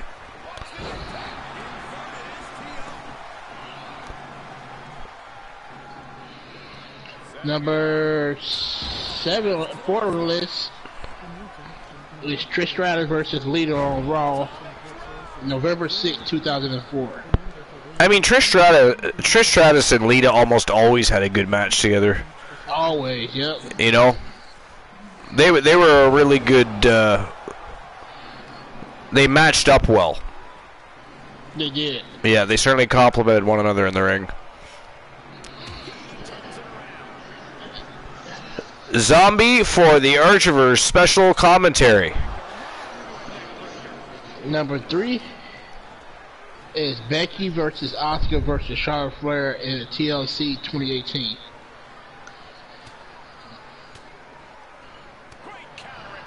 I'm actually just trying to remember that match. I mean, I have seen it, but I can't remember it. I don't know why. I don't remember that match either. No, I don't remember the match. I mean, I know I watched it, but I don't remember that match. Every time I think of 3 people wrestling, every time I keep popping up Becky, Charlotte, and Ronda Rousey.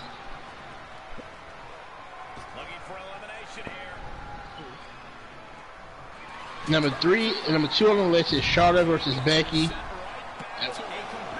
versus Sasha Banks. WrestleMania 32.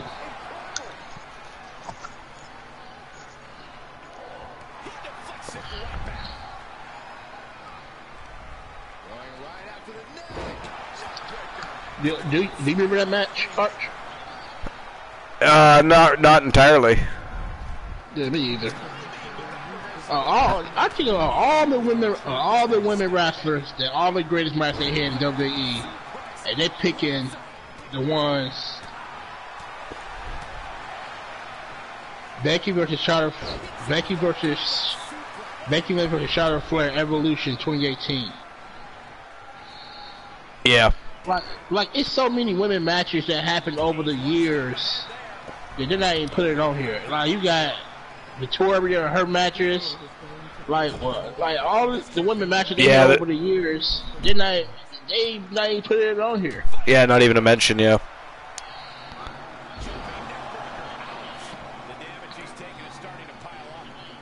You people know they don't know how to rank. Some people know how to rank good. Some people don't know how to rank good. They start doing their research before they start ranking. Yeah. So I mean, for the most part, definitely seems like a personal opinion list. Yep, another personal opinion list. Right. From either somebody that I don't know. Maybe they never watched some of the matches from that era that would see some of Victoria's great matches, or you know, even some of Beth Phoenix's great matches. I mean, yep. Gail Kim, the list goes on. Yeah, it do go all, yeah, for real. Yeah. They start saying, "This is my personal list." Great.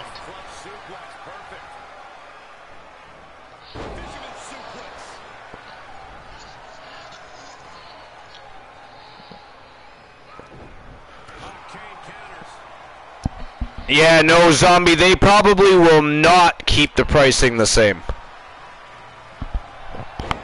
I expect a change. I mean, I already had the notification to link my PlayStation to Discord. I'm just waiting for them to finally pull a trigger on giving us something to utilize for the platform. But anyway.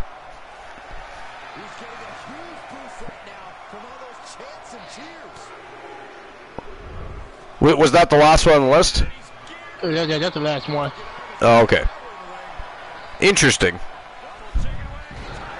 Again, felt very much like a personal opinion list more than an actual top 10 list. Because again, there was way too many matches that were missing from that list, and wrestlers for that matter.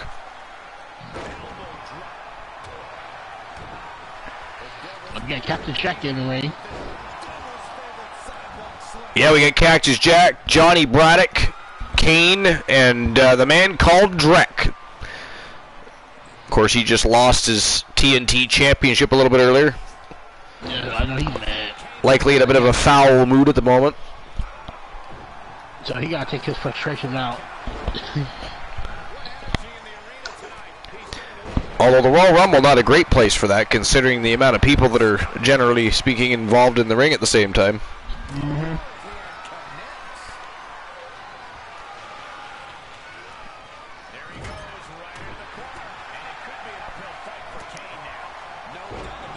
I mean, I wonder.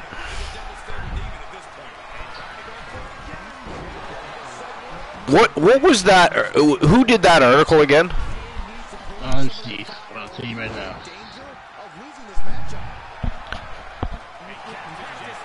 The person who did this article is Trevor King. Trevor King.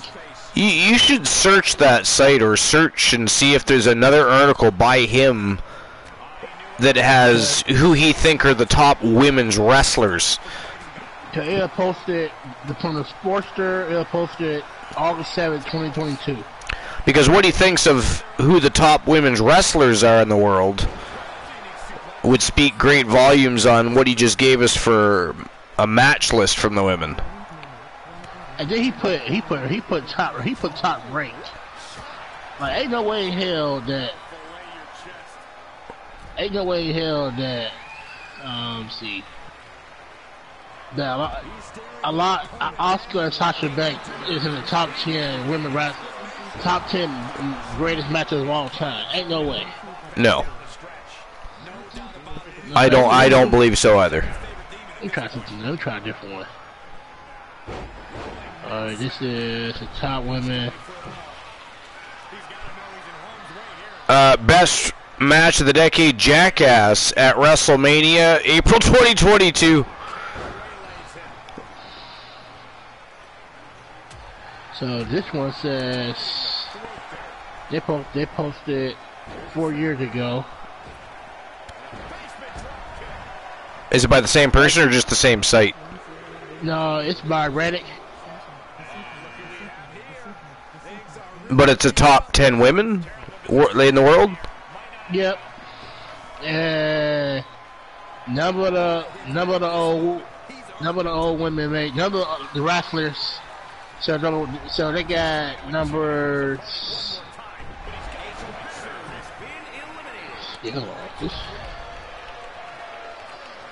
So they got at number 10. They got Oscar versus Nikki Cross, last woman standing match.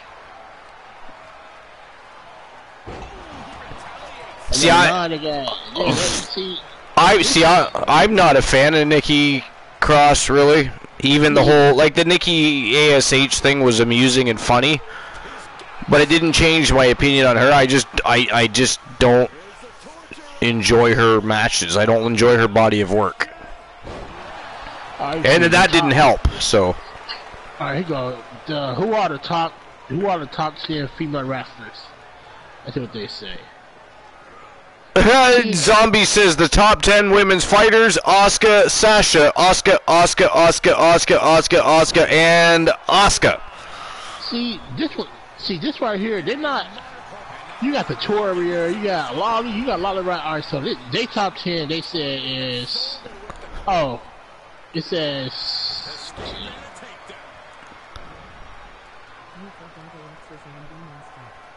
Trish Stratus, Becky Lynch. Trish Stratus with 7 titles. Becky Lynch with 6 titles. Mickie James with 4 titles. Alexa Bliss with 5 titles. Asuka 4 titles. Bayley 4 titles. Beth Phoenix 4 titles. Lita with 4 titles. And you know Charlotte is, she's the number 1.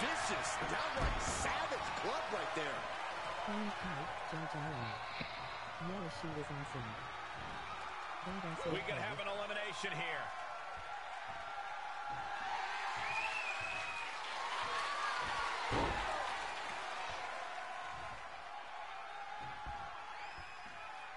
All said.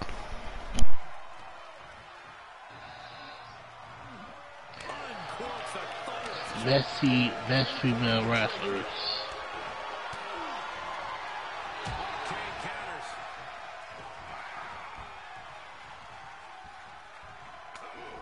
The new jackpot number 30 chance to win a channel redemption of your choices. 035. The number to win a YTV championship matches. 0. Ooh, body shot. Get ready. Man, every time you look up to who the great wrestler of all time, they keep doing this. Like they're not doing ever. They're doing this decade of women wrestlers. Right. Like every site. Well, every then put best wrestlers of all time then. I didn't try that. Or well, sorry, best women's wrestlers of all time. All right. And see if that maybe gives us a better hit on a better, like in a better top 10 list or ranked list or whatever they want to call it.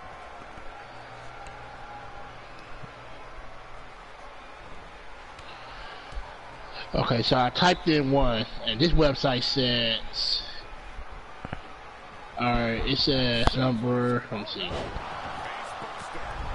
Alright, so this one is posted by,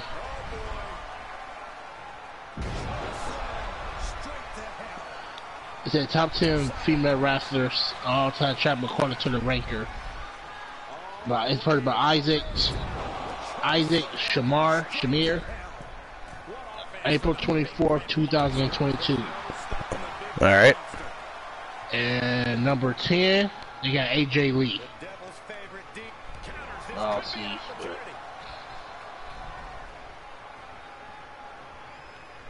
Alright, here we go. Number 9, they got Gail Kim.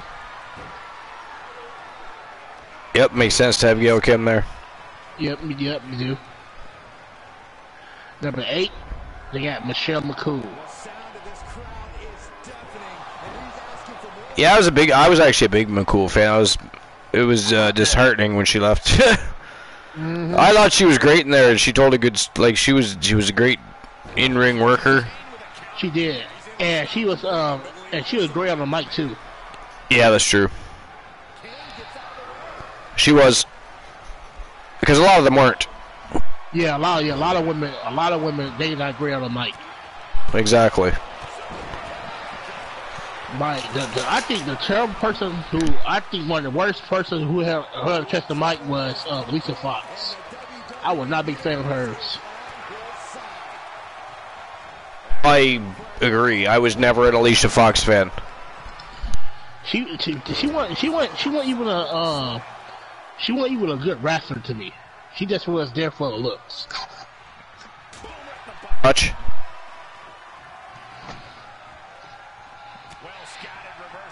In my opinion, she wasn't a good wrestler. No, she was not. You're right.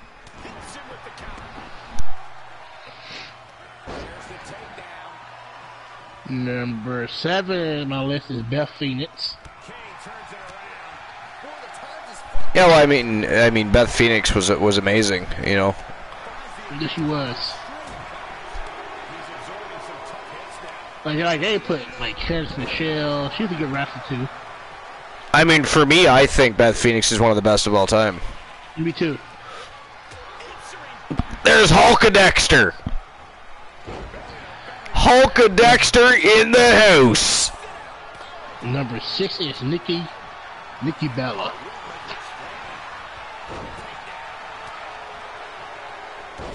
I don't know. She did. Jesus Christ, Zombie's fingers are tripping over each other.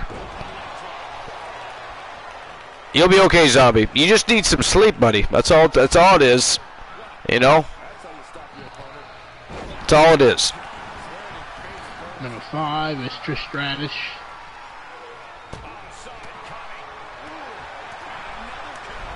Trish Stratus was named the greatest female wrestler. The greatest. Oh, shit! Hulk Dexter went right over the top rope. That's hilarious. Kane just pulled down the top rope and over he went. That's hilarious.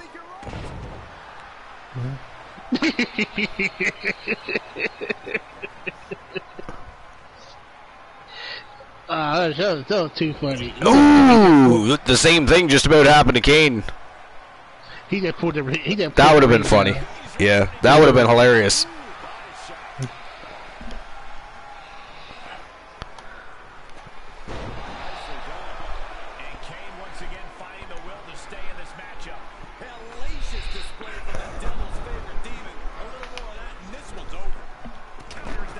Just going to be a moment while you're running down your list. I'm just going to grab myself a beverage.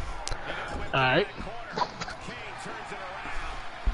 Number 4 on my list is Mickie James. This way said Mickie James was a huge star of WWE in the women's division. She also is a 5-time women's champion and 1-time Divas champion. James won her first title WWE at WrestleMania 22 when she defeated Trish Stratus. She also was once the women's title during the live event, but lost it almost immediately after Victoria's Secret rematch. The last time Mickie James won the title WWE was in 2010. Dang.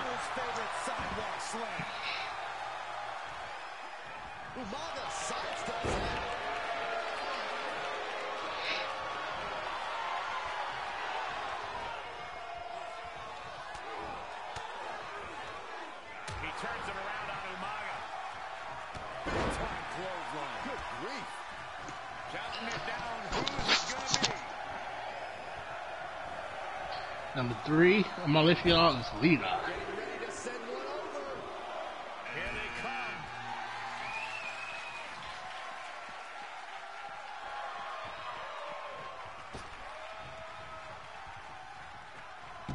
Number 2 is Paige.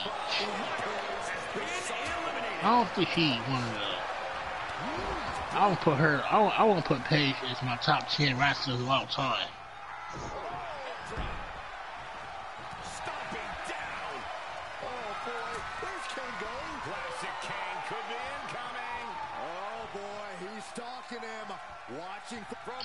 I just say opinion. But ain't no way she. Number 1 is Becky Lynch. See, another thing, I want to put Becky as my number 1 as the top 10 female wrestler of all time. Okay, the Undertaker has been eliminated. The adrenaline is pumping, and the WWE Universe is on his side. Whoever rate this, they did a good job ranking these lists. Oh, he let. That can knock you out.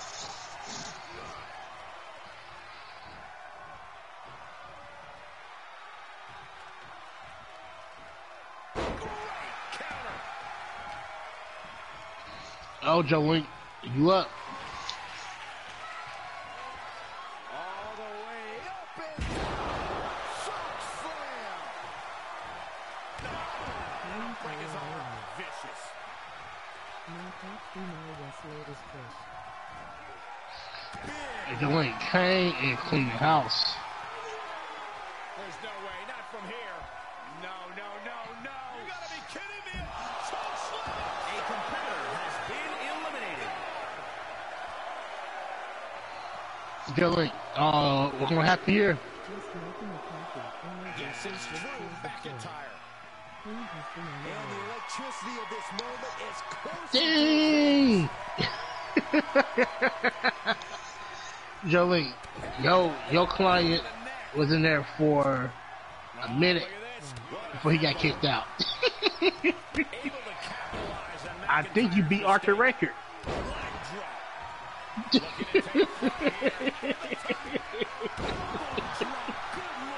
Oh my god, that was too funny. You had no chance, Joe.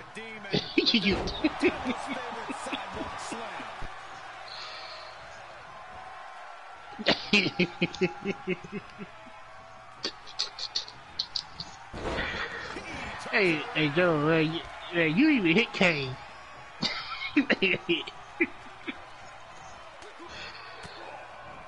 You put a finger on him with your ass.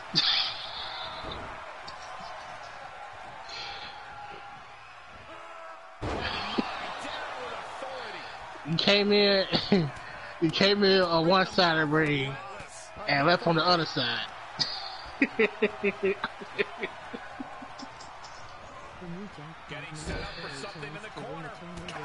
Oh, that was too funny. I think, Joey, is that the quickest Royal Rumble eliminate, or do Archie somebody else still hold that record? But I know it's close. This very well could lead to elimination. Good night. Big time knee rocks his opponent. Big punch to the body. What a shot. Caught with the boot. Drew McIntyre is bleeding profusely now. Knew what was coming there. Look at this, going counter for counter.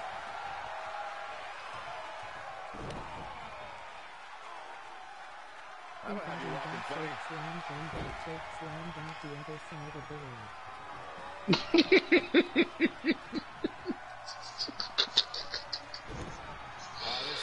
Man, for real, you know you got choke slam, you got choke slam.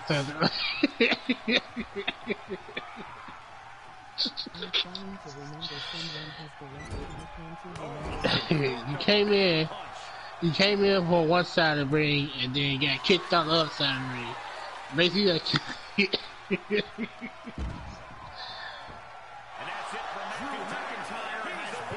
oh yeah, we got. Dang, who was it? Cause you was real close, but I know, but you beat the record though. But it was real close. There he is. He looks focused on the task at hand. What? Look, Kane eliminated everybody. That's crazy. Like, he eliminated every single body. Oh, Kane counters. Uh-oh, now this one should be a good one. The pendulum backbreaker stretch.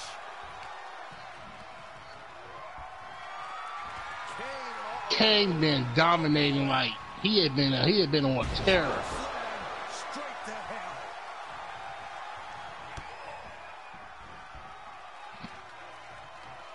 This has got trouble written all over it. Kane is still going strong. Uh-oh. This could be it. Kane's still going strong, Jolie.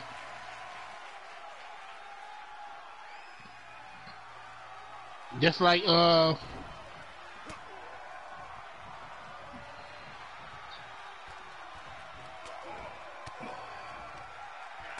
him with the counter. the Fiend getting run for his money. He catches Kane with a counter.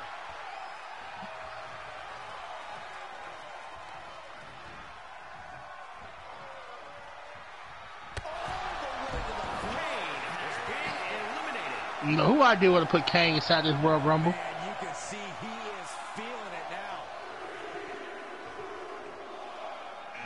now. I think Kane mad his match. Complexion of this match Yep. in a major way. You go Kane. But I ain't gonna lie, Kane eliminated 15 people by himself. Well, not 15 people, I'd say he eliminated 12 of them.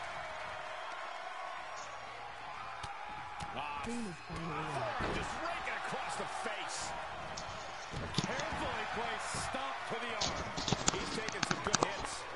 Great reversal. Uh-oh, Cody Rhodes. Oh, look at that torture their opponent. Oh, this isn't going to be good. Oh, man. Just a dominant display.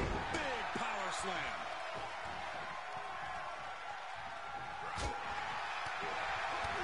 Kick to the gut. Ooh, brutal forearm. So where was he? Together we will constant support for one another's endeavors. The WWE Universe is pouring more fuel on his fire right now. This isn't the smartest thing to do. Antagonizing. Uh-oh. The Fiend trying to catch up with K Record. What's coming next? Taking their time. Oh, punch to the gut. I'll take the wind right out of you. John Cena, y'all. Number 18. Now the Fiend is cleaning house.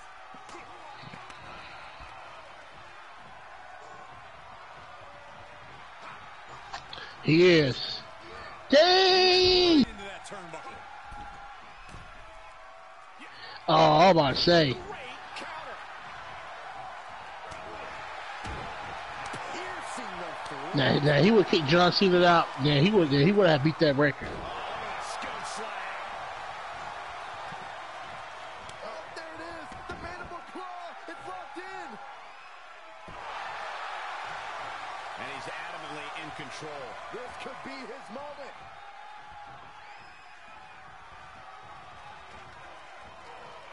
We could have an elimination here.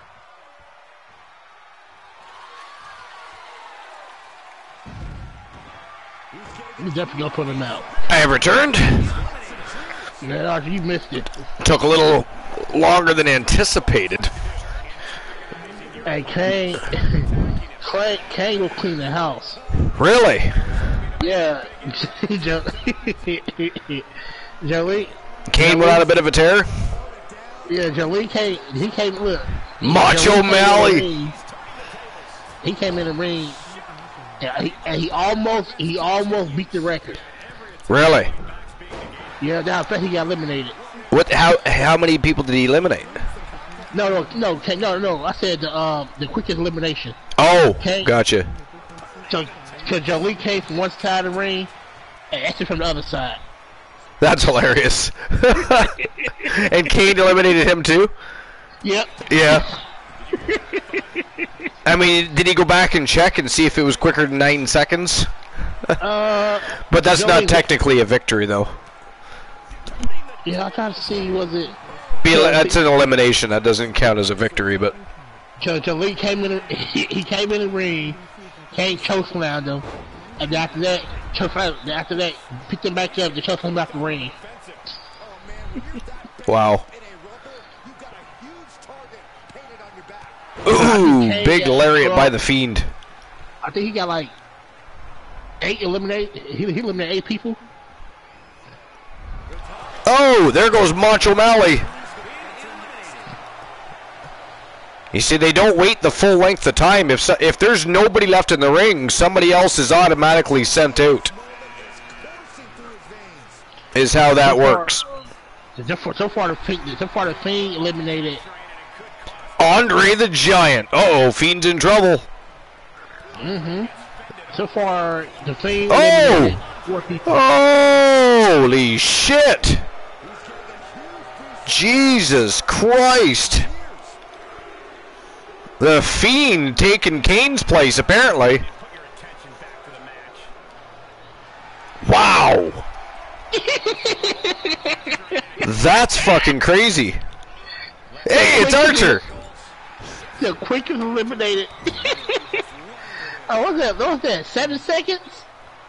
I don't know, but the one, Elijah Archer, now in the Rumble.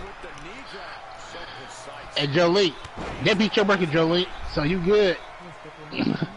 Oh, yeah, that was 5 seconds. Oh, he beat the. Well, no, I think the one. Man just drove his head into his abdomen there. Did you see that? What is he, Ram Man? Is this Masters of the Universe? What the hell was that? I know, it's so funny. He eliminated. I mean... Oh, Archer's in trouble. Here we go with that creepy-ass shit of the Fiend. Nothing short of disturbing. Oh, so frightening.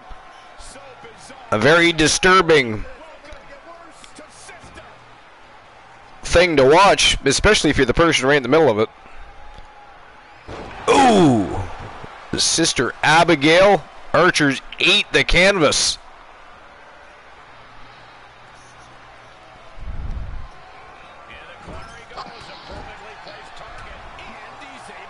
Ooh, Archer still got some left in the gas tank, apparently. Oh, so far he eliminates you. Did he beat Tank record in the Archieverse? Well, he better Archer better put the pedal to the metal and pick the pace up here, else he's gonna be the next one eliminated for sure. Mm-hmm. So far, Kane hold the record in the Archieverse. The people be eliminated. Uh-oh, here goes Archer. There he goes. Goodbye. The Fiend standing tall. Hey, Joe Link, they go to record, Joe Link. The Fiend holds a new record. Demon Razor. Man, we're whipping right through people now because the Fiend has just been throwing everybody out of the ring. Between Kane and the Fiend. Well, he just beat your because record. He just beat Kane's record. A new superstar should enter the ring every 3 minutes, but the problem is they're not lasting 3 minutes, and the Fiend is the only one left in, so they automatically send somebody else out to challenge. They don't wait the time allotment. So we are ripping right through things now. The Demon Razor and Fiend got a lot of history. They do.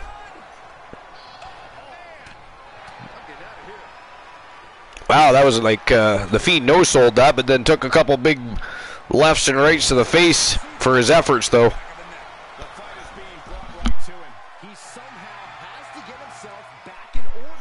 Demon Razor taking a chance being up there on that top rope like that, I tell you. Oh, nice jumping DDT. What do I know? Stop playing. Come on, stop playing and get up the range. You can't play with the Fiend. Oh, look at this. Demon Razor with the Fiend in trouble here. For the first time in the match. Wow, he threw the Fiend out.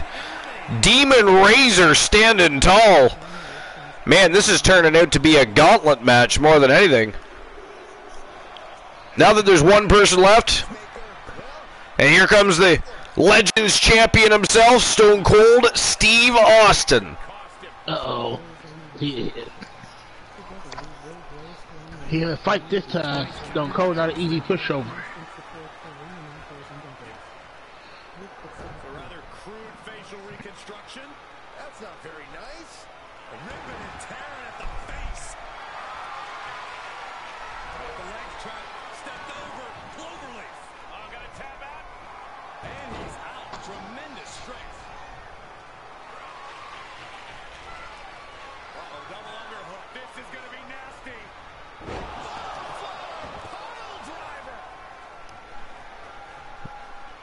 Man, oh man, it looks like Demon Razor's going to try to take over where the Fiend and Kane left off. Mm-hmm. He is taking it right to Stone Cold Steve Austin here.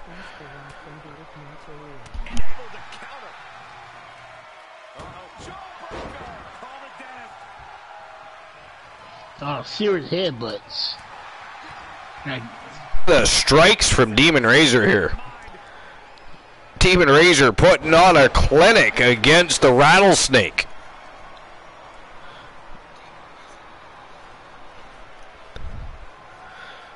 Ooh. Eat defeat. Take that.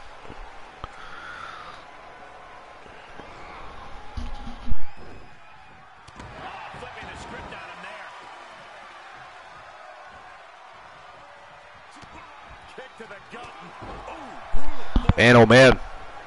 Demon Razor taking a bit of a beating back in return here by Stone Cold. They're boss. Mm-hmm.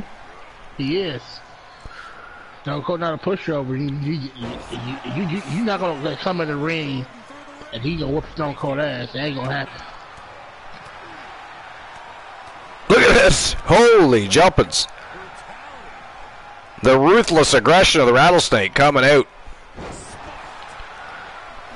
The Spike Demon Razor. Beautiful DDT by Stone Cold. Mm-hmm.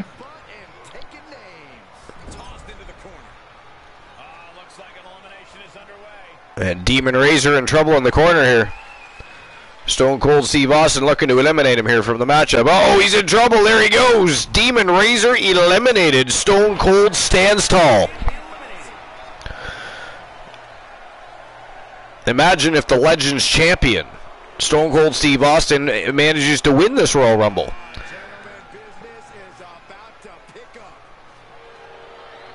The Legends champion would be challenging for the WCW World Championship. The Nightmare Damien in the house. Oh! Damn. Stone Cold being a savage to Night Boss Apollo. He is. I agree.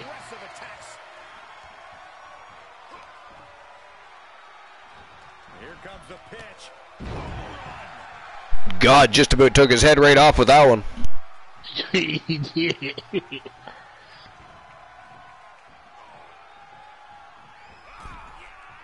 Wow! Stone Cold with a retaliation. And the Nightmare going home. Oh, here comes Prince the Outcast. The double champion. He is the Pure Wrestling champion and the European. Oh, good God, he just about lost his head as soon as he got in the ring. God damn. Wow. Oh, look at this. Outcast in trouble already. The Rattlesnake got him up on that top turnbuckle. He's fighting, though. He is fighting it off, I think. He's struggling. Oh, big right hook right to the temple. Damn, got jumped by the Rattlesnake, though. Never doubt a snake, even if it looks like they're down and out, they will still strike you if they get the chance.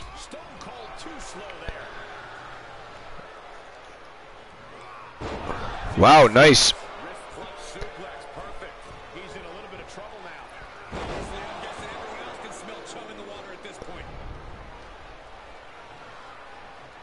And he called it a wristplex suplex. It's actually a wrist lock suplex. I don't know what the hell a wristplex is.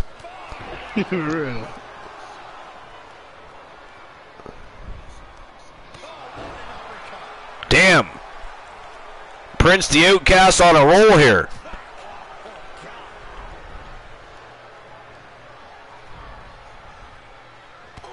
Oh, and over the ropes goes the Rattlesnake. Stone Cold has been eliminated.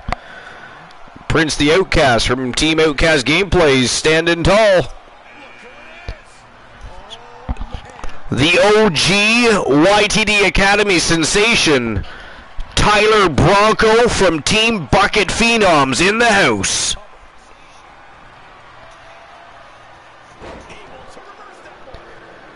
Wow, nice reversal there by Prince the Outcast. Tyler Bronco.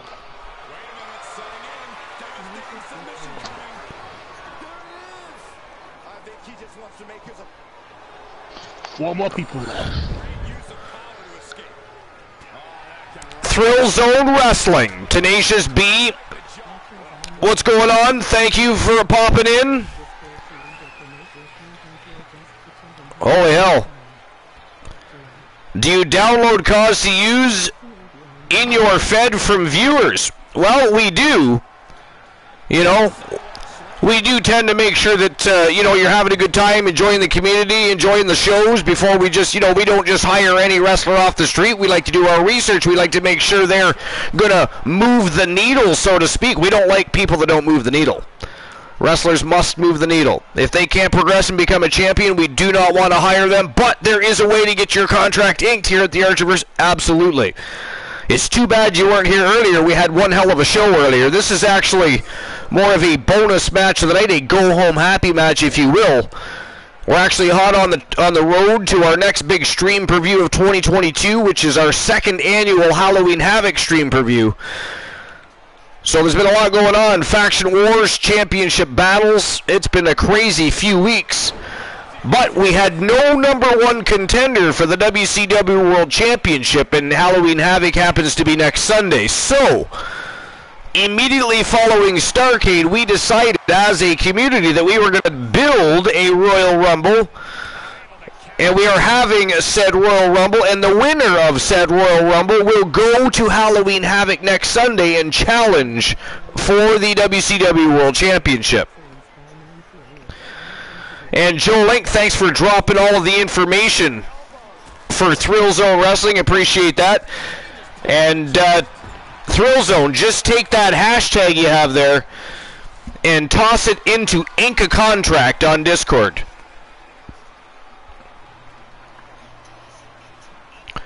That is where all of the discussions between management teams takes place.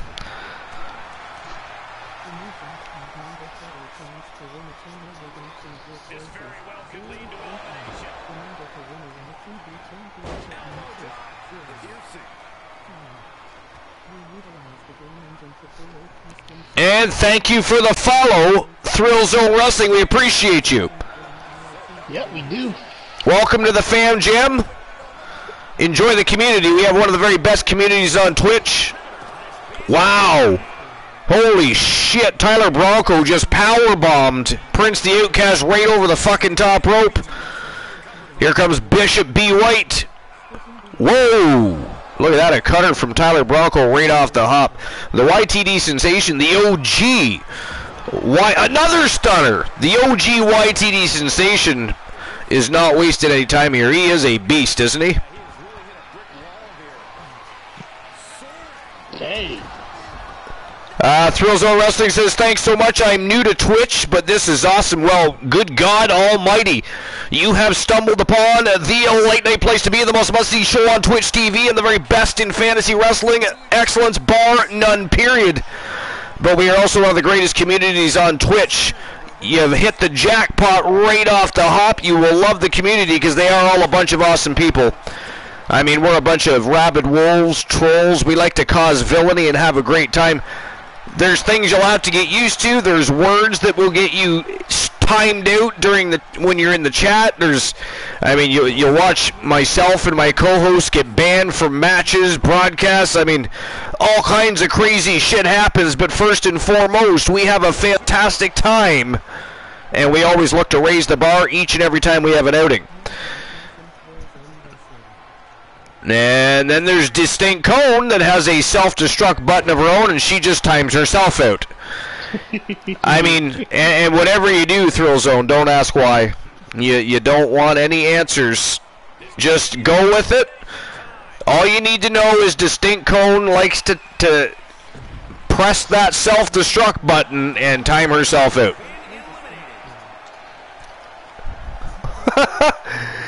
Zombie Master says, yeah, we cannot talk on this channel. There are no words left in the English-speaking language that are okay to utilize. You must find a new language. Zombie, just talk French, you'll be fine.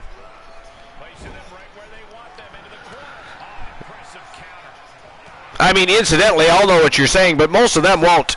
Most likely, all of them. I am not a shit. You go fuck yourself, sir. How dare you? I take exception to that. I protest that. Christian Hart is 28. He is indeed. I know, I was just thinking the same time. At least he wasn't number 30. I was going to say, at least he wasn't number 30 this time. And he's still in it, so, you know, there's that. He didn't get eliminated immediately. This is a good thing. Oh, I thought he was going to clothesline Bishop B. White over the top rope, but, man, that was vicious. He ran in with a huge, big right hand to the jaw.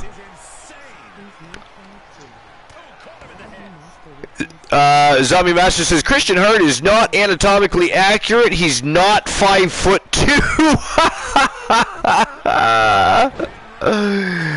Oh, that was so bad, Zombie. How dare you? I mean, you dare. And I find it funny. But if I was Christian Cool, I would say, how dare you?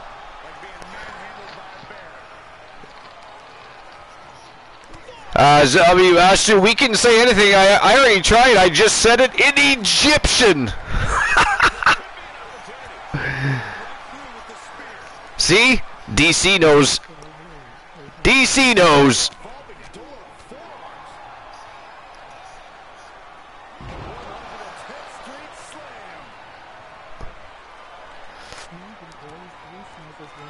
Jolink says, nah, he grows 3 sizes when he wins a title.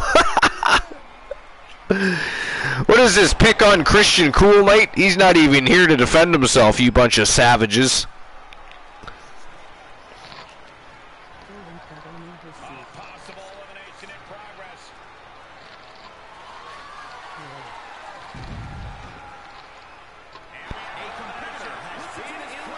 Boss is eating Doritos. What kind of Doritos? Are they Cool Ranch?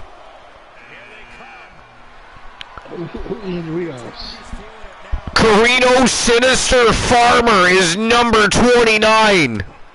Uh-oh. It getting serious. Shit just got real. The most feared man in the business. Well, The man from the Garden of Eden. By the way, he took an ass whipping from his own teammate earlier tonight.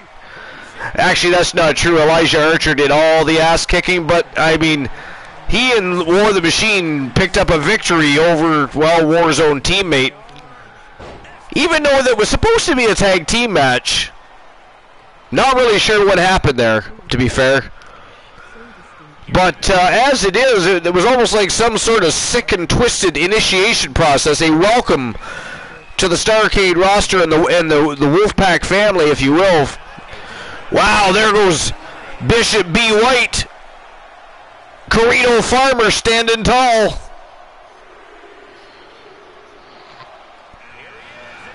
And Edge is number 30. Ladies and gentlemen, who is going to be the number 1 contender? Edge or Carino Sinister Farmer? Somebody is walking into Halloween Havoc to challenge for the WCW World title. But ladies and gentlemen, this is the final moments of the final match of episode number 398. And we'll see each other tomorrow night. It's either going to be 10:30 p.m., but we might start as early as 5 p.m. Eastern Standard Time. That could happen, so stay tuned for the 6th episode of YTD Academy live on YouTube. Again, that is tomorrow, 5 p.m. Eastern Standard Time. And if we don't go live at 5, you will see us at our regular time slot at 10:30 p.m. Eastern Standard Time, but there is a very high probability that we are going live around 5 p.m. Eastern Standard Time for episode number 399 and episode number 6 of YTD Academy. It is the last night of championship challenges for YTD Academy, because just like Wrestle Wars and Starrcade, the final push is coming, the final week of the month, which means no title matches until Halloween Havoc.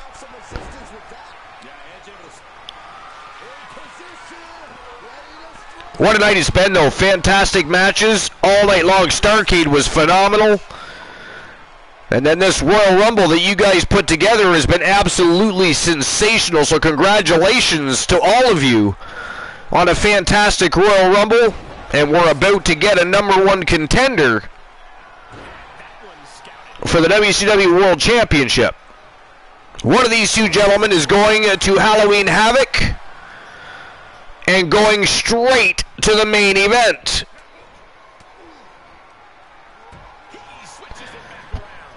Joe Link, we will be reading from the trash can tomorrow.